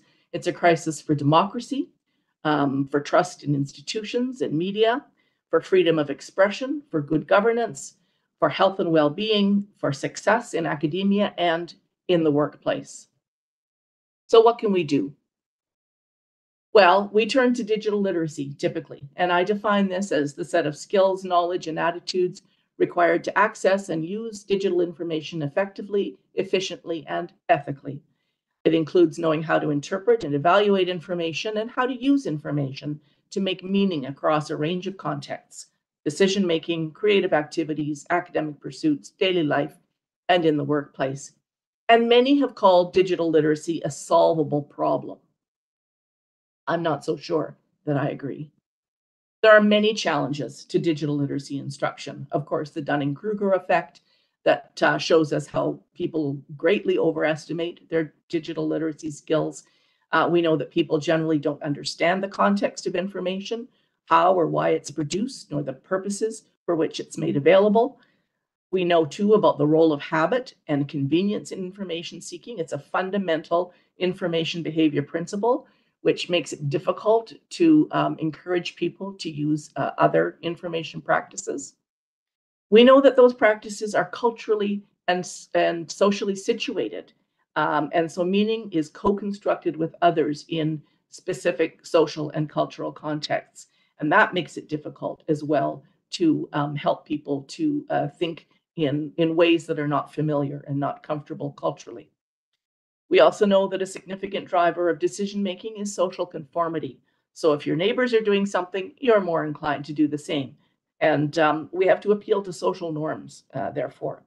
We also know that information overload leads people to avoid seeking more information. If it's normal to think critically and to seek balanced information, that behavior becomes more widespread. But of course, currently, that's not normal for large populations. When extreme views and informational echo chambers are the norm, attempts to counter those norms are challenging. Fundamentally, people are not rational. Impressions once formed tend to persevere. Even when you confront people with solid evidence, people don't revise their beliefs. We like to avoid cognitive dissonance. We also have the illusory truth effect. So in other words, if repeated claims are made, even if they're false, they feel more familiar, and therefore we perceive them to be true. And of course, confirmation bias. People embrace information that supports our beliefs. We reject contradictory information. In fact, we get a dopamine rush when we process information supporting our beliefs. That's motivated reasoning. There are more cognitive challenges. Our resistance to changing our beliefs is especially strong when they're central to our identity and our sense of belonging to a social group. When we're faced with counter evidence, we tend to discount its source. We form counter arguments, we socially validate our positions, and we selectively avoid new information. And we are especially resistant to arguments against our political beliefs, where emotion rather than reason dominates. And it's been demonstrated that we can much more easily identify weaknesses in others' arguments than in our own positions. We also willingly distort our perception of the evidence for social purposes because we have a deep need to belong and identify with like-minded others. We also tend to deny science because of its policy implications, for instance, mask wearing or energy saving. And the fundamental issue is that people prefer less cognitive challenge. Misinformation, unfortunately, tends to be simple and sticky, whereas science is more nuanced and complex. There are lots more challenges. Source memory is fragile and easily confused. In other words, we have a hard time remembering the source of facts or what we know to be true. So subjecting those ideas or opinions to critical evaluation is tricky. We trust news based on who's shared it with us rather than its source. So teaching people to evaluate information is not as straightforward as simply providing lists of evaluative criteria. And of course, education of any kind does not work on a banking model. We simply can't deposit facts into people's brains and assume that they'll be absorbed and applied. As was written about 500 years ago, people almost invariably arrive at their beliefs not on the basis of proof, but on the basis of what they find attractive. Lots more challenges. Sometimes digital literacy is emphasized in schools, and with some significant exceptions, and I would say Finland is an outstanding exception. Many school teachers are not digitally literate themselves. Even when we have curricular mandates for digital literacy, information skills are typically not tested, and what's not tested is minimized. At the college and university level, my own research over 25 years shows that digital literacy instruction is often quite limited, poorly resourced, unsystematic, and not well implemented. We also know that in public libraries, sometimes digital literacy opportunities are not provided. And unfortunately, sometimes librarians are not viewed as digital literacy experts.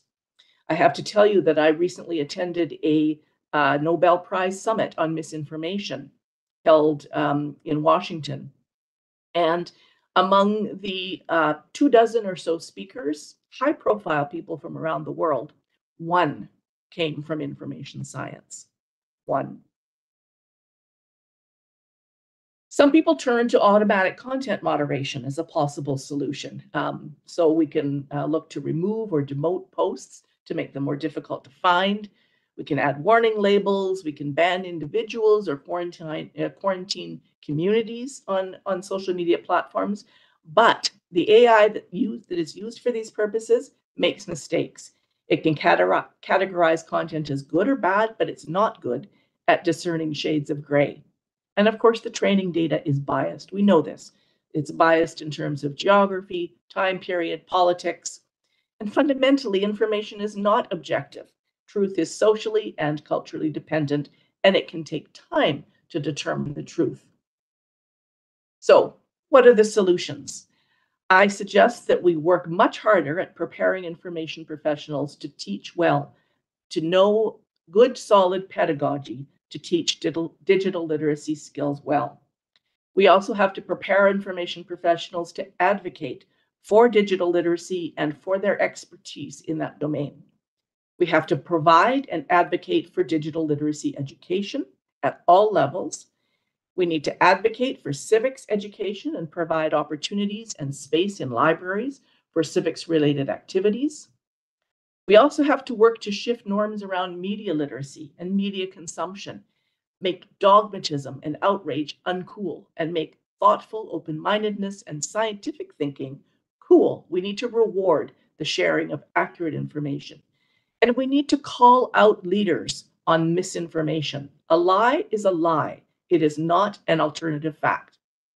We need to work to undermine the profit motive in social media in favor of emphasizing ethical responsibilities and pro-social approaches, such as enforcing antitrust laws. And we need for social media companies to assume a duty of care for democracy because they are threatening democracy. And we need to work to build trust in science, emphasize that science is awe-inspiring and an engine of social innovation. There's also the technique of pre-bunking, that is exposing people to weak doses of fake news and then countering it to develop so-called intellectual antibodies and psychological resistance. We can also forewarn people of likely attacks on scientific consensus and provide arguments to refute misinformation. George Lakoff has provided what he calls a truth sandwich model, leading with facts, keeping those simple and sticky, using expert sources, warning about a myth or misinformation just once, exposing that manipulation technique, explain how it is misleading, and then ending again by reinforcing the facts with a credible alternative explanation. Sander van der Linden has offered some games that can be used to so-called inoculate people against misinformation, and there's some links to those. And also just summarizes some potential antigens to help stop the spread of misinformation by making truth fluent, incentivizing accuracy, helping people to learn to spot conspiracy theories, minimizing the influence of misinformation by challenging it, breaking the virality of misinformation on social media, limiting liking and sharing, for instance, avoiding echo chambers and filter bubbles, being aware of micro-targeting, preemptively refuting misinformation with weakened doses of it, identifying and pre-bunking manipulative information, help spread inoculation against misinformation, and helping to inoculate friends and families by presenting facts, identifying misinformation, and its correlates. And of course, as information professionals, we need to provide digital literacy instruction. We need to help clients learn to think like a scientist, ask questions like, what type of content is this? Where is it published? Who benefits from it? Helping our clients to seek out an abundance of corroborating evidence when reporting on the actions of social media accounts, and wherever possible, verifying identity of account holders. And teaching lateral reading. It's the technique that's used by fact checkers. There's a link to a YouTube video there that is a very useful explanation of how to undertake lateral reading. And teaching people to vet chains of evidence through analysis and verification of metadata for evidence of datacraft.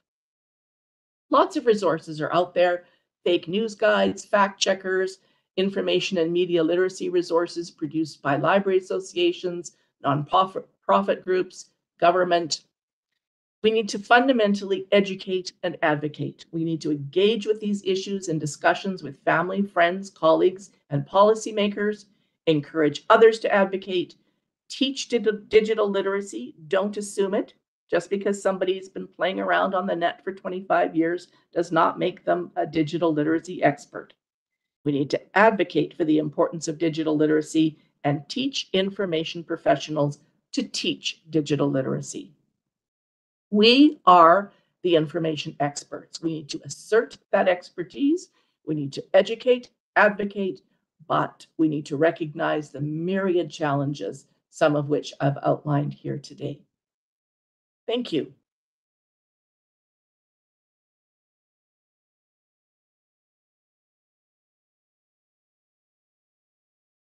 Thank you very much, Dr. Julian, for this really interesting presentation. And I see that we have good time for discussion, comments, questions. So bird is free, as to says this conference. I encourage questions and challenge. Are there questions or comments online?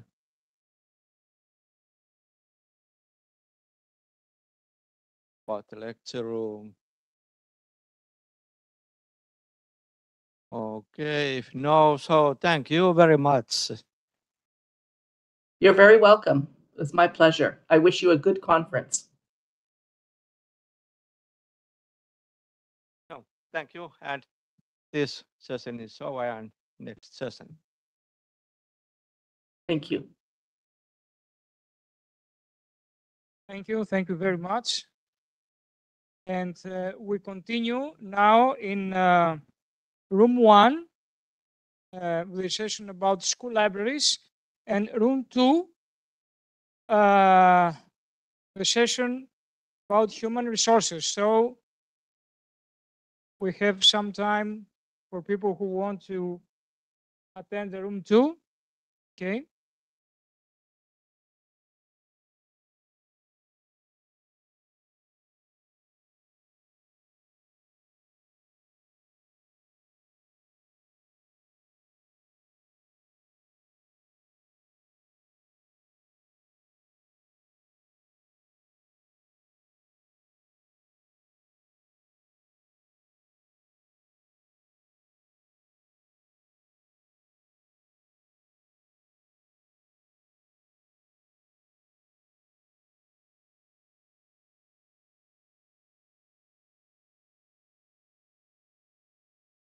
Last one.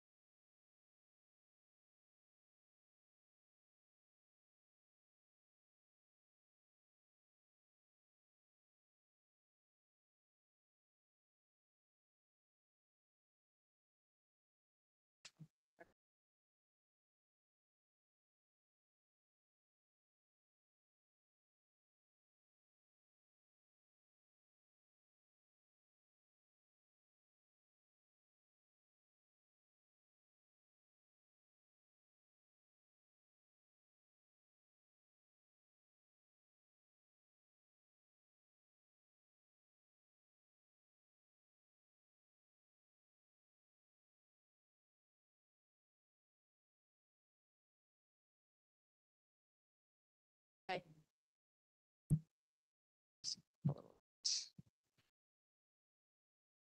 Hello, everybody. Can you hear me? Okay, great.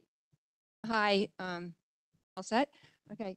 Hi, I'm Mary Moen, and I'm here from the University of Rhode Island, and I'm an assistant faculty member in the Graduate School of Library and Information Studies, and I'm also the coordinator of the School Library Media Educator Preparation Program. So thank you for coming to this session, and thanks to those of you online for joining as well.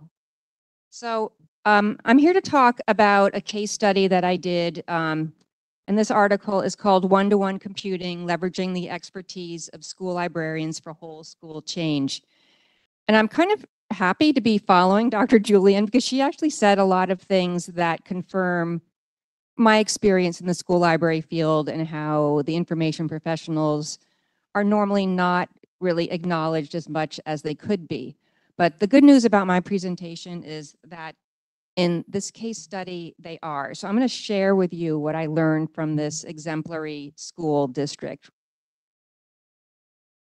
So I'll give a little introduction, some theoretical framework, lit review, methods, findings, and discussion. Very classic presentation. All right, so actually, I collected the data right before the pandemic.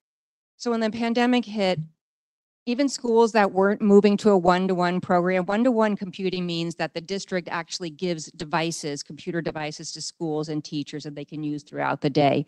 But with the pandemic and the remote learning, like it just exploded, and basically like 96% of the schools in the US have a one-to-one computing program. So school librarians, as Dr. Julian said, we have the skill sets to support one-to-one computing. We know about technology, digital literacy, information literacy, all that kind of stuff. But administrators somehow, most of them still lack an awareness of what school librarians do. Some of them still have like, oh, we're shushing just keepers of the books. Others just really aren't sure, and this causes a problem. And when I looked at the research on one-to-one programs, the school librarian was never mentioned in any study.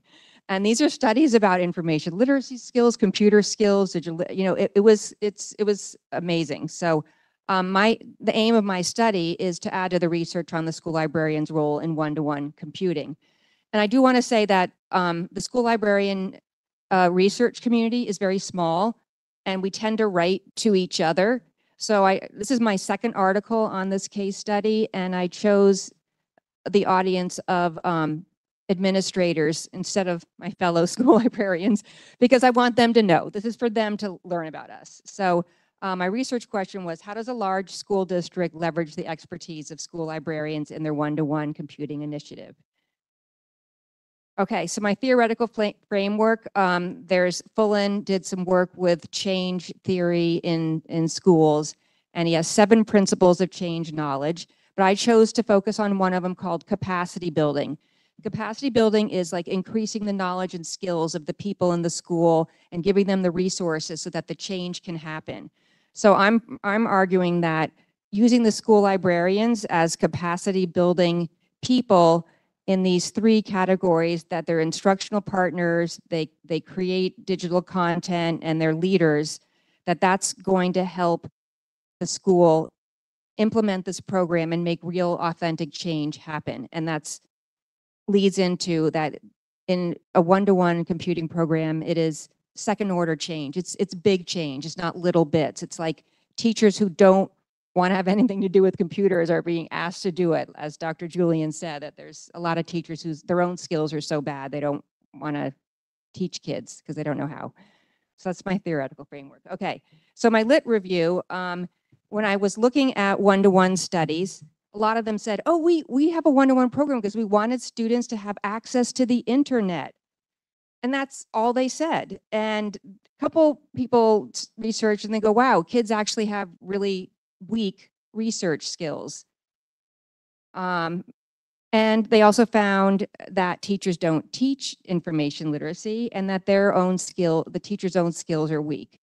So the school librarian, whose area of expertise, I train my people to be, their area of expertise is information literacy, it's technology-enabled learning, and we're not even mentioned in any of these studies.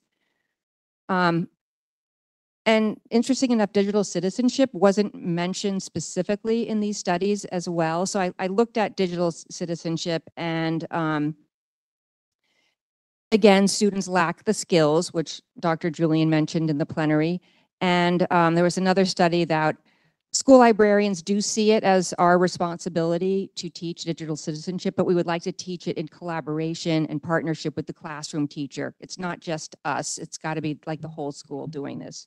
So there's a in for us there for digital citizenship. A lot of the research studies in the one-to-one program used really vague terms when they talked about digital content. It was like internet content, digital resources. They never really said what that was that kids were accessing or teachers were accessing. Again, there was no mention of school librarians like helping curate this or create it or anything. So my study is going to fill in the research gap about digital content more explicitly. Also, there's some research in the school library field as for school librarians as technology leaders, and we're trained to be leaders. And having an administrator support is really key in, we call it an enabling factor. It makes us better leaders if our administrators support us. But they don't always. It's strange. Even if they know we have some skills, they don't always think of us in terms of the one-to-one program. And lastly, I'll mention about technology leaders. When principals, in this one study, when principals were asked to list who were the people in your building who were the technology leaders, who did you look to help build the capacity, to help support your teachers and students? And they'd say, oh, the tech department, classroom teachers who were good at technology. They created technology specialist positions, no mention of school librarians at all. Some of my methods, it's a single case study. It's an exemplar, and single case studies are fine when you want to look at a unique case like an exemplar. And the reason it's an exemplar is it won the American Association of School Librarianship National School Library Program of the Year Award. And this was a large, diverse suburban district. It had 175 schools, like a school librarian in every school. I mostly collected data from interviews, but I observed some libraries and looked at documents. The people I interviewed, the participants, really were a broad range of people: school librarians, assistant superintendent, principals, the tech department. They had a school library leadership team, teachers, curriculum leaders, and this helped kind of like triangulate my data, that I got so many diverse viewpoints and they were saying the same things. So my findings, I organized it into 3 buckets. It was deductive data analysis, constant comparative method, and I was looking at what these people said in the interview when they were talking about school librarians as instructional partners. And in this district, this exemplary district, they said, we know school librarians are the experts in information literacy and research skills. We want them to co-teach. They would embed research models into the curriculum. They counted on the school librarians to lead a pedagogical change for more student-centered learning and to use technology more meaningfully. An example of this is when the middle school librarian said, oh, you know, the Spanish teacher came with this assignment and she said, oh, just have the kids make a PowerPoint. And you know how kids are, no skills, no knowledge, nothing. And anyway, that librarian turned it into something much more meaningful and with learning goals as well. In this district, the K-5 school library had a curriculum, and they also had a digital citizenship curriculum, and they were the ones responsible for teaching digital citizenship, which is pretty much digital literacy, as Dr. Julian mentioned before. So school librarians as digital content experts. So here's where that vague term, internet content, like I really dove deep into that. And I guess I'm going to start with my bottom bullet first. So they created digital content. They created research models that were available. They created these small research activities called slam dunks, where kids would have, you know, it either reinforced what they were learning, or it was like an extension activity, or just something fun for them to research. And they would do these little research where they learned skills or other content area standards. They did a whole career exploration modules to introduce kids to the career and tech program. And they had this content, I'm going to move up my bullets, and they actually embedded it into the curriculum so that the English teachers would go and they'd see, oh, I have to use that database, or I have to use that research model. You know, they weren't, and they would come to the school librarian and say, help me do this. The school librarian, well, actually the leadership team was responsible for vetting, acquiring, and creating, well, vetting and acquiring like ebooks and audiobooks and that kind of thing. And those, again, were embedded in the curriculum, like in the 5th grade. Kids are going to read this. Here's an audiobook and an ebook. You know, go for it. And the top one I'm going to say now is that the tech department and school librarians, like oftentimes they don't communicate, and they're they're separate, like the librarians in the library, and the tech department is a district, organization. And they just don't work together. And that doesn't make sense when you're trying to make a one-to-one program really robust and implement it and have, build the capacity of everybody. In this district, they worked really well together.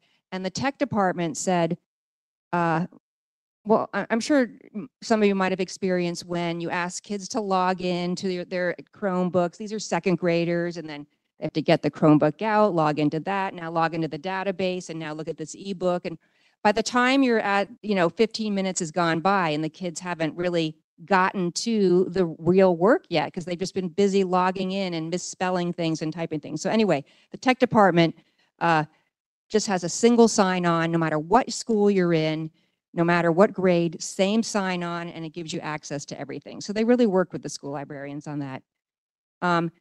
And also at this district, the school librarians were seen as leaders. They sat on the curriculum committees to help embed all this digital content and their expertise in information literacy and research skills. They had an increased presence on all the big committees and stakeholder, conversations. They were empowered by the administration. So I'm going to read the last quote. We've been blessed to have leadership who firmly believes that the library space in a schoolhouse can be the heart and soul of the school building. And, they just really valued the school and librarian and the school. One thing about this particular district was that they had a library leadership team, whereas they worked to support the other 175 librarians in the district. They weren't librarians in their own school. And they had a huge load advocating, developing this content. I mean, if you don't have that position, I don't care if it's a small district or what, if a small district had half-time person, you need another person to be leading the K-12 library program to support the entire district. And because a librarian doesn't have time to do all that advocating and that. So we just need leadership teams. So I've kind of already said some of my discussion, but these were my takeaways. Administrators have to understand what we do, and they have to have a vision for what we can do and plan for us to be part of one-to-one initiatives.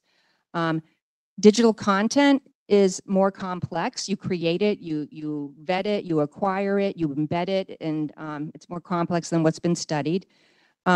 Organizational restructuring can facilitate powerful partnerships. Again, that's the tech department and the school library leadership team.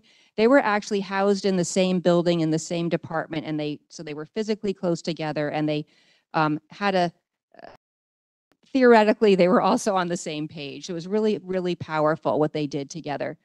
And including technology specialists on a school library leadership team removes any barrier of exclusion. And lastly, a strong school library leadership team in each district is essential to do the work, or one person. You need someone to do a lot of this work. So I was really excited to see everything that this exemplary district did, but now I'm thinking, okay, that's one case study. So what can we do? In the future, we can explore how different size districts leverage school librarians in one-to-one computing, and we can also explore more the role of district school library leadership positions in one-to-one computing, because I think that's a really important and completely overlooked area for a successful one-to-one computing program. So thank you.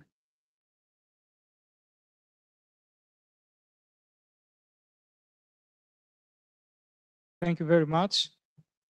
Presentation.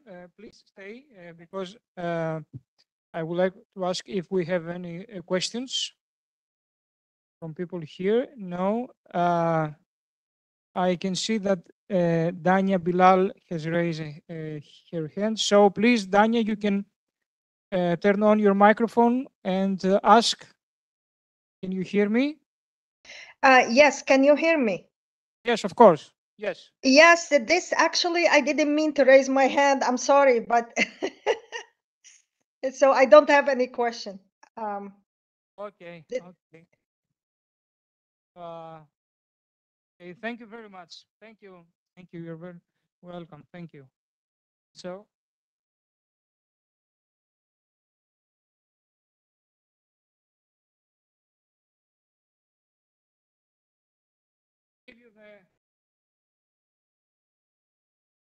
Here.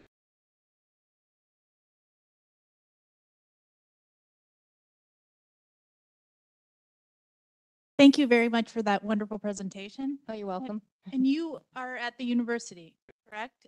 University of Rhode Island, yes. Yeah. So has this changed? This information changed what information about technology you you share with students, future librarians, or your library science students? Well, one thing that I've always done is talk about teaching them about embedding library content and research instruction into the curriculum. And they do have exercises, you know, activities and learning activities about that. The one that I haven't talked about, which I need to, is the library leadership team.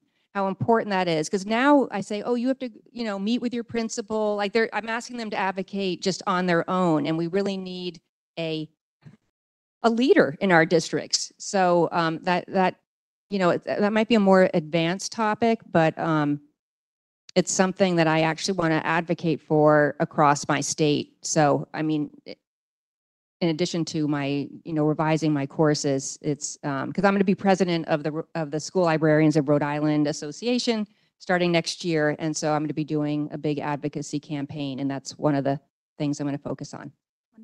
Congratulations. Thank you.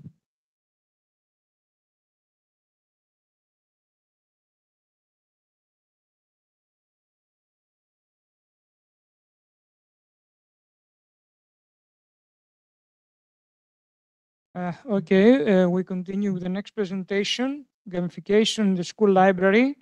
I don't know if some of the presenters are in distance, are here. Paula Gonzalez, Glaze Pereira, no. I think they have sent a video, so please let me one moment to check it.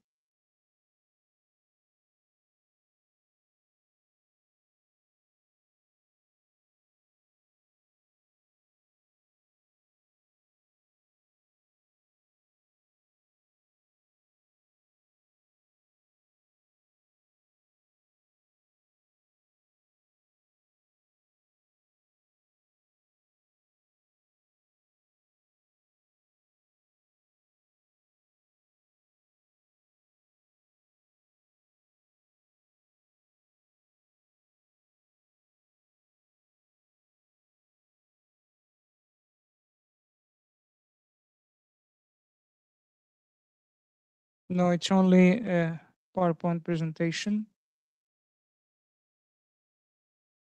No. So we can continue with next presentation. Finding the meaning in student chats by Mrs. Virginia Tucker. Virginia, are you here? Yes, I'm here, and I did send a video. Okay, so shall I play the video? That would be great. Okay. I'm just here to answer any questions that come up after.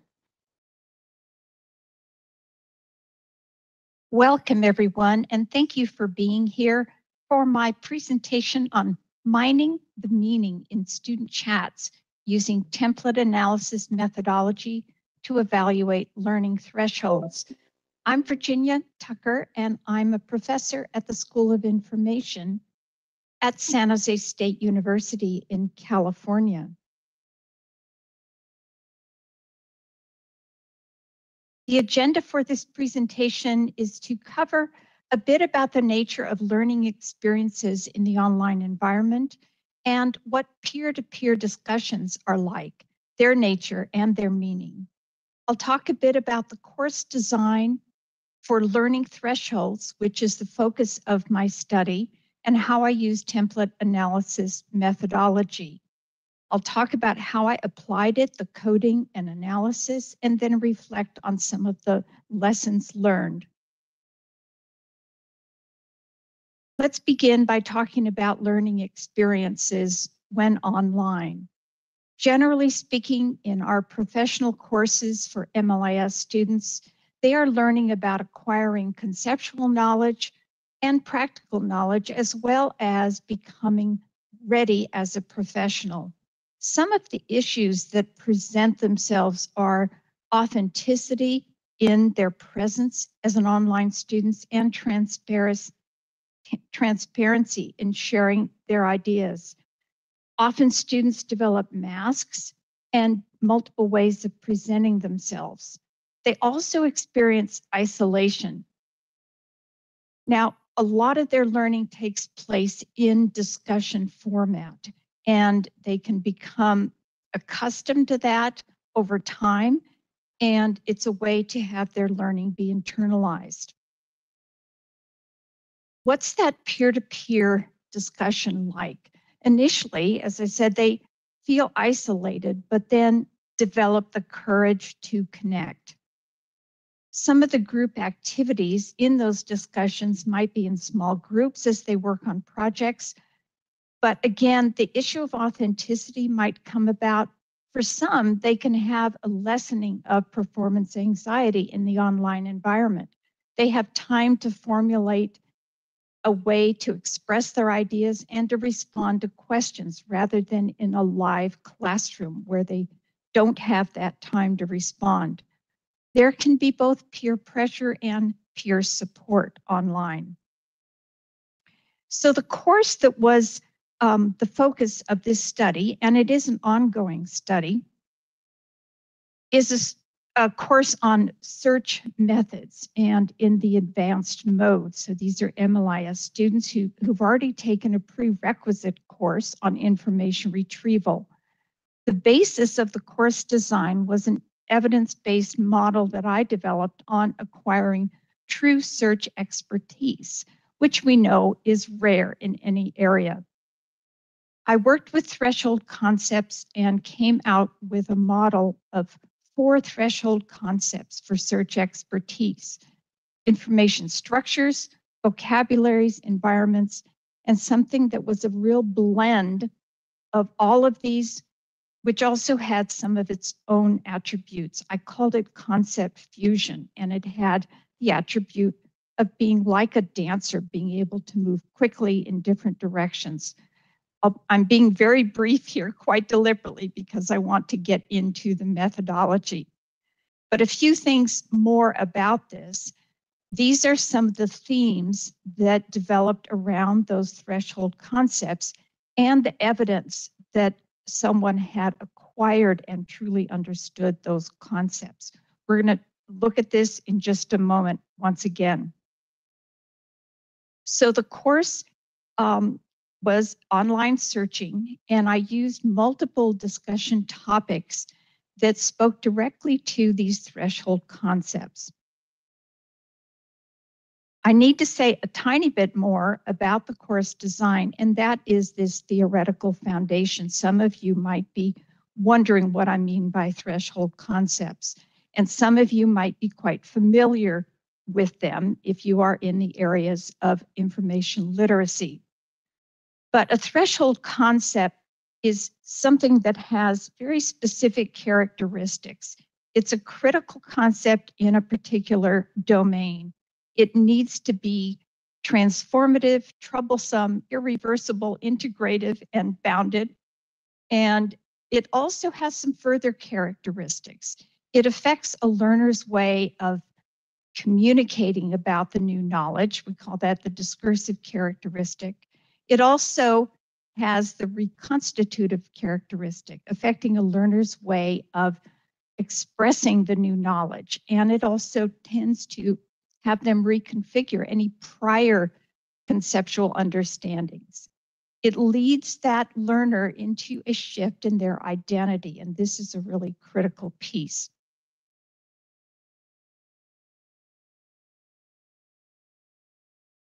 Threshold concepts originated as a way to help design meaningful curriculum. And there were 3 main considerations in guiding that curriculum: the sequencing of the content, understanding that there needed to be learner readiness to approach, recognize, and internalize those concepts. This was not brand new, but it was structured in such a way that it could truly be applied to course design. And the instructor needed to recognize when the concepts had been grasped. And I note here that learner discourse can serve really well for this purpose. So the design of the course was focused not around how to do something, not about skills, for example, but around ways to discover the learner on their own, making connections and internalizing those concepts. And the goal was to end up with learning that is irreversible, integrated, troublesome, and transformative. Now we get to the methodology. I'll speak about template analysis, what steps are involved. I'll tell you about my data sets and the processes of coding and analysis.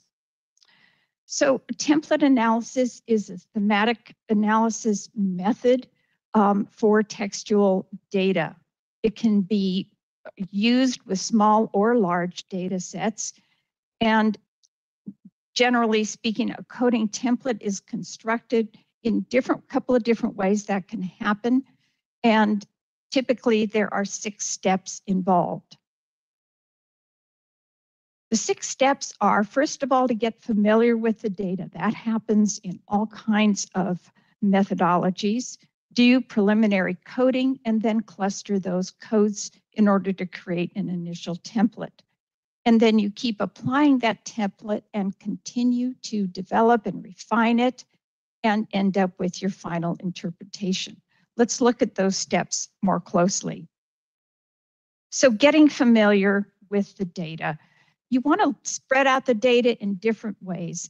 The best, you're wondering about the candies, the best description I once heard of spreading out the data, changing your perspective to see it differently, and again, this is common to other qualitative methods, is if you had a bunch of different kinds of candies, just spread them out on the table, walk around, think about how they relate to each other, how different ways they might be grouped, what they have, what their attributes are.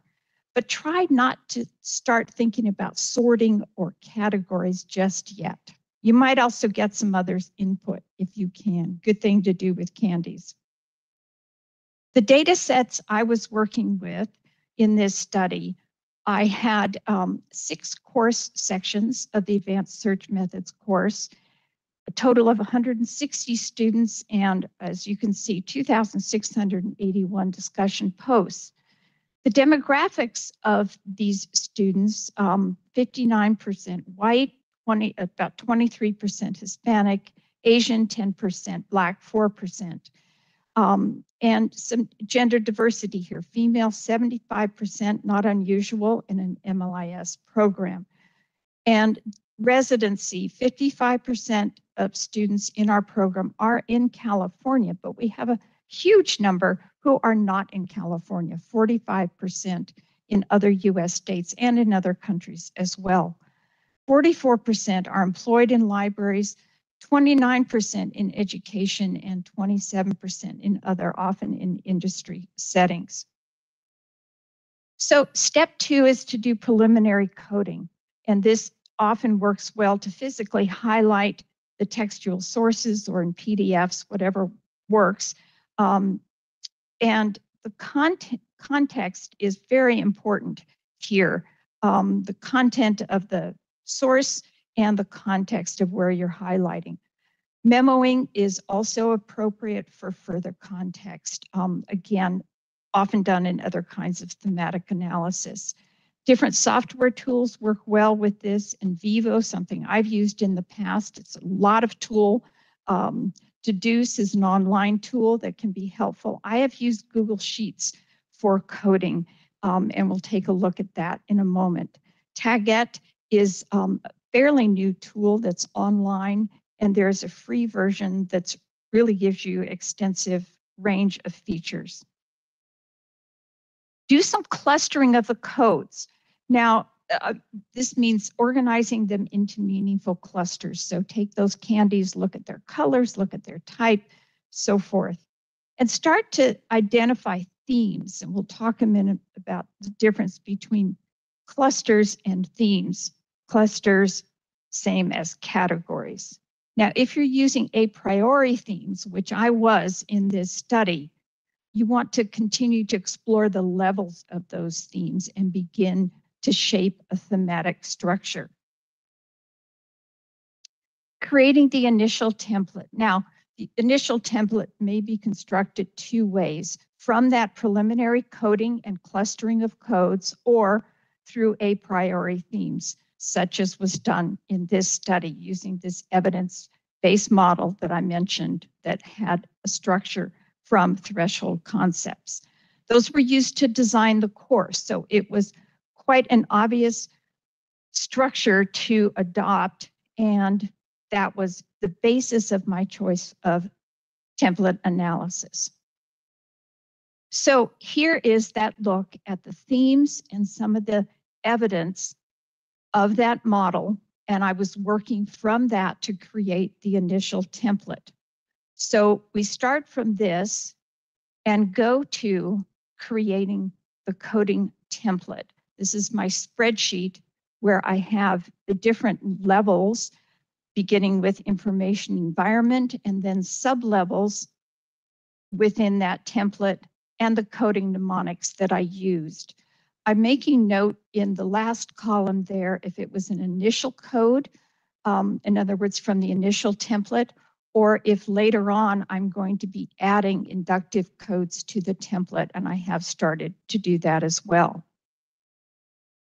Now I'm going to take this code here, source coded as information environment sources, and show you how I applied it. In the spreadsheet, I have a quote at the top, and I won't read it out loud, but this is an illustration of going to the mnemonics and selecting IE sources and assigning that to that snippet from one of the students' discussion posts. And here's an example of using memos. So I have the mnemonic on the second one here of information environment, broadly speaking environment, and I added a memo that it's a high level reflection about the online environment in general. So that helps with the coding as well, gives it more context. Step 5 is applying the template and continuing to develop it. So you've seen some illustrations of applying it. And what I want to emphasize here is that iteration is really essential. We're re-examining the codes in relationship to each other. And at this point, refining the template starts to occur. It can occur in different ways, generally speaking in 4 ways, either through insertion of new codes or deleting codes, merging them together. You might change the scope of a particular code, or you might change the classification, in other words, the order of it, the level of it in the structure of codes in the template. Now, I think this is an important quote from Morse, because sometimes in that final stage of interpretation, step 6, it can be tricky to tell the difference between a cluster or category of codes and a theme. And she uses the analogy of opera, and this could be other forms of music as well. But she talks about a category being a collection of similar data sorted in the same place. A theme, on the other hand, is the meaningful essence that runs through the data, just as a theme in opera occurs over and over again, sometimes in the foreground, sometimes background, and sometimes co-occurring with other tunes. So does the theme in our research. It is the basic topic that the narrative is about. The comparison of categories and themes becomes clearer if we carry our opera metaphor one step further. I heard on the radio a content analysis of an opera. The writer had sorted all the trills into categories, and the result was ludicrous. But this example makes the difference between a category and a theme immediately obvious. So a few reflections now. First, some lessons learned about the template analysis method, and I'm still learning. Again, iteration is essential. but the tough part can be knowing when to stop. This part is essential for the validity and reliability in your findings. Some limitations, I think, of the method are common to other thematic analysis methodologies. Some researchers apply it too loosely, others too prescriptively. And this is where it can help to have a coach, someone advising as you use the method for the first time, and certainly the literature on the method. What I find important is that we want a holistic understanding of experiences, and yet the analysis can result in fragmentation of those very same experiences. Now, on to the strengths. I think what's nice is the template itself is adaptable, whether it's based on a priori themes or otherwise. And coherence is built into each step of the processes. Efficiency can actually be possible, not often thought of as a strength in a method, but particularly in developing the initial template. Now, a few reflections on the study's themes and patterns to date. What I am observing is as the course progressed, the students became more open and articulate in their own reflections. What was happening is that their trust grew in their peers as they engaged with each other. Their overall comfort level with online discussions also increased. And they expressed humility about their perceptions of their own prior knowledge as they acquired new knowledge. In the final discussion, they were curious about the course design, which is not surprising because many of them intend to conduct instruction in their careers. Some will even become teacher librarians working in school environments. And their reflections began to encompass the processes in their own learning. And with that, I close and thank you very much.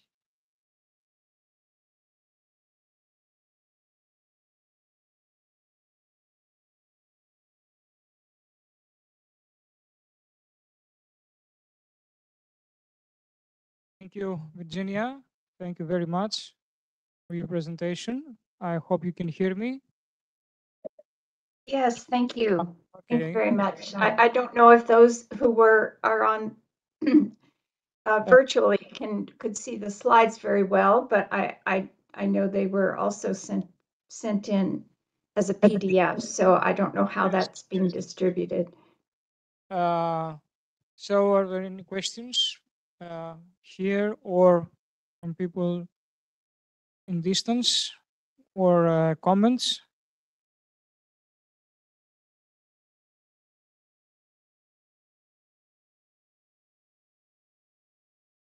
No? Okay, thank you very much, Virginia. Thank you. Okay, thank you. Thank you for your attention. Thanks. Thank you very much. And if there are questions, we will see later. So we continue with the next presentation. No Library School, Carrie Mastley. Carrie, can you hear me? I can. Can you hear me? Yes, very well. Do you want to share your presentation?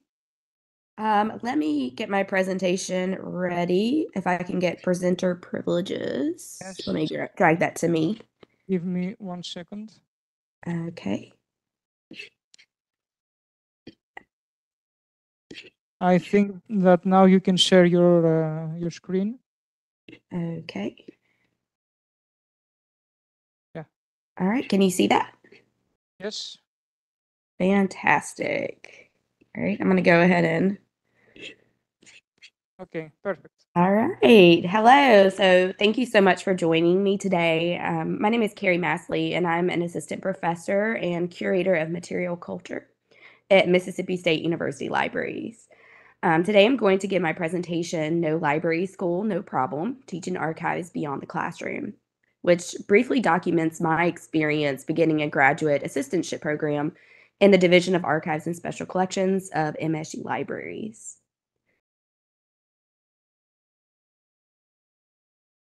So before I dive into our assistantship program, I want to explain why this was a need.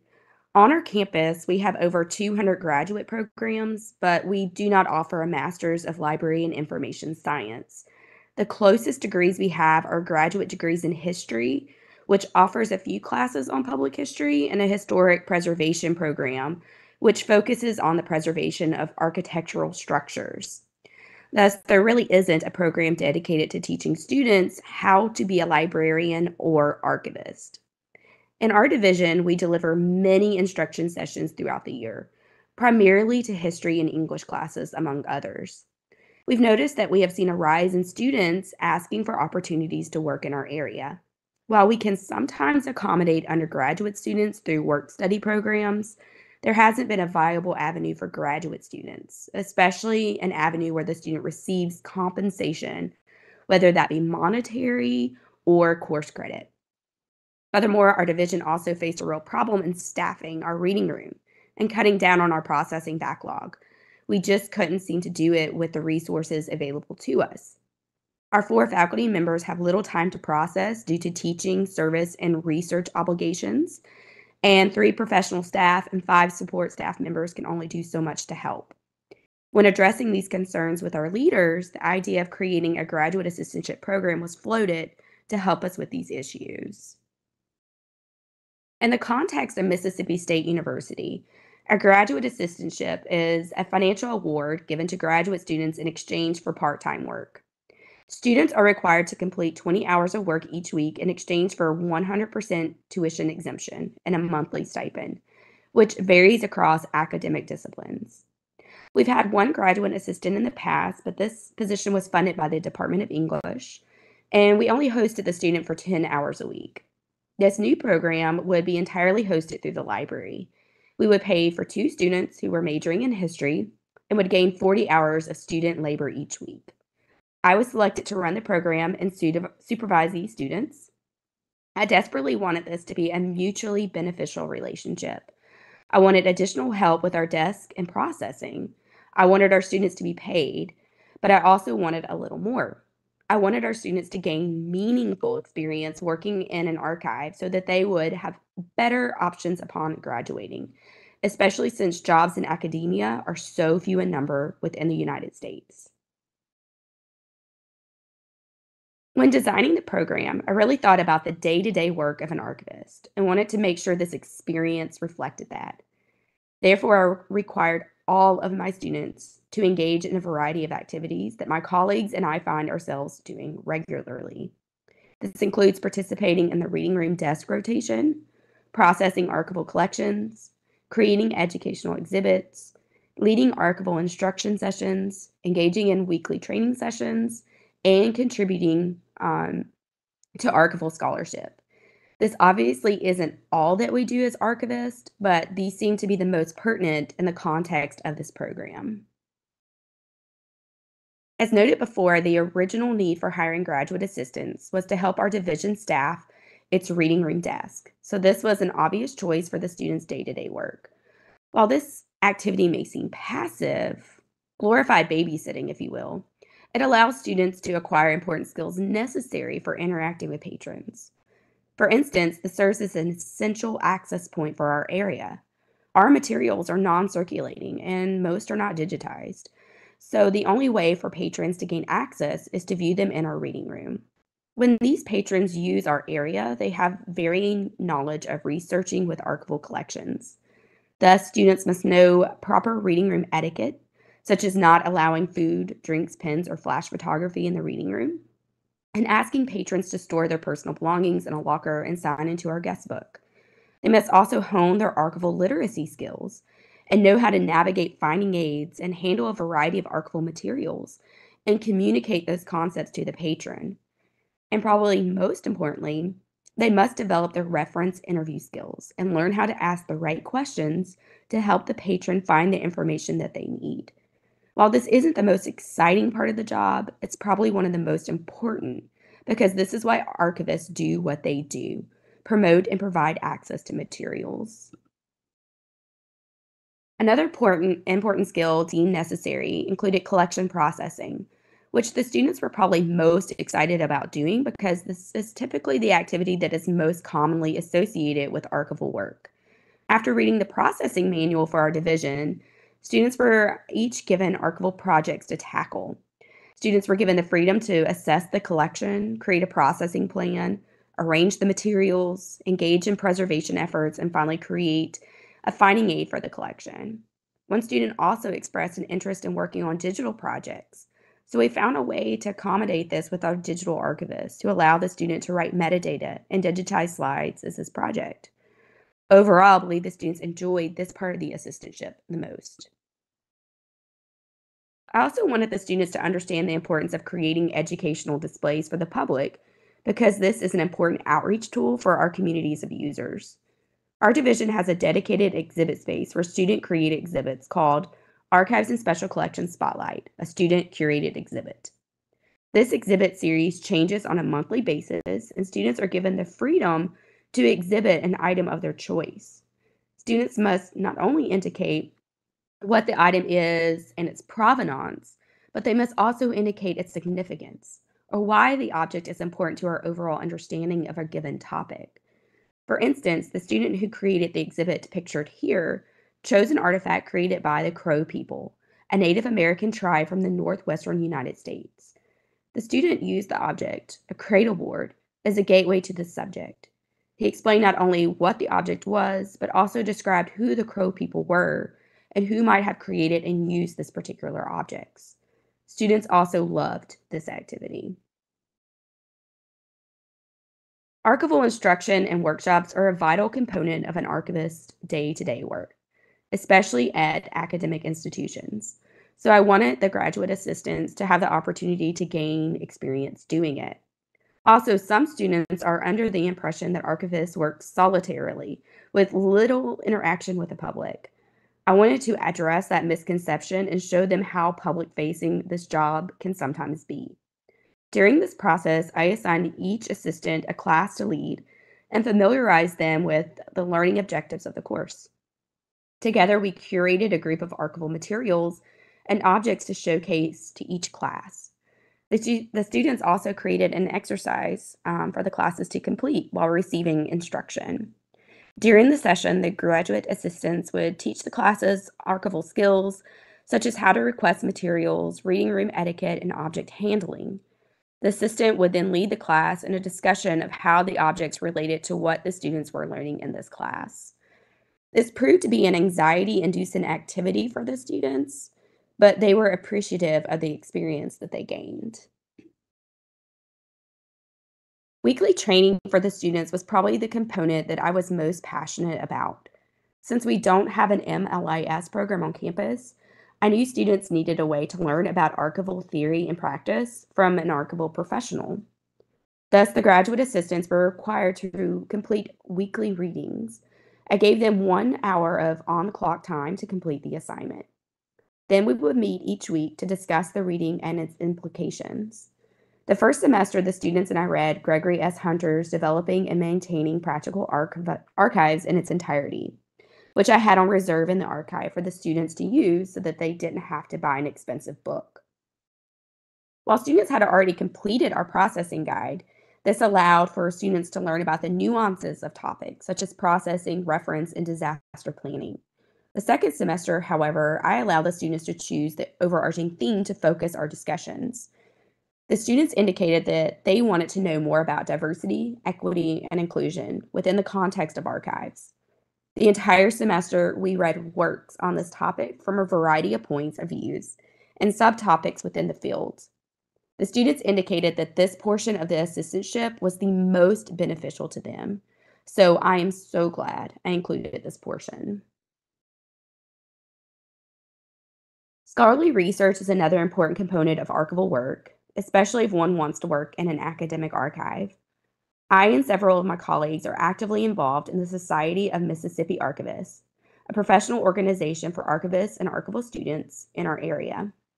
I encouraged these students to give a presentation at SMA's annual meeting, and the student chose to deliver a presentation about their experience working in an archive without being a part of an MLIS or archival program. Their presentation highlighted the importance of the program and was well received by the audience. While this component of the assistantship proved to be the most anxiety-inducing, the students found it extremely rewarding and had the added benefit of job hunting with a formal archival presentation under their belts.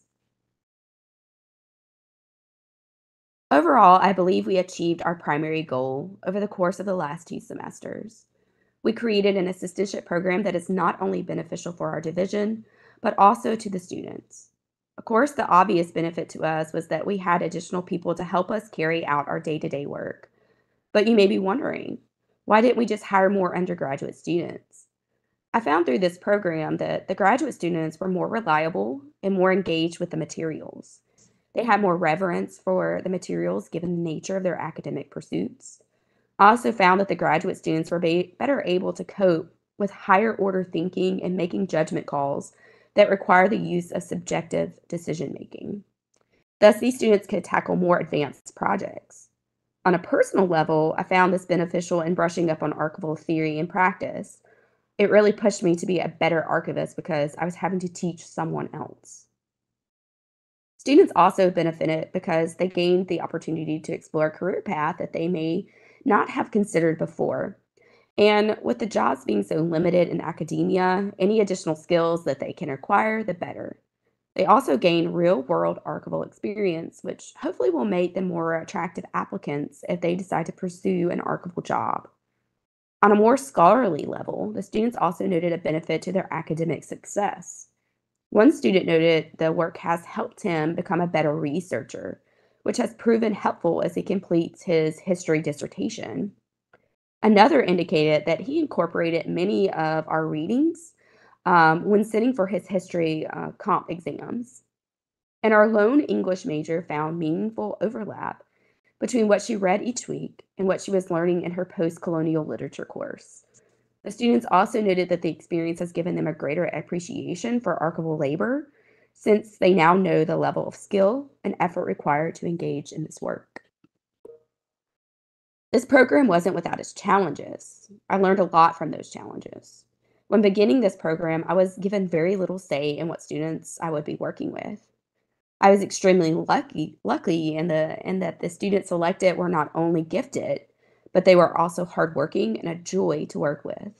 However, when I learned I would be permitted to continue the program, I pushed really hard to create an application process for the assistantship so that the selection process would be more equitable for students and so I can learn more about the students before I officially hire them.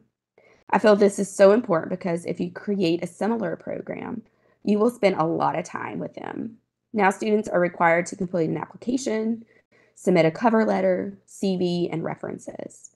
Another thing I learned was to be realistic with yourself and your students about what you can reasonably accomplish over the course of just a few semesters.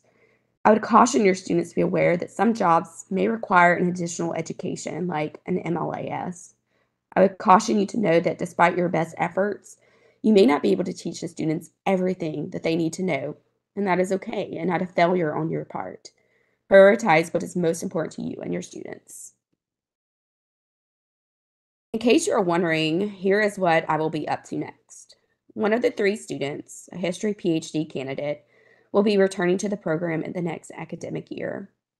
We have had such great success that we are actually adding an additional position, and I am currently in the process of hiring students. The positions have proven to be competitive, and I've had over 20 students apply thus far. I'm also in the process of conducting exit interviews with each of my students to learn about what worked and didn't work for them. This will help me think about what activities I ask these students to work on next year, as well as what readings and topics we decide and undertake in our weekly session. And as always, I plan to engage in some sort of professional development this summer, conferences like the one I am at now, webinars, and reading of current scholarship to gauge what topics are trending and need to be included in our discussions. I'm always looking for new materials, so please let me know if you have suggestions. Thank you so much for your time and attention. While I hope that you have learned about what a graduate assistantship program can look at your institution, especially if you don't have an MLAS program, I hope that I've illustrated the importance of archives, taking notes of the needs of their communities of users, and finding creative ways to support their educational and professional goals. If you have any questions about this presentation, feel free to reach out to me via email at cmassley@library.mstate.edu. Thank you. Thank you. Thank you very much, Carrie, for your interesting presentation.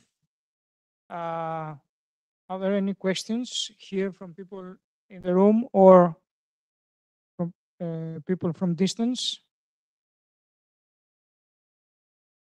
Virginia says, thank you, Carrie. Very interesting presentation. Yes. Thank you, Virginia.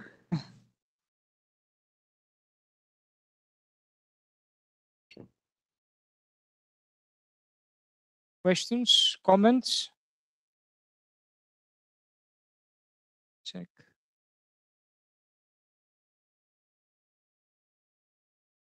I cannot see any questions or comments. So I think if you have questions later, you can email Carrie. Okay. Of course. Thank you, everyone. Thank you. Thank you very much. Thank you, Carrie. And we continue with the last presentation, the library as a space for cultural mediation.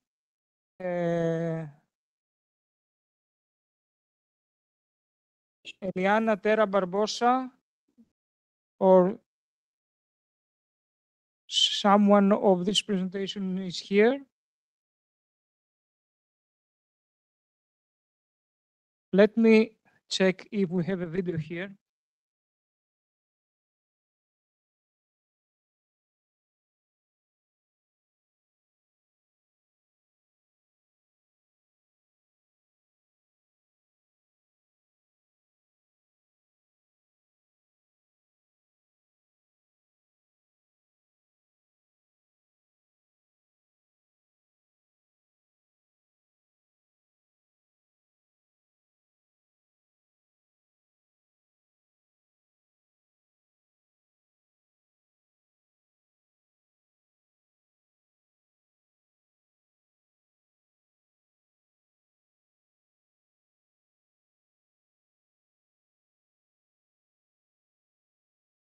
Oh, we have only a PowerPoint presentation, but I can see that the people are not here. So,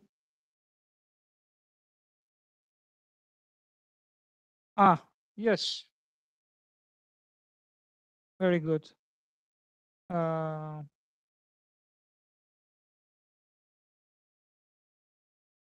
Okay, just wait for a second, okay?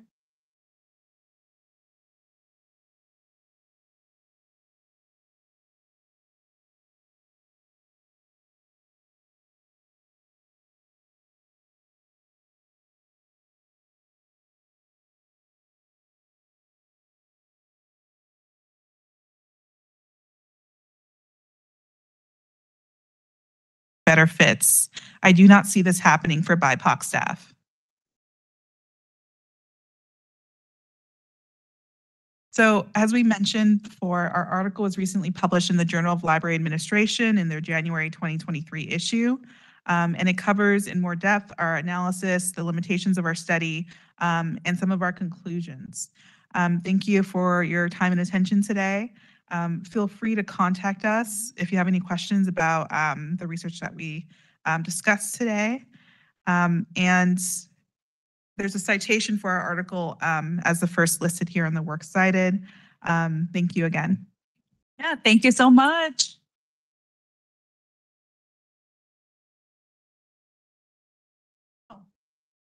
To be continued, we have here Mrs. Catherine Kont.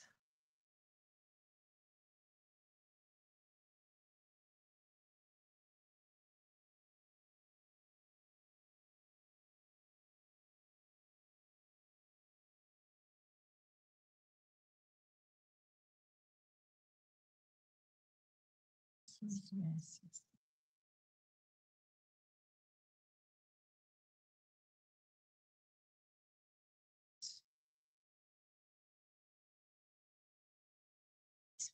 Yeah, this one, yeah. This one, yeah. The floor is yours. Thank you. Good afternoon. My name is Catherine Kont. I'm coming from Estonian Academy of Security Sciences.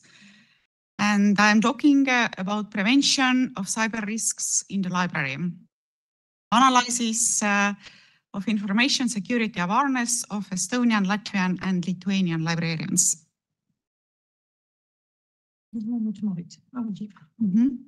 As we all know, cybercrime can never be eliminated. The only way is to educate yourself. It is extremely important that we are able to develop people's cybersecurity skills in such a way that our human resources are one of the major strongholds of a secure social order. For the majority of the population, the electronic environment has become a part of everyday life. People shop there, use the internet bank, communicate with colleagues and friends on social networks. Digital opportunities are growing, and digital risks are growing with them. At the same time, the number of frauds, the theft of money and data is also increasing. The most common are infecting computers with viruses, sending fake invoices, phishing or falsifying data, disregarding digital hygiene. Human weaknesses are exploited. Criminals and intelligent forces of foreign countries play with people's greed, feelings, happiness, etc. Unfortunately, not everyone has enough digital literacy to act wisely and responsibly in a virtual environment. However, active social networking and internet users without sufficient cyber knowledge are very vulnerable. It is known that every librarian in his area is one of the community builders. It's co-keepers and transmitters of important information. Information and digital literacy skills are very important for anyone visiting a library. So a librarian may be the first person to turn to for advice. It's easy to get lost in current information. So librarians are the ones who can give visitors a structured opinion about what's happening both in their country and in the world. Right now, the most important thing is to talk about security issues, not only in Ukraine, but also about what is happening in the cyberspace of the Baltic communities. Consists of different aspects. One very important part of our common security is the information space. We know that the library is traditionally a place where information is collected and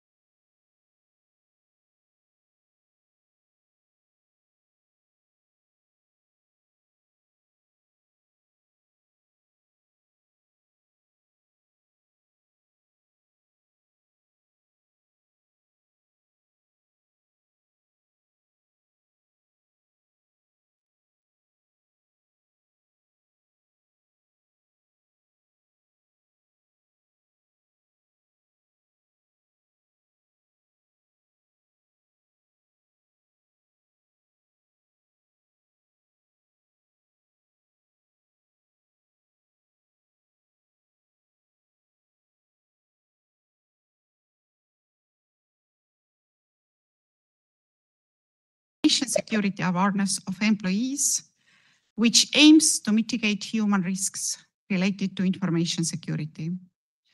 Due to the development of information security awareness, the goal is to reach a situation where, contrary to traditional assumptions, employees can be made the strongest links in information security. Information security awareness is an important part of an organization's strategy because employees' carelessness, disregard of information security guidelines, poor training, and lack of motivation cause the most important information security threat to an organization, which is called an insider threat. An internal threat can be related to either a deliberate action or an employee's ignorance or indifference to the organization's information security practices. Employee behavior and behavior change play a central role in information security awareness. Thus, it is to be expected that research on information security awareness is mainly based on behavioral theories and learning theories. But of course, behavior cannot be changed by raising awareness alone. This requires the ability to understand and implement information security practices, as well as the motivation to do so, which in turn requires a change in attitudes and the intention to behave according to information security rules.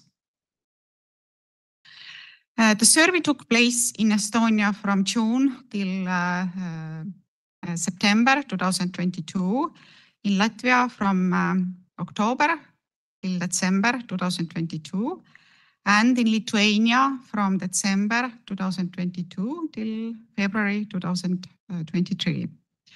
The survey questionnaire was distributed by the Estonian Librarians Association, National Library of Latvia, Lithuanian Librarians Association, and Lithuanian Research Library Consortium member list.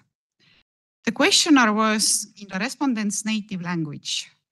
So choose librarians whose work does not require intermediate or advanced English language skills could also answer. For this purpose, the Estonian questionnaire was translated into Latvian and Lithuanian, and the representatives of the professional organizations of the respective countries were asked to test them. One of the most reliable methods of measuring attitudes is a scale developed by Likert in 1932, which consists of statements, each of which is accompanied by a multi-point scale. When answering, the respondents were asked to express their opinion on a 4-point scale. The answers obtained by this method are easy to quantify and analyze. Some authors recommend using odd-numbered answer options. This makes the analysis process more convenient.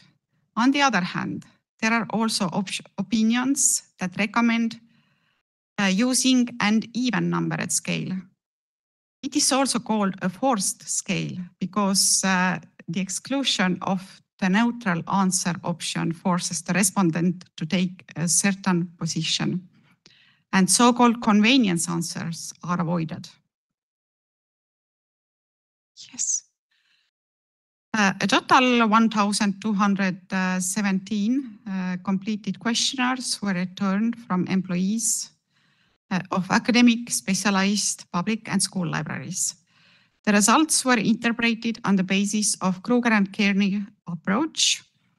They described in 2006 the development of a prototype to measure the level of awareness, where 80 till 100% was defined as a good level, 60 till 79% as an average level, and 59 and below as a poor level. More respondents from Estonia, Latvia, and Lithuania were in the age group 51-60. We can see that more librarians answered in the age groups 21-30, 31-40 in Lithuania, And there were significantly more respondents from Lithuania in the age group of 51-60.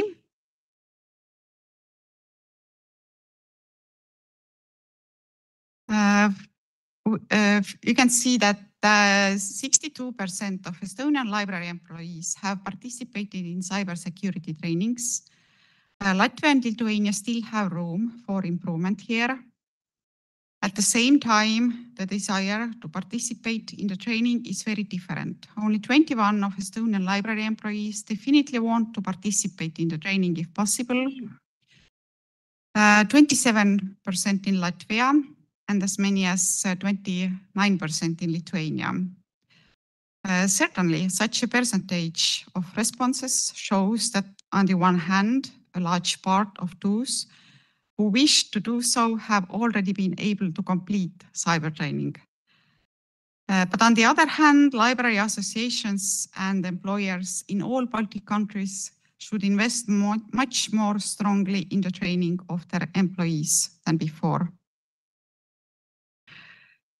Looking at the focus areas by sub-areas, we can see where the weakest links are in librarians' information security awareness.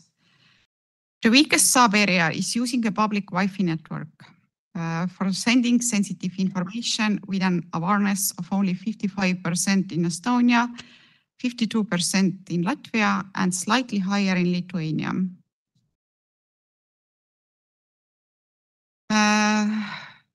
Information security awareness of library staff in Estonia, Latvia, and Lithuania is at an average level in the following sub-areas, like reporting cyber incidents, physically securing devices, posting about work, activities on the internet, and handling emails from unknown senders. The strongest sub-areas are sharing passwords, software use and considering consequences.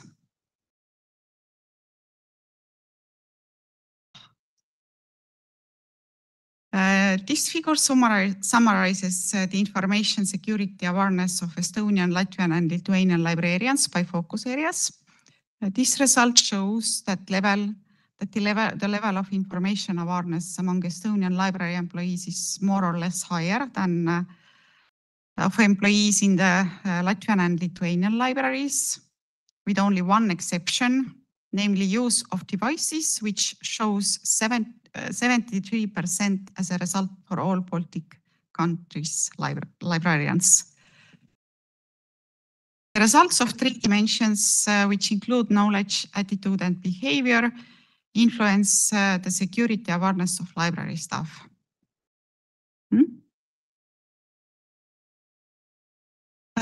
In summary, the 3 dimensions of security awareness include knowledge,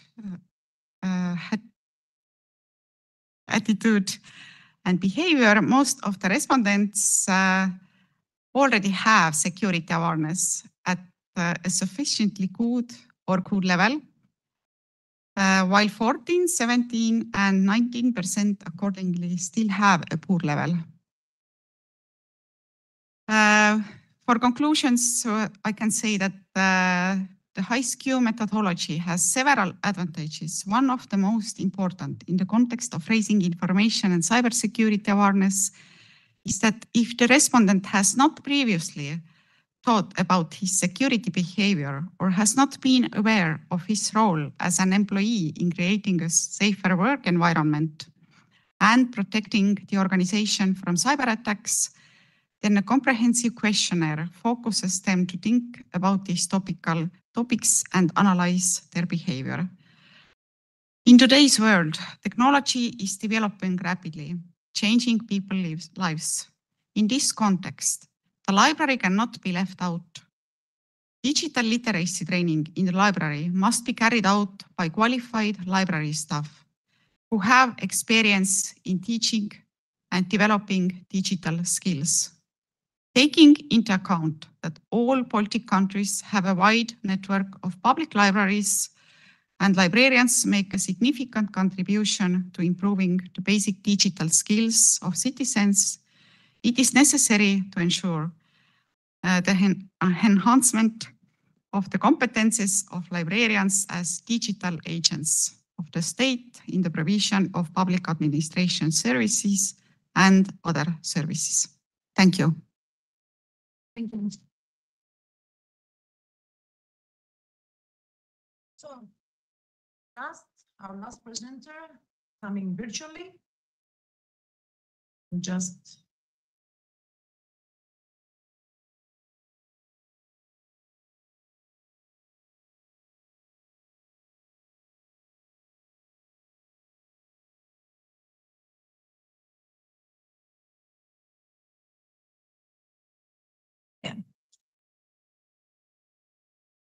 so I think we already have him here.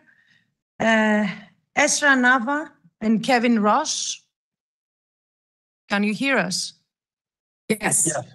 Okay. I think that you already started sharing your screen. We're all about to hear you. So. And you hear us well? Can you hear me?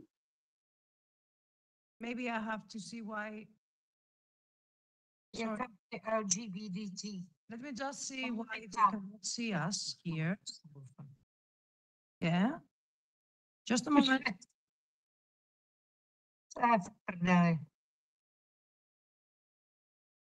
To je nějaký příspěvek o studentech LGBT.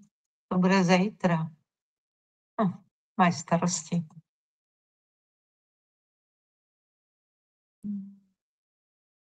Diverzita jako kolektivní aktivita. Co to je zase?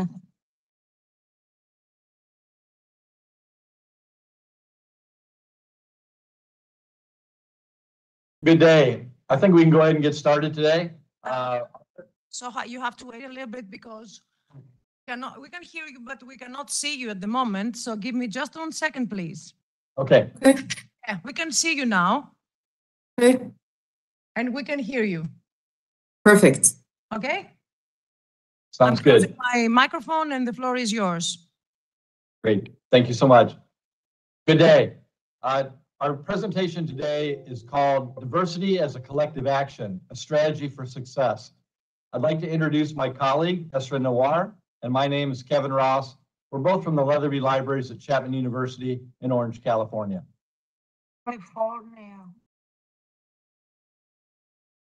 In regards to our background, library administration tasked Esra with the creation of a comprehensive diversity, equity, and inclusion plan that we could disseminate across all stakeholders across campus and also provide a web presence for our new DEI plan. We looked at 15 different DEI plans as a part of our strategy, and we looked at 12 that were from higher education entities and 3 from corporate entities. Diversity, we wanted to go deeper than just race, gender, and ethnicity. The common themes found in diversity, equity, inclusion. But we also wanted to emphasize diversity of thought. And in that regards, we came up with the theme, collective, redefine, and reimagine. And this time, I'll turn it over to my colleague, Esra Nawar, to provide some specific details. Thank you so much, Kevin, and it's a pleasure to be presenting at this conference. I know Kevin and other colleagues from the Leatherby Libraries have presented before, so it's an honor for me to talk about diversity, equity, and inclusion at the Leatherby Libraries. And as Dean Ross mentioned, we focus on so much more than race, gender, and sexual orientation. There's diversity of thought, there's physical ability, there's disability, there's also socioeconomic status. So library administration and the Leatherby Libraries Leadership Council came up with a diversity statement that is committed to supporting and promoting diversity, equity, inclusion in all our efforts. We define diversity in a holistic way through the provision of resources, services that supports the teaching, the learning, and research. And we also have partnerships across campus, as well as with many partners in the community. We have interfaith initiatives, diversity initiative, collaborations, and partnerships that raise awareness of diversity-related issues through creative programming, exhibits, displays, and instructional content. One of the things when we started our diversity, equity, and inclusion plan and I became the diversity coordinator, is that we wanted the diversity efforts to be more about a collective action. So it's not just the library's administration's issue, it's really the commitment of every single person in the library, in the building. That's why our theme is collective action is more important than ever. And we started to dig deep and see what people can contribute to diversity, equity, and inclusion effort in their areas, whether it was programming, whether it was instruction, whether it was open access. And those are the things that I will be showcasing in the next few slides. So the first and most important thing for any academic librarian is instruction. So our chair of instructional services worked so hard to make sure that the issues that are taught in the classroom in our information and data literacy sessions, or as we call them, freshman foundation classes, exemplify social issues, especially in the age of COVID, where everybody was talking about racial disparities, immigration, refugee issues. And those are social global issues. Researching a candidate's action to support immigration, for example, asylum-seeking individuals, of course, climate change, income inequality. So we opened the eyes and ears of the students into articles that they have not gotten a chance to actually read about these specific topics. That's from an instruction. We also worked very hard with our chair of access services to provide accessibility for resources in different ways, specifically during COVID, where we had a curbside pickup services. We have a mobile app. We also worked with our chair of electronic resources to increase the seamless access to our electronic full text content, as well as making sure that our website is accessible. Additionally, we work very hard and closely with our special collections and archives librarian and university archivist, who is very committed to emphasize people of color and minority collections, which we have a lot, but she also continues to build that collection. For example, a couple of our prominent archives here is the Orange County Japanese American Youth scrapbooks, as well as the Mendez versus Westminster archive, which focuses on the experiences of the Hispanic Americans in Orange County back in the 60s and the 70s. We also work closely with our strategic marketing communication to share the stories of our staff that come from different backgrounds, as well as the work that they do in the library. So almost on a monthly basis, we're highlighted stories, videos, articles that are shared by our staff to also highlight their stories, their work, and the different opinions that they bring to the table at the Leatherby Libraries. Open access publishing has been the buzzword and will continue to be the buzzword in academia for a while. So we work with the chair of scholarly communication that heads all our open access resources, as well as publication, open access, and things of that sort. And from research, we discovered that open educational resources in place of traditional textbooks help the students to create more equitable, inclusive learning experiences, specifically for marginalized students. So one of the things that we wanted to make sure to have is our institutional repository, or the digital commons. As you can see here, we've had almost more than 4 million downloads from across the world, in all which allows really access for greater diversity of people to engage with our research. Specifically, digital commons or institutional repository highlights the research and the creative activities from our faculty, staff, and students from all the disciplines. As you can see here, the discipline wheel highlights almost 1,000 disciplines and explored all the work that has been highlighted. Some of it is performances, flyer of upcoming things or things that have been done on campus, peer-reviewed journal articles, which really allows everyone across the world greater access to our research. We also are committed to bringing diverse databases that support different minors. We work very closely with our faculty and researchers in different colleges, specifically those of us that are librarians in the building that have different liaison areas. We want to make sure that we're supporting the the Africana studies through our Black historical newspapers, which by the way, was a grant from the President's Office, as well as our Wilkinson College for Social Sciences and Humanities. We also have the ethnic diversity sources that I just recently learned that it's been very well used by some of our faculty, as well as Open Society Justice Initiative and hundreds of other resources that support some of the minors, like the Africana Studies, Asian Studies, Latinx, LGBTQIA, and more than that. We also curate virtual exhibits. That's a tradition that we started during the COVID pandemic. And we have the concept that I had the pleasure of co-starting or co-founding with our previous dean called story rooms. We have about 22 rooms in the building. All of them, except one, has themes in them, whether they're highlighting an alum, a collection, a specific community. Right here, you can definitely go ahead and look at the full exhibit called Telling Stories One Room at a Time. But right here, I'm highlighting the Italian Heritage Archive. As you can see, it's a different community. People can go and look into the room. There's always an iPad, there's collections, there's information on brochures, QR codes that highlight the collections or maybe some of the stories of our local ethnic diverse communities. And it's been extremely successful to talk to the students and see how are they learning things beyond the classroom about these diverse communities. One other example that was curated by our health sciences librarian, as you can see, I'm showcasing how diversity is a collective action. It's not just one person's responsibility, it's the responsibility of each and every single person in the building. So one of our health sciences librarians down at our Rinker campus curated the National Hispanic Heritage Month in honor of Hispanic pioneers in medicine, bibliography and medical information, as well as peer-reviewed journal articles and ebooks that highlight Hispanic pioneers in the medical field.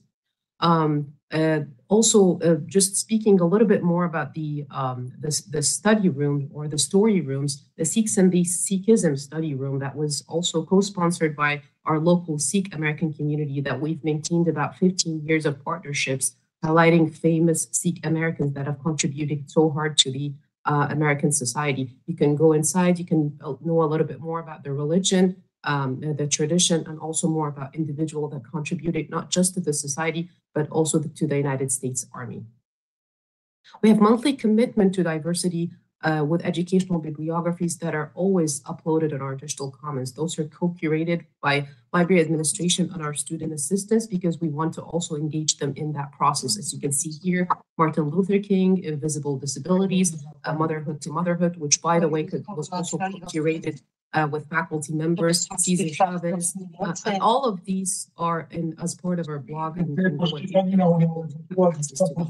Sorry, but somebody has the microphone on. Yes, Thank you.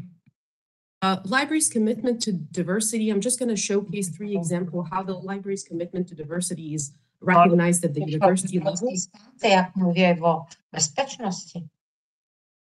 At the university level, at the national level, and at the international. I think someone still has their mic on. I'm just pointing this out. So at the university level, the Leatherby Libraries collaborated with the Office of Diversity, Equity, and Inclusion and the new Vice President of Diversity, Equity, and Inclusion on the first ever Black Book Nook, which is the first ever collection committed to Black history, thought, literature, and culture. And we already have plans on a yearly basis to engage the students, faculty, and staff with this collection. This collection is a collection of a permanent 250 books that are highlighted in our catalog with a note. We also changed this collection on a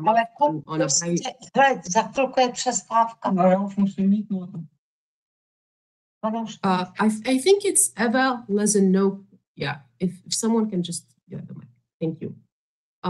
We were also recognized at the national level. Our commitment to diversity and the Sikh initiatives at Chapman University got an award, a silver award at the Council for Advancement and Support of Education. You're more than welcome to read a little bit more about this award and how we got this recognition at the national level. Also from the university perspective level, we also got another gold award from the Council for Advancement and Support of Education about our series called Exploring the Magic of the Leatherby Libraries that showcases our diverse story rooms. Also a project that was curated by our students, showcases even that we also engage student assistants in our diversity initiatives. At the international level, the library has created a name for themselves. The diversity librarian, who's myself at this point, I was invited to moderate a panel about disability sponsored by the Egyptian government and the British University in Cairo, which because of the name that we've created to ourselves and our diversity initiatives and efforts.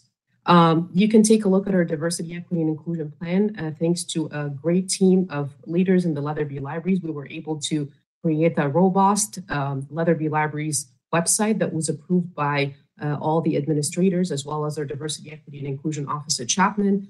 You can see here to my right, the Leatherby Library's website highlights the statement, the goals, all the resources for the minors, selected accomplishment by all the librarians that are engaged in DEI efforts, awards, scholarships, and then links to all the supporting services for the students in the library and at the university level as well.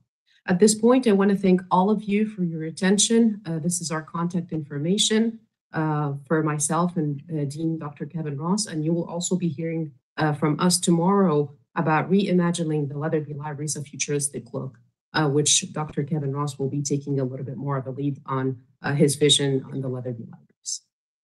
So thank you so much for being here. So this is the time for questions. We do have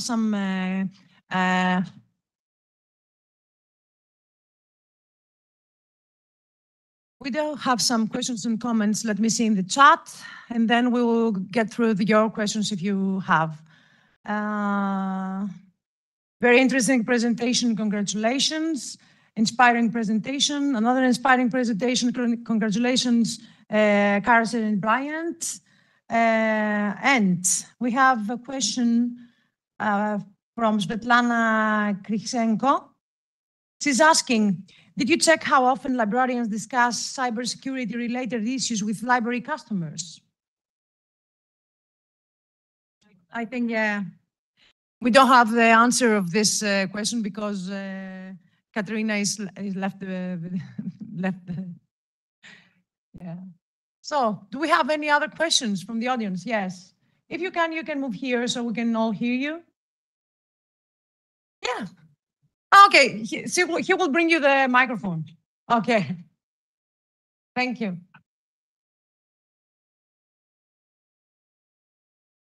Thank you. So I have a question for the presenter of the first presentation, the impact of remote work on academic librarians' professional and personal lives. Brian Winterman? Yes? Oh.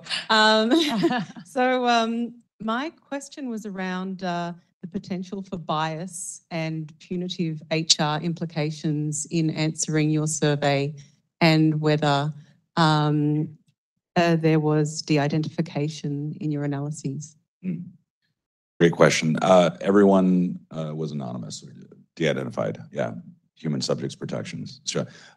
In general, I wouldn't get this good of data from my colleagues if that wasn't the case. Because they are protected, they speak very freely with me. So it's very good data, but good question. Yeah. Yes, of course. Same study too. I had a question about the use of the term librarians. Do you have non-librarians that you spoke to that work in libraries? Our library has a lot of people who are not professional librarians, don't have a professional library qualification. Were those people included in your study, or was it librarians within LIS? Yeah. Quick answer is no. But I think we have 70-something librarians at IU, Bloomington, and we have hundreds of staff, I think. But for feasibility, we just do little pockets of populations at a time. But there's interest in looking at staff too. So, and it would be equity-wise a very different story, for sure, as you might imagine. Thank you. Any other question, please? So, if we're done, this was the end of this session. Thank you so much for being here. Congratulations to the speakers. See you around.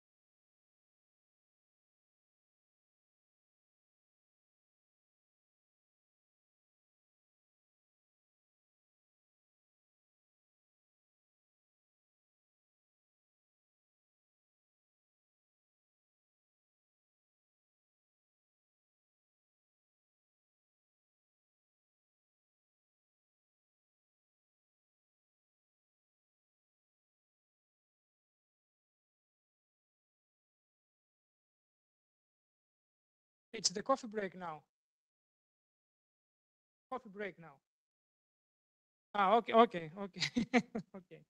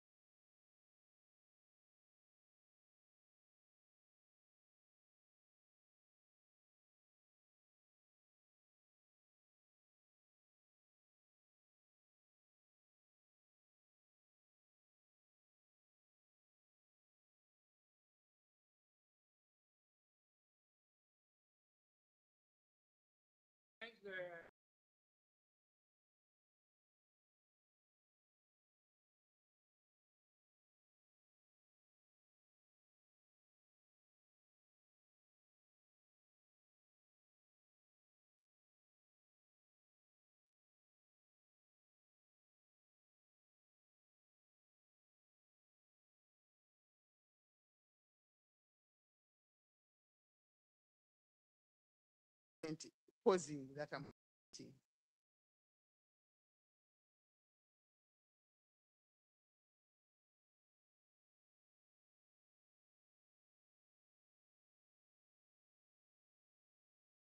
Thank you.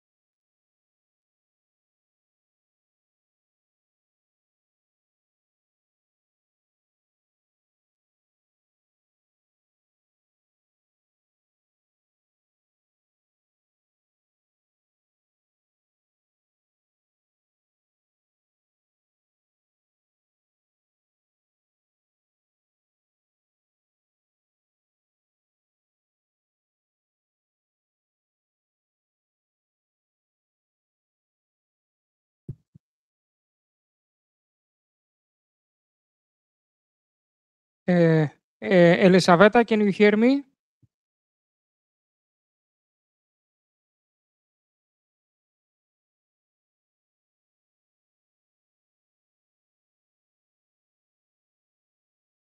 Oh, no. Antonis, I can hear you. Petrusha here. So the volume is okay. Would you like to share your PPT, or shall I do this?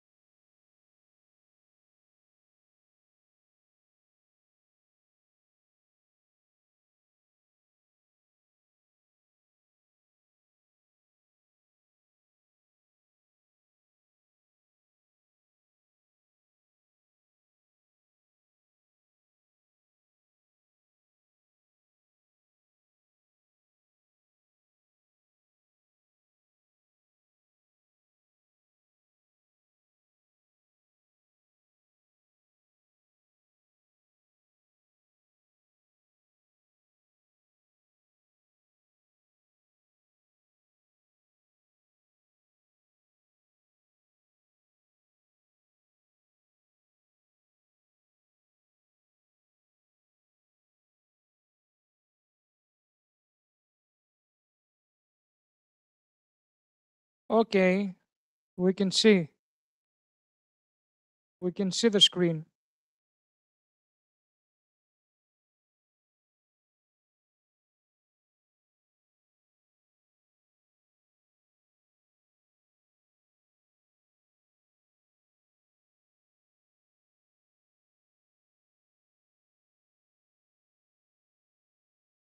Yeah, okay, perfect.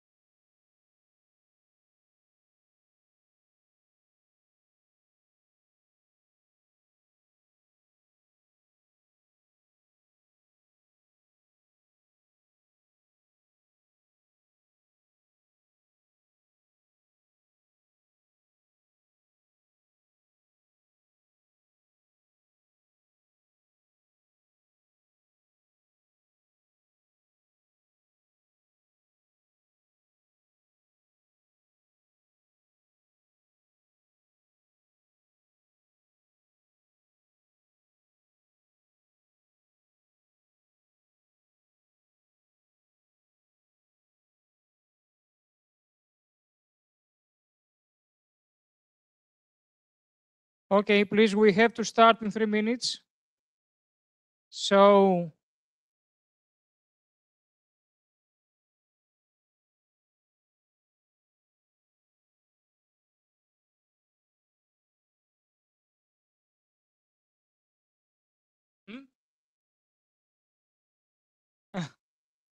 look, all the presentations in this session and the presenters are virtual. So please, the audience, be alive.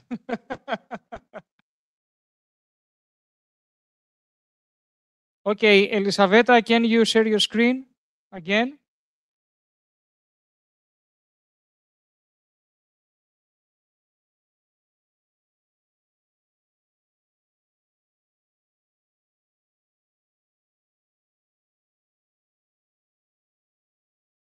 Okay. Okay, perfect. We start in 2 minutes.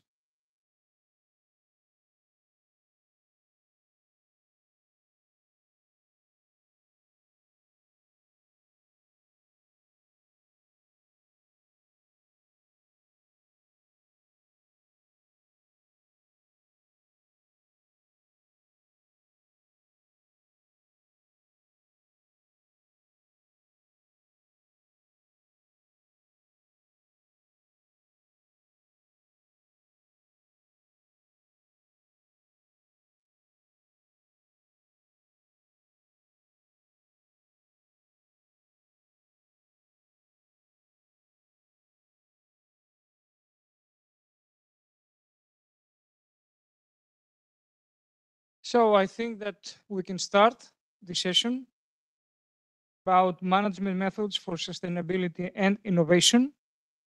We have 6 presentations, all virtual.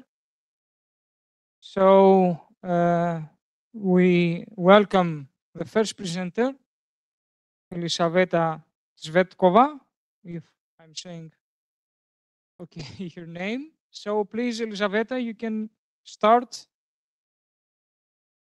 and introduce yourself if you wish.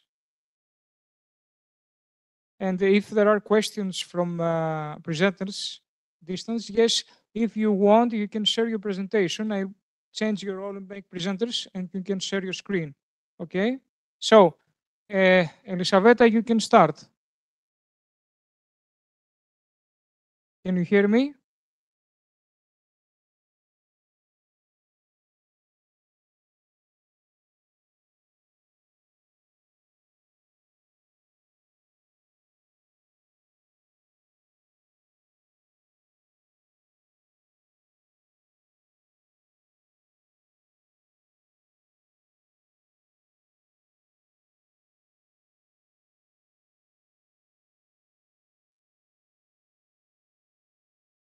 Elisaveta, can you hear me? Can you speak?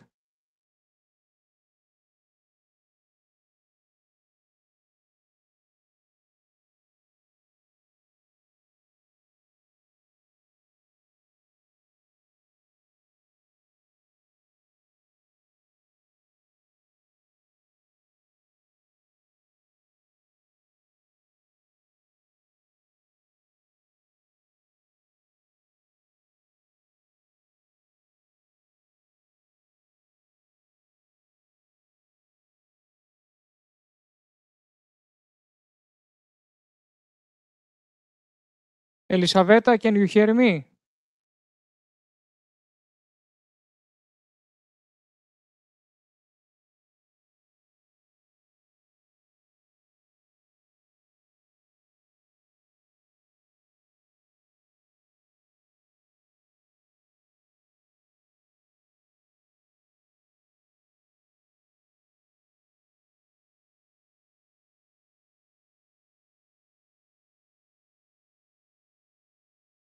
Elisaveta, can you hear me?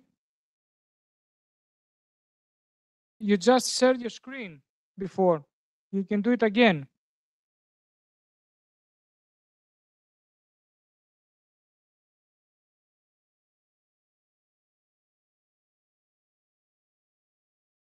Okay, we can see the slides. You can go to the beginning of your presentation. See the first slide.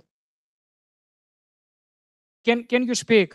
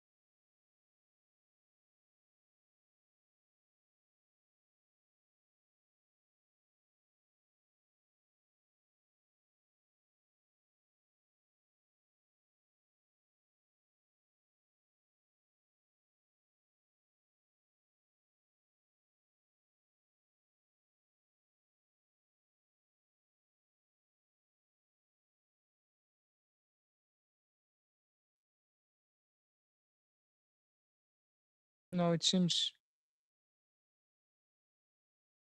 Okay. It seems there is a problem. I don't know.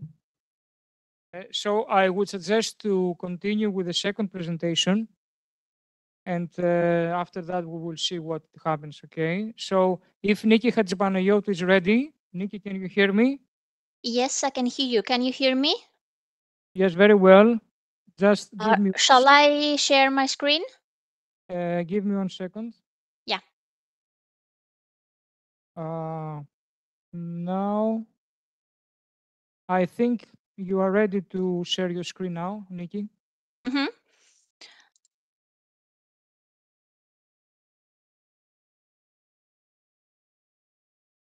Okay, perfect. So we start with the second presentation from Nikki Hadjipanayotou. So,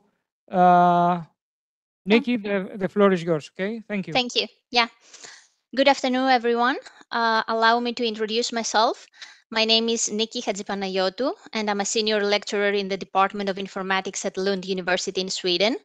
I hold a PhD diploma in informatics and a master's degree in information systems and 2 bachelor's degrees, one in library and information science and the second bachelor's degree in pedagogy. Before deciding to pursue a career in academia, I was educated as a librarian in my home country, Greece, and I have 15 years of work experience as an academic librarian. And because of that, I have a genuine interest in libraries and how these organizations operate their business. Throughout the years, the work of library managers has become a particular focus of my work, while my current work focuses on the use of information systems in information-intensive organizations and society. The title of my presentation today, as you can see, is The Complexity of Academic Library Managers' Work Practices, supported by computational artifacts. And please note that computational artifacts, computer-based technologies, and digital technologies are used synonymously in the presentation. Also, in order not to repeat academic library managers again and again, I will refer to them as managers. Oops. Okay. Digitalization, which demands the use of new computational artifacts, has created challenges in the work of academic library managers because university organizations wherein academic libraries reside are often early adopters of new computational artifacts that can be used not only for the needs of library users, but also for the support of library managers' work. Managers' everyday work is mainly cooperative. That is, managers are required to cooperate to get their work done and manage their library organization, regardless of their own perspectives or conflicting goals and associated behaviors. Their cooperation typically relies on computational artifacts to enable and support managers' interactions. However, the actual way that academic library managers' work is carried out and what it means to be an academic library manager is still an underexplored academic topic. Current studies about library managers focus mainly on their skills. In the literature, cooperation and computational artifacts are studied, but not often from the management perspective. In the literature also, the artifact side of practices is still somewhat neglected.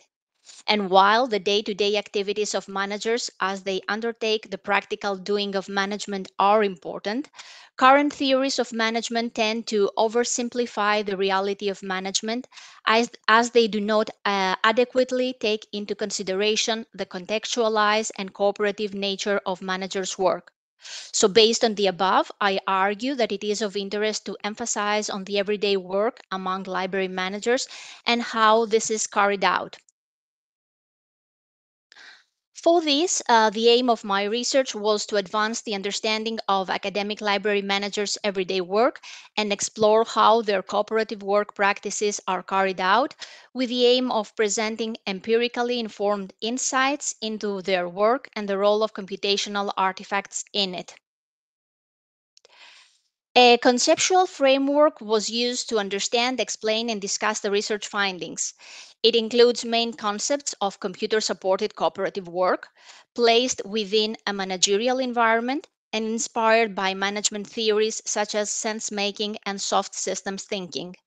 To explain it, the research is positioned in computer-supported cooperative work, or CSCW in short, an interdisciplinary body of research within the research field of informatics, which aims to understand the nature and requirements of cooperative work among individuals and groups to better support it with computer-based technologies.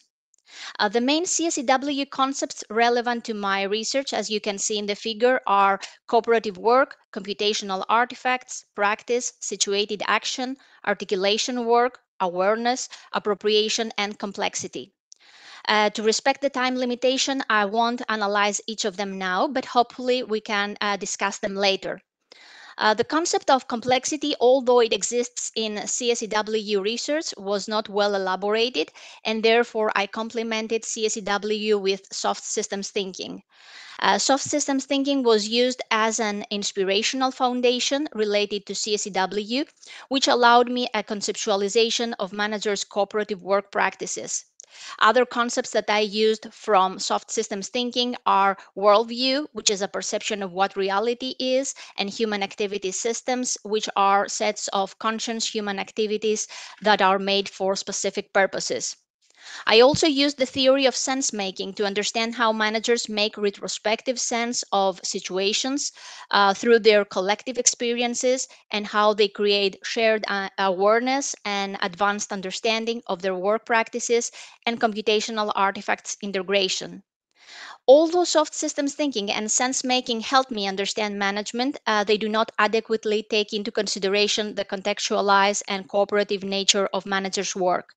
At this point, the CSCW approach and its concepts were found most suitable for my research. The empirical settings of the research was based on two public academic libraries, one in Sweden and the other in Australia. 21 academic library middle managers in the two university libraries constitute the participants in this research, for which I followed a qualitative approach, and my methodology to achieve the aim of the research was ethnographic and specifically focused ethnography. Ethnography is also a way of looking at how people do their work. Ethnography and focused ethnography have the same main principles, that is, naturally occurring settings, holistic view, descriptive understanding, and participants' point of view. The difference is that focused ethnography has a shorter duration and it is considered contemporary in regard to its subject matter, context, and use, because the aim of a focused ethnographic study is to examine specific and focused problems. I collected my data through documents review, participant observations, informal and formal face-to-face semi-structured interviews, and I analyzed my collected empirical material thematically. From the analysis of the collected empirical data, I concluded to the following findings, which you can see in the table, and let's take each one of them and explain it. Prior to answering the main research questions, it was important to answer what computational artifacts are used in managers' everyday cooperative work. And as you can see in the two figures, the Swedish and Australian academic library managers are provided with a multitude of computational artifacts, such as information, communication, and administration technologies, and software and devices by their university organization, which they use to carry out their everyday cooperative work activities of managing the library organization. The cooperation of managers has several dimensions. For those managers who are based in the same library branch, department, section, or function, their cooperation is co-located, while for others it is remote since they are geographically distributed. Furthermore, cooperating managers in both research settings work synchronously and asynchronously with the support and facilitation of computational artifacts. Thus, their work is neither based on the simultaneous presence of all managers, nor it is necessarily performed sequentially. Managers' work practices, however, besides being distributed physically in time and space, are distributed logically too, in the sense that the Swedish and Australian cooperating managers are interdependent in their work. It was also important to find what are the main means of managers managing, and answering this question involved examining how academic library managers give meaning to their everyday cooperative work, how they accomplish their work. The Swedish and Australian managers' main means of accomplishing their work of managing is through documents, meetings, and projects. Managers work cooperatively on formulating and organizing documents, which are produced out of collected information for specific occasions related to the management of their library organization. Completed documents are stored, made available, disseminated, accessed, or updated with the support of computational artifacts. The Swedish and Australian academic library managers express their cooperating and managing in action through meetings, since they work cooperatively in organizing and leading meetings among them and/or with other library staff members to inform and get informed, discuss and take decisions. Meetings are planned and organized with the support and facilitation of computational artifacts. In addition to managers' everyday traditional way of managing, their work mainly revolves around smaller or bigger projects. Managers coordinate their work and make it mutually and organizationally accountable through projects, which function as a formulated organizational arrangement. Furthermore, projects are a way for managers to collectively use and apply the information and knowledge which is embedded in the library organization for the benefit of the organization itself. Once again, projects are accomplished with the help of computational artifacts. Managers have many practices of working together. The Swedish and Australian managers were observed to be active actors whose work revolves around collaboration, coordination, and communication. Their collaboration practices are interconnected with practices of communication and coordination, and they are also intertwined with information sharing and the computational artifacts use. Managers' collaboration practices are presented as a system of interdependent and interrelated purposeful activities where managers act as central coordinators of these work tasks and activities, and at the same time they are aware and aligned with each other's work. Managers' communication practices are related with information sharing and using digital technologies to support the sharing and managing of information and therefore their communication. Besides information sharing by means of documents, meetings, and project work, managers use information as a mode of interaction and a medium of communication to facilitate the coordination of their cooperative work. However, sometimes the use of computational artifacts for the support of managers' communication is challenging and complicated, something that leads to workarounds or unanticipated practices. The process of leading the work of their library team members to achieve the library objectives and goals is tied to managers' coordination. Their coordination practices include breaking down and managing the work through a series of distinct steps to be completed, which usually follow the phases of initiation, planning, executing, monitoring, and completing. Managers forecast required activities, they plan them, they collaborate and communicate in order to accomplish them, they plan lines of authority, they make decisions, and they schedule the required tasks for the accomplishment of the goal. At the same time, they try to foresee unanticipated contingencies. After completion, they make sure that all the related files are archived and lessons learned are documented, mainly with the support of computational artifacts. Managers' decision-making practices include identifying and choosing alternatives based on the available information, their previous knowledge, their interaction with the organization, and their perspectives, values, and beliefs. In addition to the role of information, the role of meetings are observed as important in managers' decision-making practices because meetings function as managers' main mechanism of managing through which they discuss, plan, and practice the practical activity of decision making and the supportive role of computational artifacts. The use of computational artifacts is part of managers' everyday cooperative work practices and introduces challenges that need to be overcome in addition to benefits. Managers confirmed that the plethora of computational artifacts, although it offers them options in their cooperative work, sometimes has negative results as they feel confused and overwhelmed. Managers agreed that they must improve their use of these collaboration tools. They also agreed that the digital technologies selected and required by the university organization are typically not well integrated, and this challenges their collaboration. So these deficiencies must be addressed by the university. In addition, the introduction of new computational artifacts requires managers' acquisition of new knowledge and skills.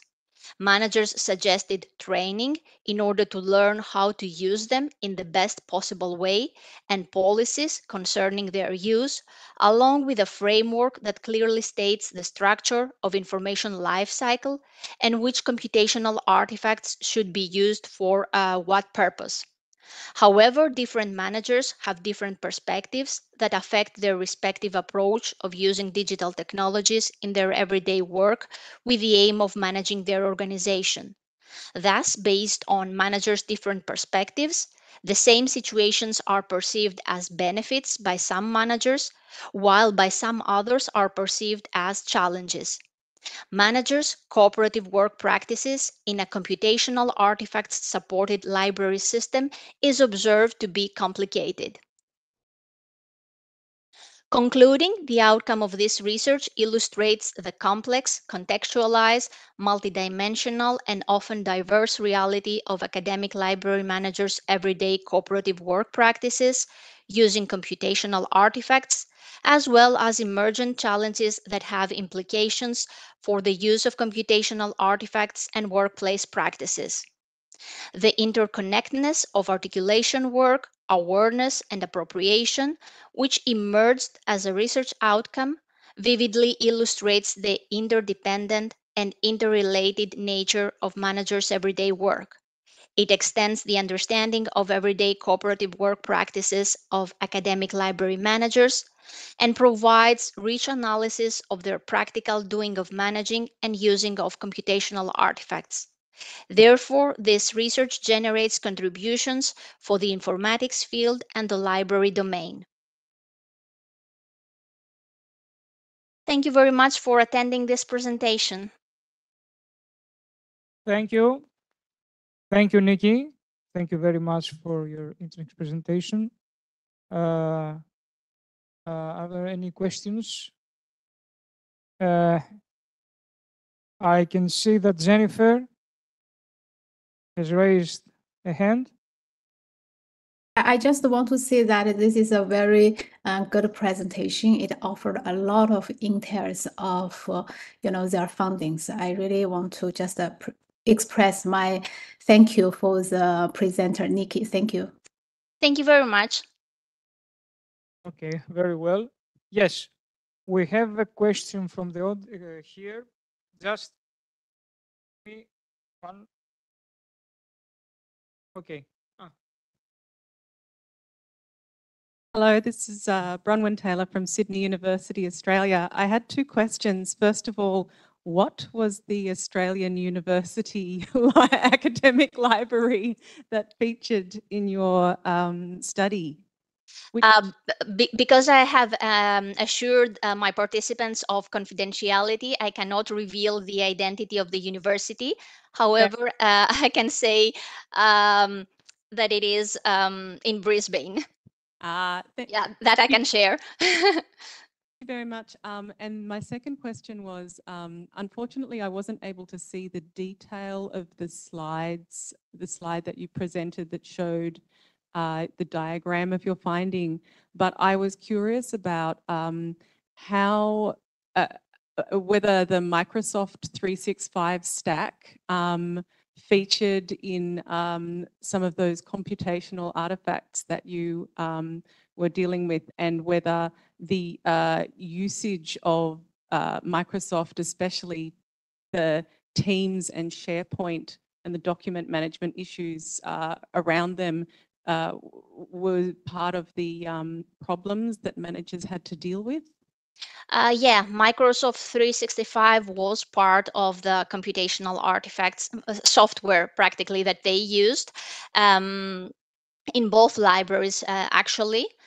And the problems that the managers faced was that it was too much applications that they used that sometimes it was confusing for them, and they practically didn't know which one to use for what purpose. And therefore, that sometimes, as I said, it became confusing for them and also overwhelming, trying to find, for example, a document somewhere that they were expecting to find the document, but it was in another place. Sometimes, in order not having to do all these, they were saving the documents on their own drive, and somehow this interfered with the organization, with the way the library was organized. I hope I answered your question.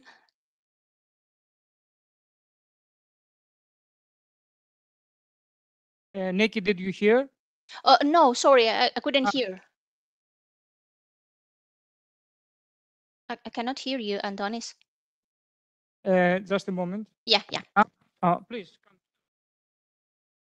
I just wanted to say thank you, and we're having exactly the same problems in Sydney University Library.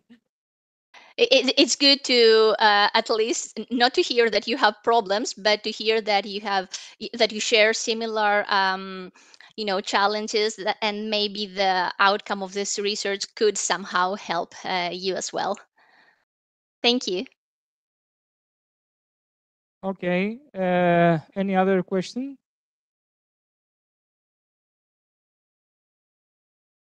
No. Okay. Thank you very much, Nikki, for your Thank you. presentation. Thank you, Adonis. I will stop sharing now. Yes.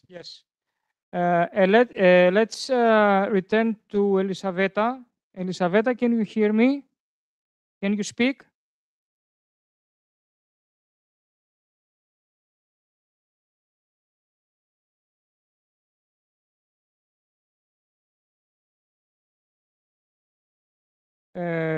I can see in the program that Elisaveta is along with Elena Savova. Elena, can you hear me?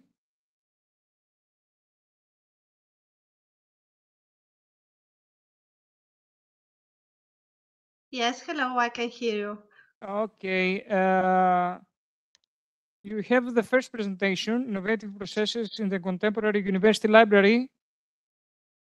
Yes, but this presentation is prepared by my colleague, Elisaveta Tsvetkova. So if she has any problem in the moment, I can talk about the modern library in the university educational space.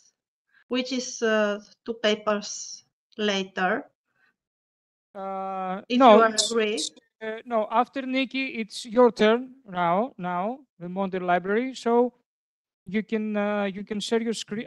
Just give me a second. Sorry.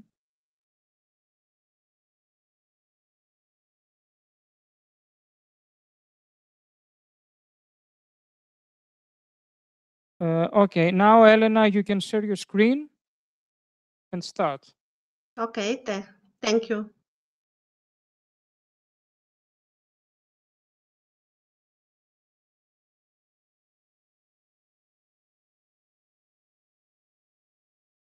Okay. I'm not sure. Can you see the presentation? Yes, we can see the presentation. There is a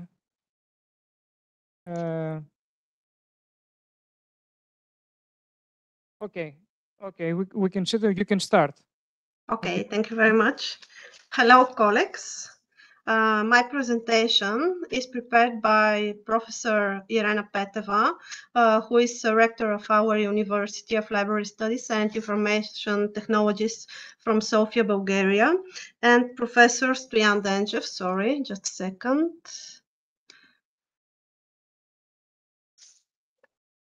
He was the previous rector of the university, and the topic of the paper is the modern library in the university educational space. Knowledge and information are in the base of all change in human history. Today we can change the world more and more quickly and easily, not forgetting the wise words of Mahatma Gandhi, the future depends on what we do today.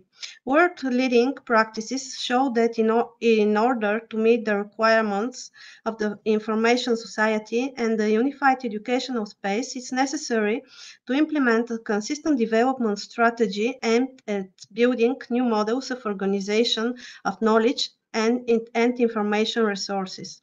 Today, libraries should be the place that provides all the necessary opportunities for the full development of both the individual and society as well. In order to continue to be a necessary and important institution in public development in the future, libraries should adapt to the changed conditions in the modern public environment and respond with adequate policies, activities, and up-to-date information resources. Preserving their basic functions, library institutions today should discover new approaches, ways, and means to satisfy public needs, built on their traditional role without in the least diminishing it, discover new ways to the modern, socially active, and demanding public.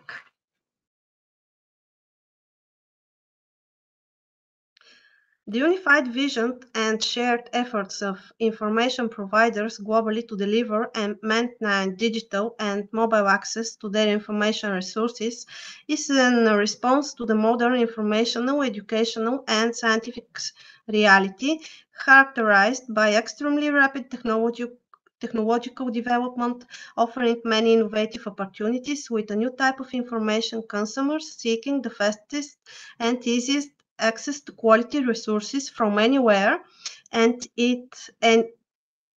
anytime, with multi-type increasingly well-developed information sources creating a highly competitive information environment.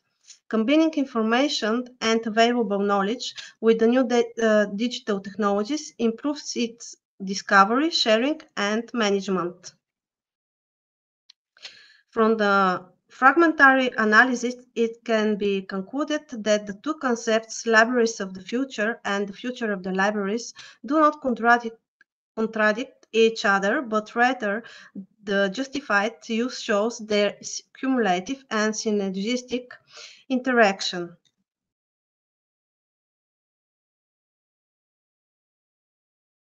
Education is one of the highest values in any society.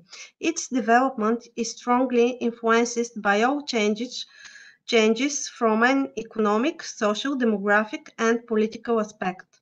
In these conditions, The goal of educational institutions should be aimed at creating a favorable environment and optimal conditions in which to develop the abilities of learners, to build their skills for creativity and solving various problems. One of the main social challenges facing modern society today is the conservation and preservation of education in the condition of a dynamically changing social environment. The educational system is expected to provide education to young people who already have different ways of thinking, expectations, and learning styles. This in turn necessitates the development and implementation of new methods and approaches to learning. With the introduction of new information and communication technologies in public life, and in particular in the developed educational environment, a radical transformation is taking place in the thinking, attitude, and needs of citizens. The new cultural and educational environment creates active users without limitation in their searches, with a desire to solve problems and constantly develop their competencies. Needs are created for constant and unlimited access to all accumulated world knowledge and information, a need to transform the ways of obtaining and assimilating knowledge.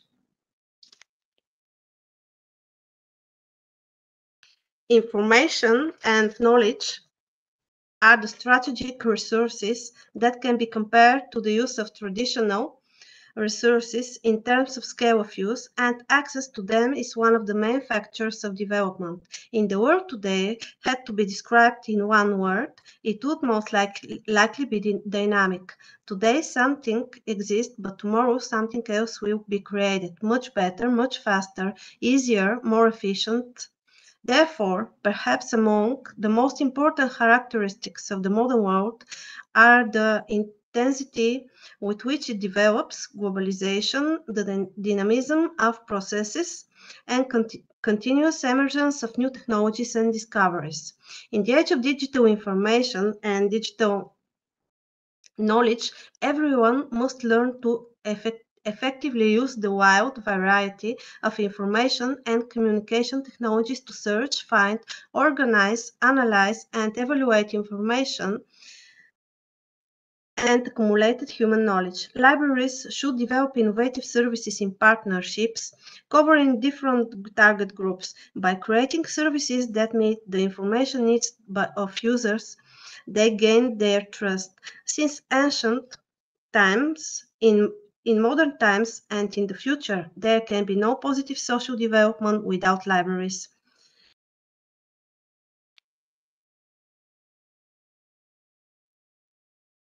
The modern university library has already captured the youthful rhythm of life and is the place where people and technology meet and communicate each other.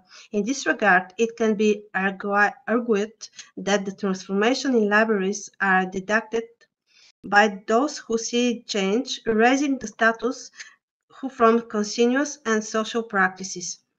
This together, they transform the public library into something even closer and dearer, a place that we can recognize as is our own, place where we meet friends, people or books. A place where new technologies create the three-dimensional world of which we also became an important and immutable part, because the action of one person can change many things, but the action of many people working together as one can change the world. This is the thinking and action of the new age. This is the smart thinking and action of the future. Thank you for your attention. So if you have any questions, I can answer them. Okay, thank you. Thank you very much for your presentation, Elena. Other questions from the audience or from people in the instance? Questions or comments, perhaps?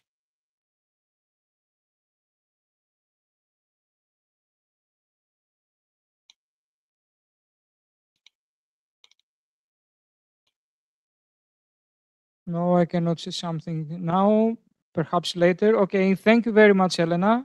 Thank you very much. Thank you. For your presentation. And let's return to Elisaveta. Elisaveta, can you hear me? Can you speak?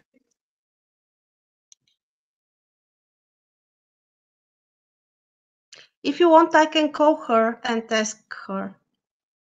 Excuse me? I can call her because we are colleagues in the university and we are in Bulgaria. If she can speak, I have the presentation, so I can share the presentation and just Elisaveta to speak, but I think that she cannot speak. I cannot hear her voice. So, okay, you can, if you can call her. Yes, I will try, and just a second, I will tell you.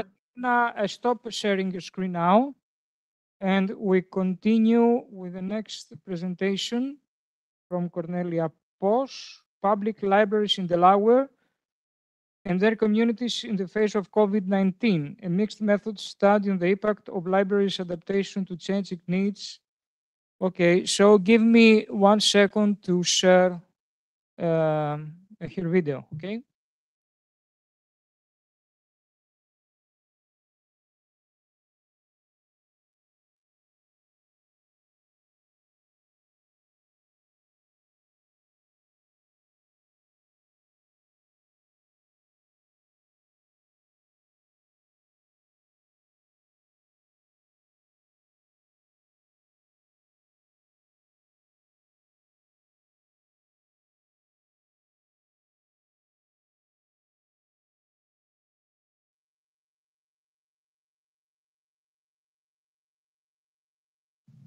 Hello, everyone, and thank you for the opportunity to speak to you today, even though I cannot be in Greece myself. My name is Cornelia Posch. I am a PhD candidate in the Disaster Science and Management program at the University of Delaware and a research assistant at the Disaster Research Center. My talk today is called Public Libraries in Delaware and Their Communities in the Face of COVID-19, Improvisation and Adaptation to Changing Needs. This is my dissertation research. And if some of you are confused now why I am speaking at a library conference, I am a librarian and have discovered my passion for emergency preparedness and disaster science through lived experiences of emergencies in the library I worked at in Rome before moving to the US in 2020. With this talk, I want to give you an idea of how disaster research and library practice can go together. Like many other institutions and organizations, with the emergency declaration issued on March 13, 2020, libraries in Delaware had to suddenly stop what they were doing and quickly reinvent the wheel. Public libraries in the US play a crucial role in their communities because they cover a lot of bases when it comes to taking care of very diverse needs. Their closures, therefore, impacted a lot of people in a lot of different ways. Library patrons did not just lose access to books. They lost a place to spend time, a place where they could meet with a social worker, where they could access the internet, learn English as a second language, or receive help with taxes and job applications. They lost a place where they could stay warm in the winter and cool in the summer, where they could use the bathrooms, a place to use a 3D printer, or play the piano. I will be looking at how public libraries improvised and adapted their services to continue to serve their patrons during the initial months of the COVID-19 pandemic. My dissertation research is taking place in the state of Delaware. For those not so familiar with the geography here, this is where we are, on the East Coast, about halfway between New York and Washington. I'm looking at public libraries in the state of Delaware. There are 35 of them across the 3 counties, including 2 bookmobiles, most of them in suburban or town settings. The time frame I'm looking at is March 2020 through July 2021. The start date is specifically March 14, as the first day libraries were closed. The end date is July 4th, 2021, as the goal date for the initial push for vaccination. For the purpose of program analysis, I divide the timeline in 3 sections. Pre-pandemic as control data, is programming and services happening from summer 2019 to mid-March 2020. Pandemic 1 is the period from the closure of the libraries to the end of June, when the first wave of infections and lockdowns tapered off, and some branch libraries opened again.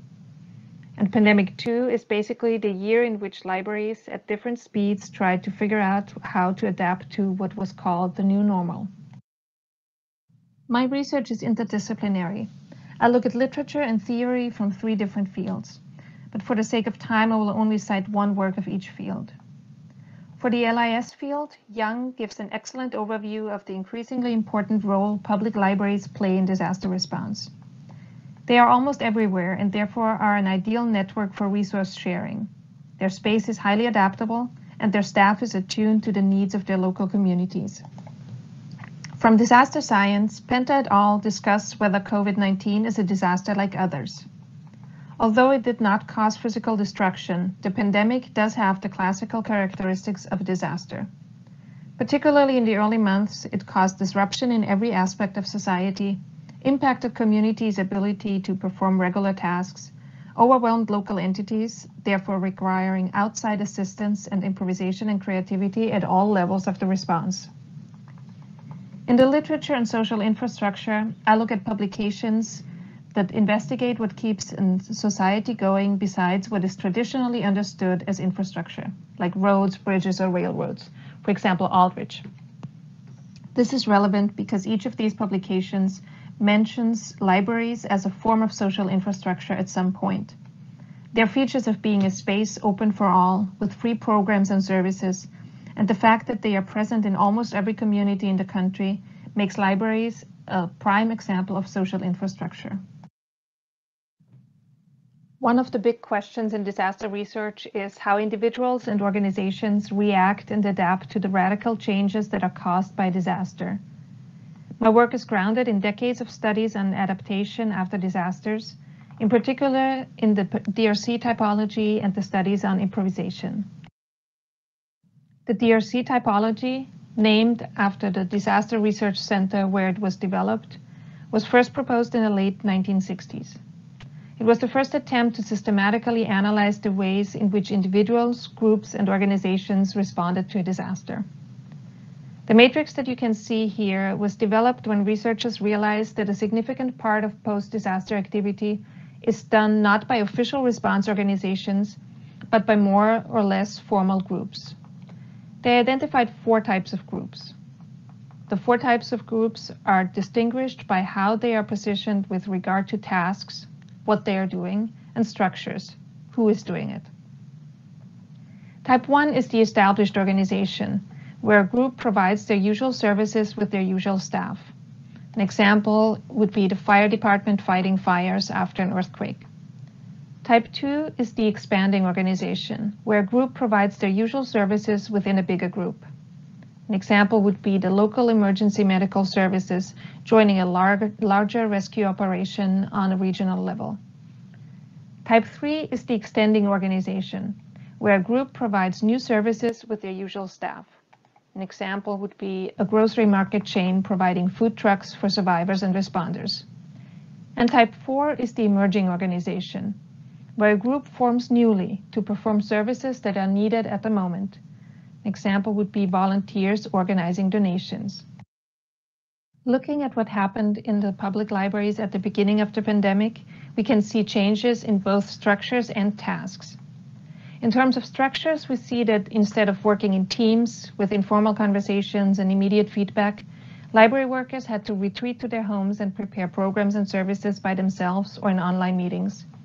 Instead of going to a workplace that is fully equipped with the materials they need for their daily work, like printers and other technical equipment, reliable high-speed internet, books, crafting materials, library workers had to get by without most of these things. With regard to tasks, we see that instead of staffing the reference desk, organizing programs and processing materials, library workers were now recording and editing videos to upload to Facebook, distributing devices like hotspots, distributing government-issued information, and later enforcing rules about masking and distancing. When looking at the actual activities that took place, the concept of improvisation will guide my analysis. Improvisation is a central element of disaster response. It is not chaos or a failure of planning.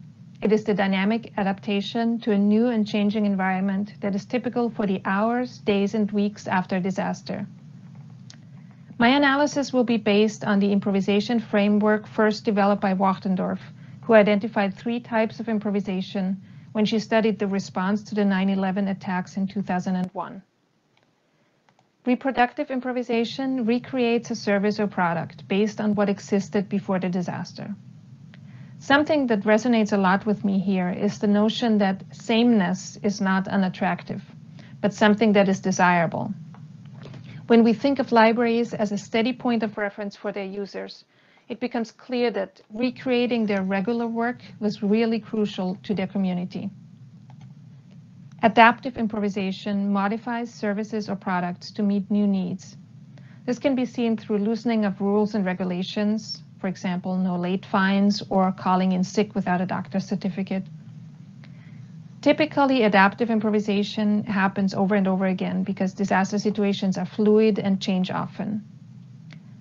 Creative improvisation generates completely new services or products.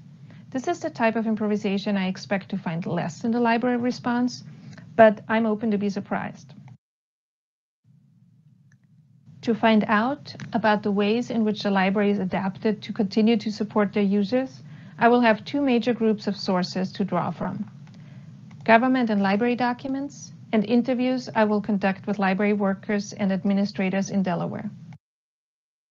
The document analysis includes funding and policy documents, data from the US Census, mission and vision statements from the libraries, communications that were distributed by the libraries, federal health guidance, reports from local and state entities and library organizations on the state and federal level.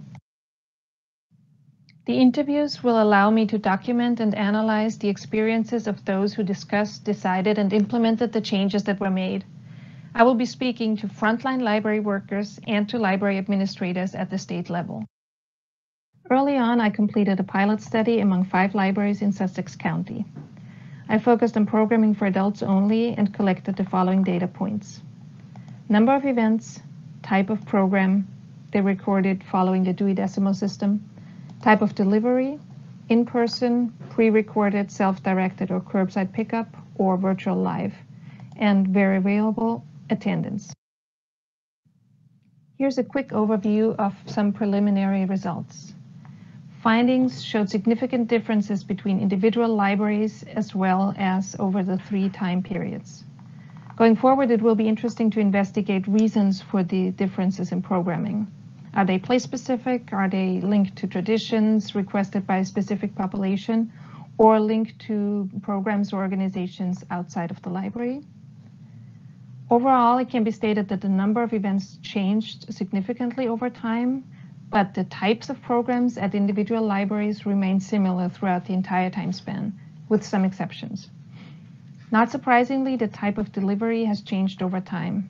While before the pandemic, programming was exclusively in person, after the closures, most libraries quickly adapted and developed more or less extensive online programs.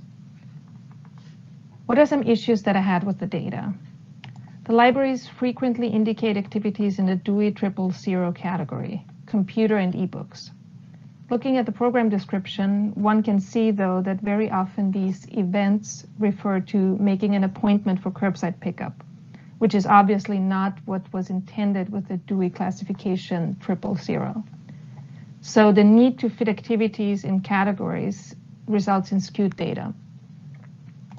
Data interpretation has to take into account that the 3 time phases are not of equal duration, but dictated by the phases of the pandemic. The data is self-reported, which leads to inaccuracies, and data regarding attendance is also very inconsistent. Let's take a look at one of the branch libraries that I analyzed, Laurel Public Library. While in the pre-pandemic phase, to the very left, arts and recreation in orange led the statistics. In the pandemic 2 phase, on the right, computers and ebooks in light gray are the #1 activity. Applied science activities in blue are ranking second in both pre-pandemic and pandemic 2. They're focusing on health and wellness topics with cooking classes, Tai Chi and yoga, a program for chronic pain management, a walking club, and hygiene bags for patrons who usually would take advantage of the library's bathroom facilities. These data points are a great starting point for my interviews with those who actually did the work, who made the decisions, and adapted their day-to-day routines. Informal conversations with library administrators and staff have made it clear that after the initial shock of the closures, they saw the dire needs of their patrons and found ways to support them even during lockdown. They enhanced the Wi-Fi signal outside the library so people could access it from the parking lot. They offer tech assistance, things like, how do I access an ebook? How do I make a Zoom call? How do I sign up for services using an internet platform? They became, even more than in normal times, a distribution hub for services that other organizations offer, like social services, medical assistance, or help with taxes. They paid particular attention to the needs of the children, offering virtual story times, homework assistance, arts and crafts projects. They organized food banks outside their buildings. They prepared hygiene kits for the homeless. And later on, they became vaccination centers. For me, the next steps are completing the data and document analyses, preparing for the ethics review for my interviews, and then starting the interviews with library workers and administrators, hopefully next month. I'm very excited to get to that more personal and direct part of my research. For now, I thank you for your time and your attention. If you have any questions or comments, you can see my email address and Twitter handle on the screen. I would love to hear from you. Thank you. Thank you, Cornelia. I apologize because we encountered some technical problems and people at distance, they were not able to see the slides very well, but I think that they could hear. So if there are any questions or comments from the audience here or the people from the WebEx distance, please feel free to ask.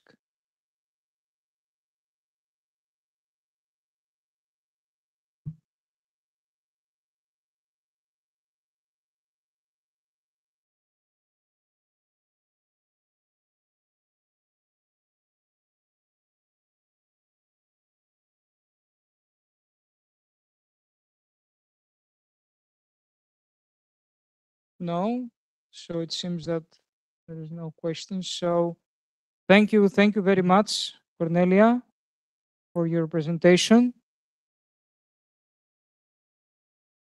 Can you hear me?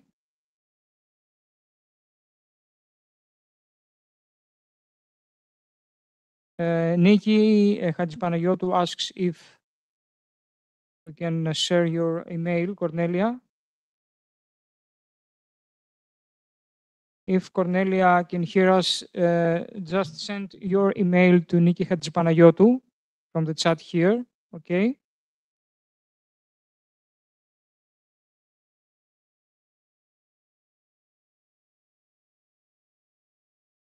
Yes, Cornelia just wrote her email here in the chat, so everyone who is interested in...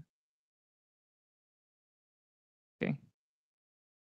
So let's continue to Elisaveta. Elisaveta, can you hear me? Can you speak now?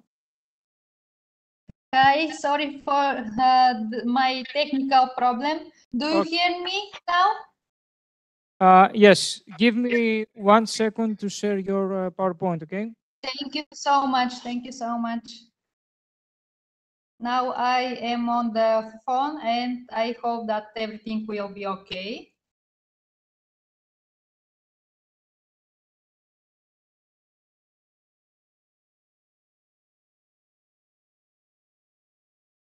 Okay, thank you so much.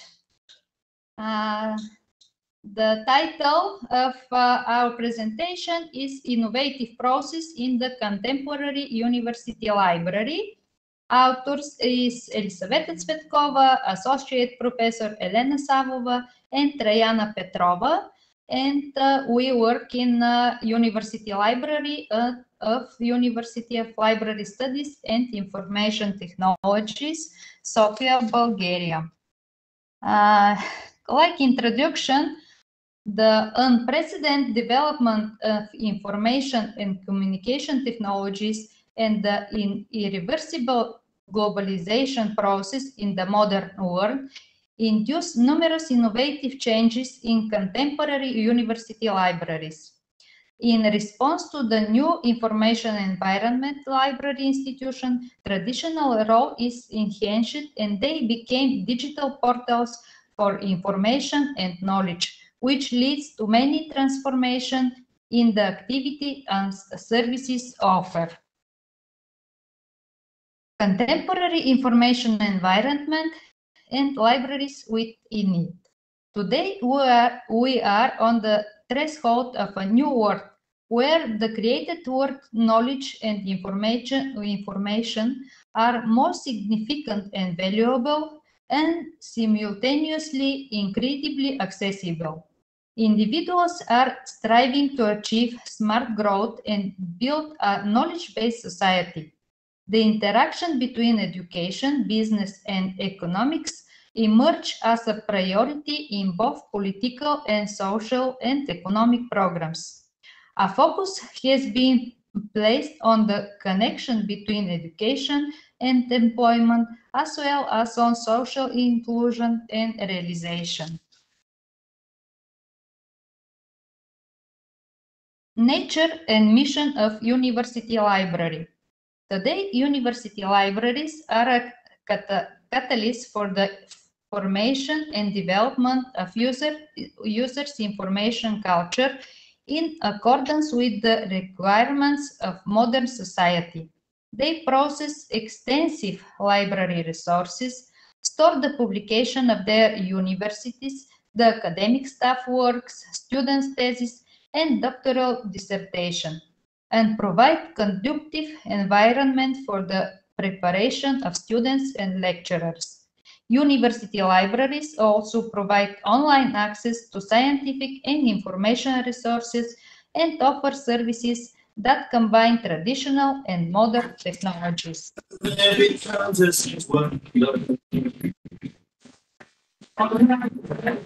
Please, people at distance, turn off your microphones, please. Do you hear me?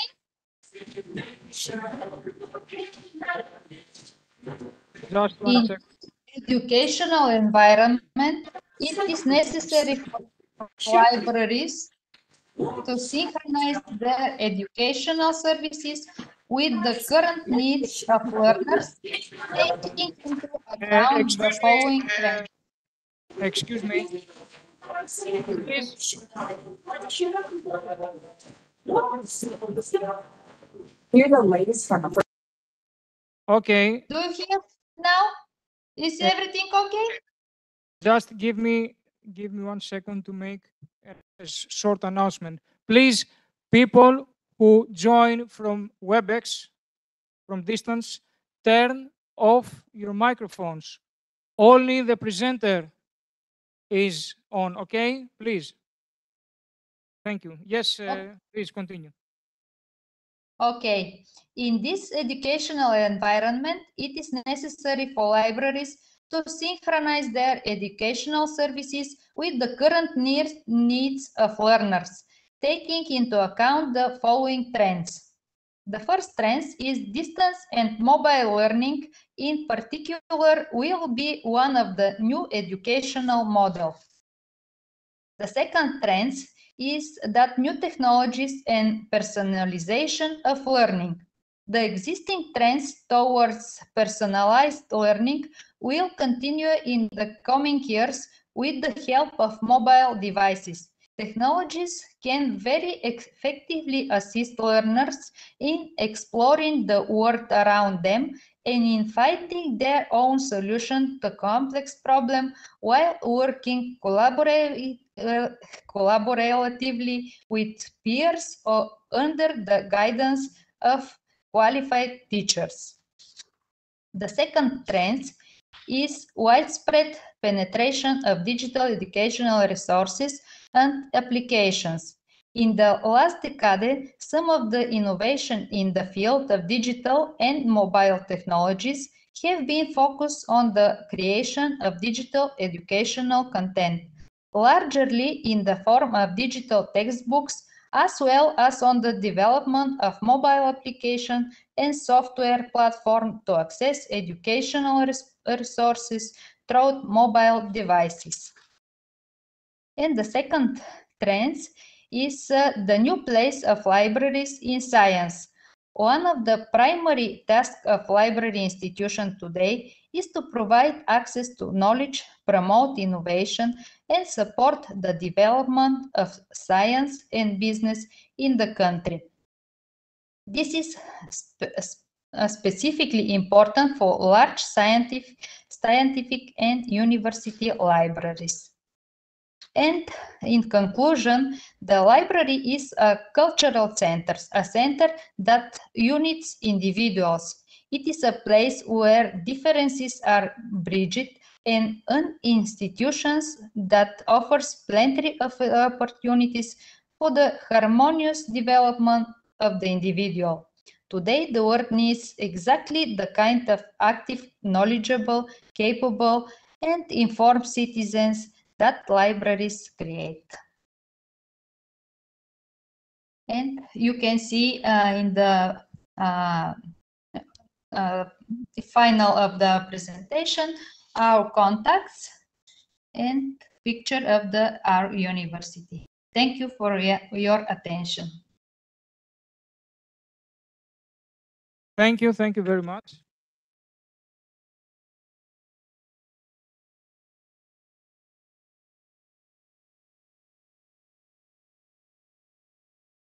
Very much, Ms. Aveta, for your presentation. Other questions from the audience?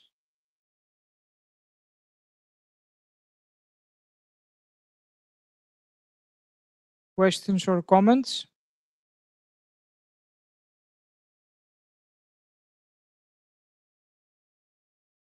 No?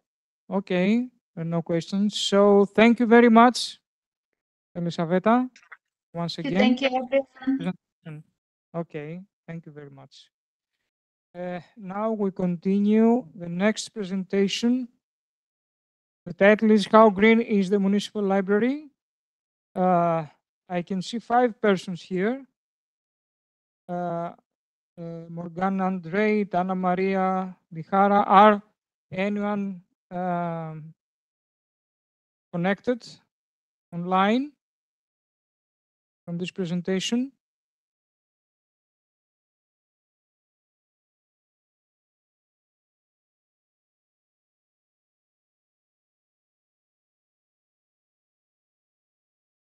No? No, I cannot see. So we continue with the last presentation, assessing the research community. Jennifer Zhao, is that okay? Yes, I'm here. Okay. Can you share your screen? Sure, just a second. Give me 1 second to change your role to presenter. Okay, thank you. Okay. Hi, can everyone see my screen? Yes. Okay, great. Perfect. Okay. So yes, my name is Jennifer Zhao. I am a liaison librarian from McGill University in Montreal, Canada. So my presentation is about using a bibliometric visualization tool called Voice Viewer to assess the research community that I work with. Okay, so my presentation will contain the following contents. So first, I would like to share why I think having a solid and up-to-date understanding of the research community I work with is important to deliver my librarian services. Second, I will introduce you to the software tool, Voice Viewer. And third, I will share some analysis that I conducted using VoiceWare to improve my understanding of the community that I work with. And lastly, I will share some thoughts and suggestions on how to use VoiceWare in doing bibliometric assessments. So as a subject librarian, I specifically provide services to the School of Computer Science, the Department of Electrical and Computer Engineering, and the Department of Geography. So like many other subject liaisons, my primary duties include research support, teaching information literacy, developing a relevant collection, and reaching out to departments.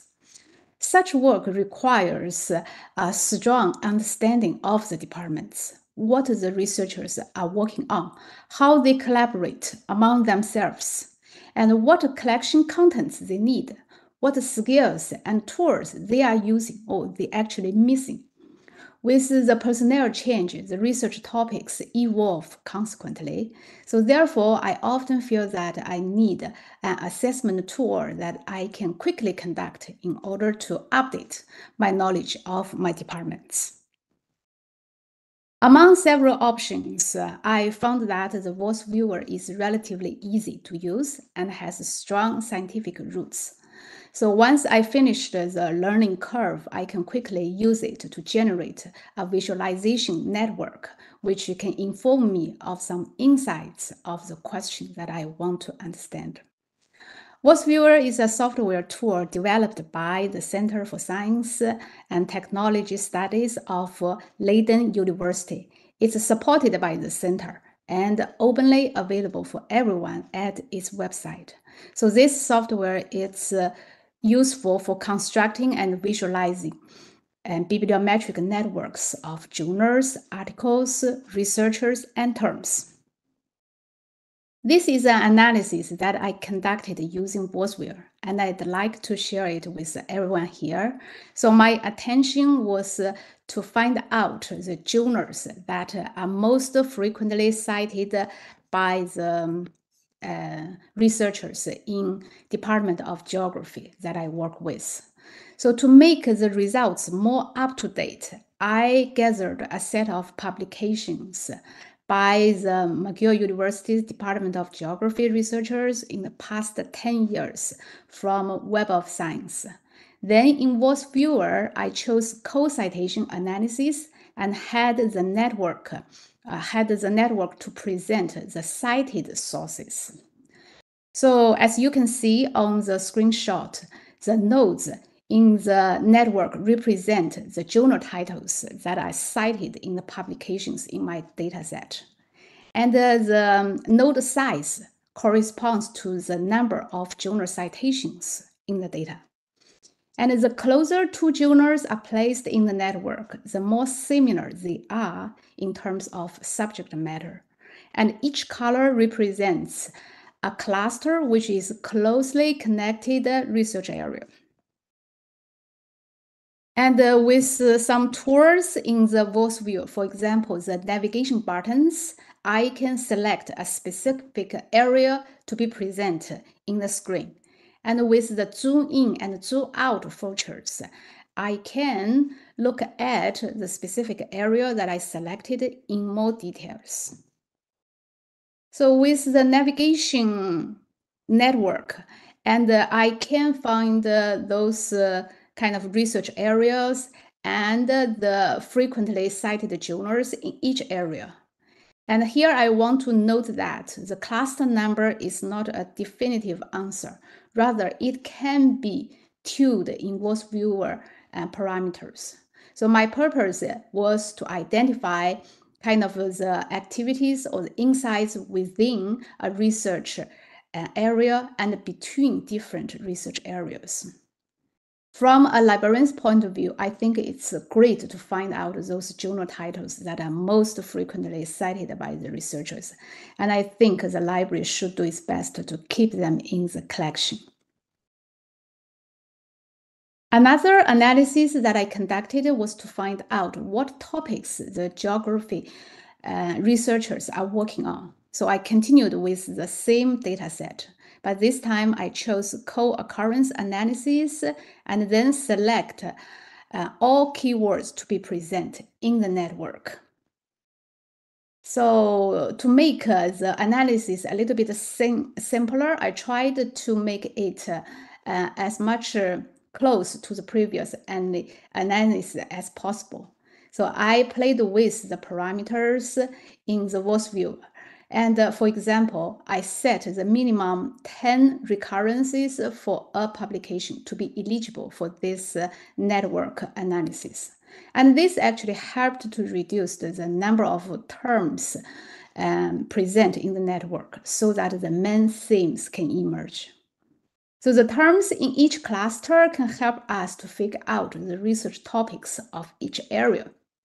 For example, the blue clusters represent climate change and the human adaptation to its impacts, including vulnerability, resilience, and the research definitely has a very strong focus on Canada and the different indigenous populations. The green cluster presents the research area related to soil, water, and the biogeochemistry, which is a specific area looking at the movements of the different chemical elements on the Earth's surface.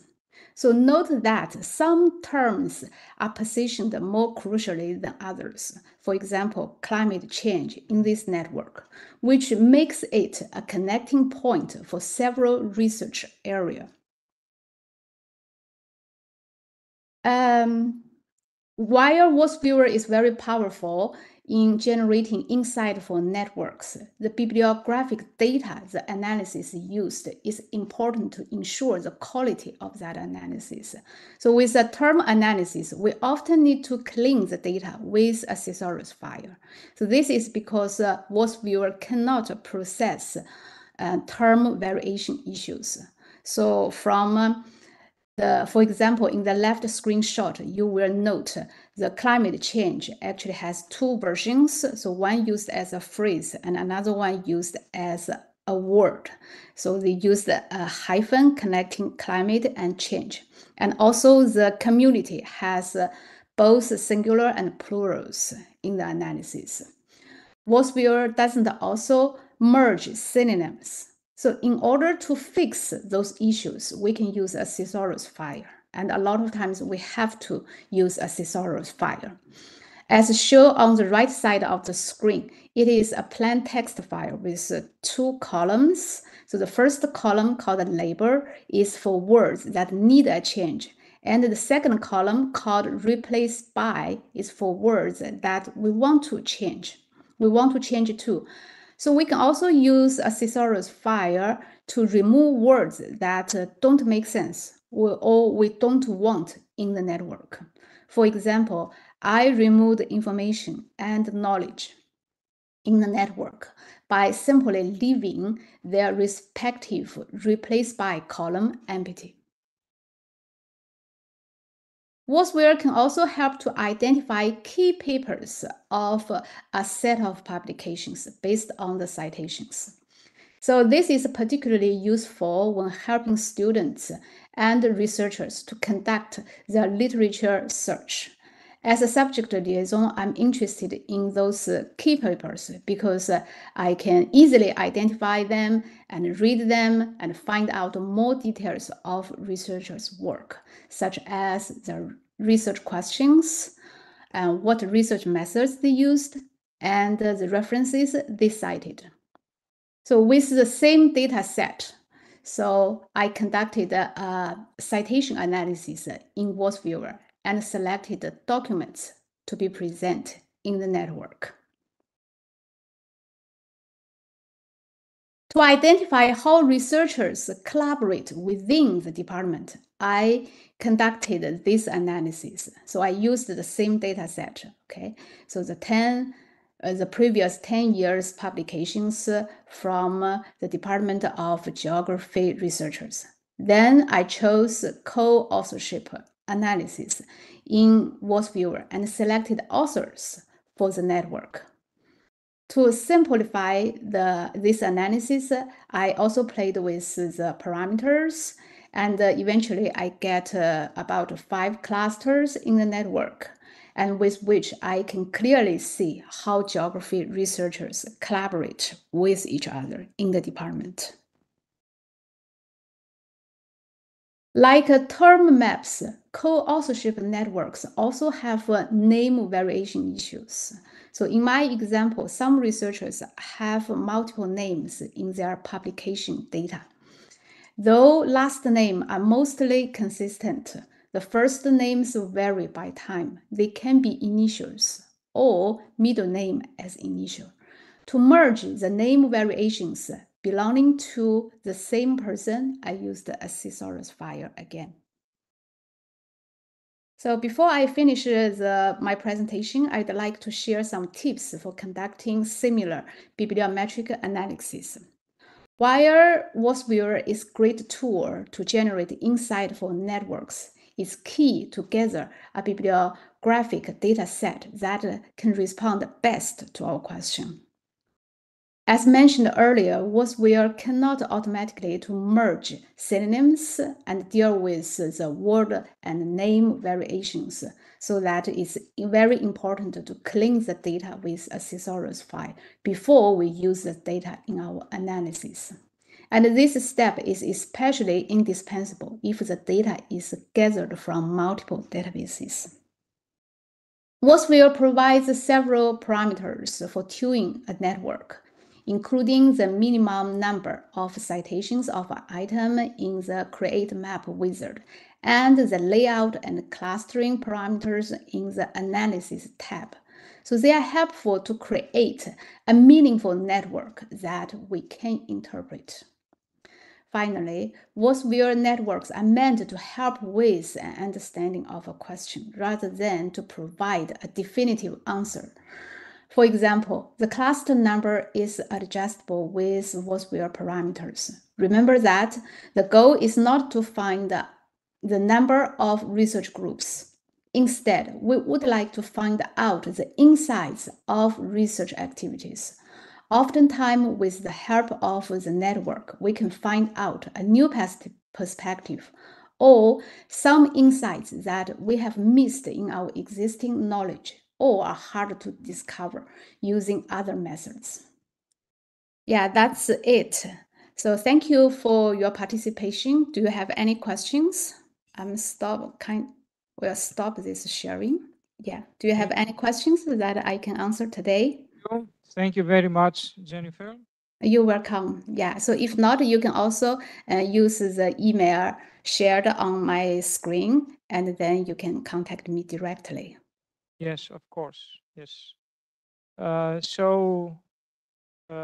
Questions? Thank you.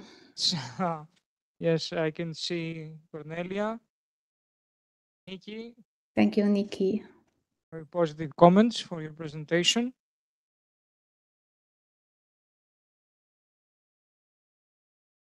Anyone else? Yes, Elsa, you can turn on your microphone and ask.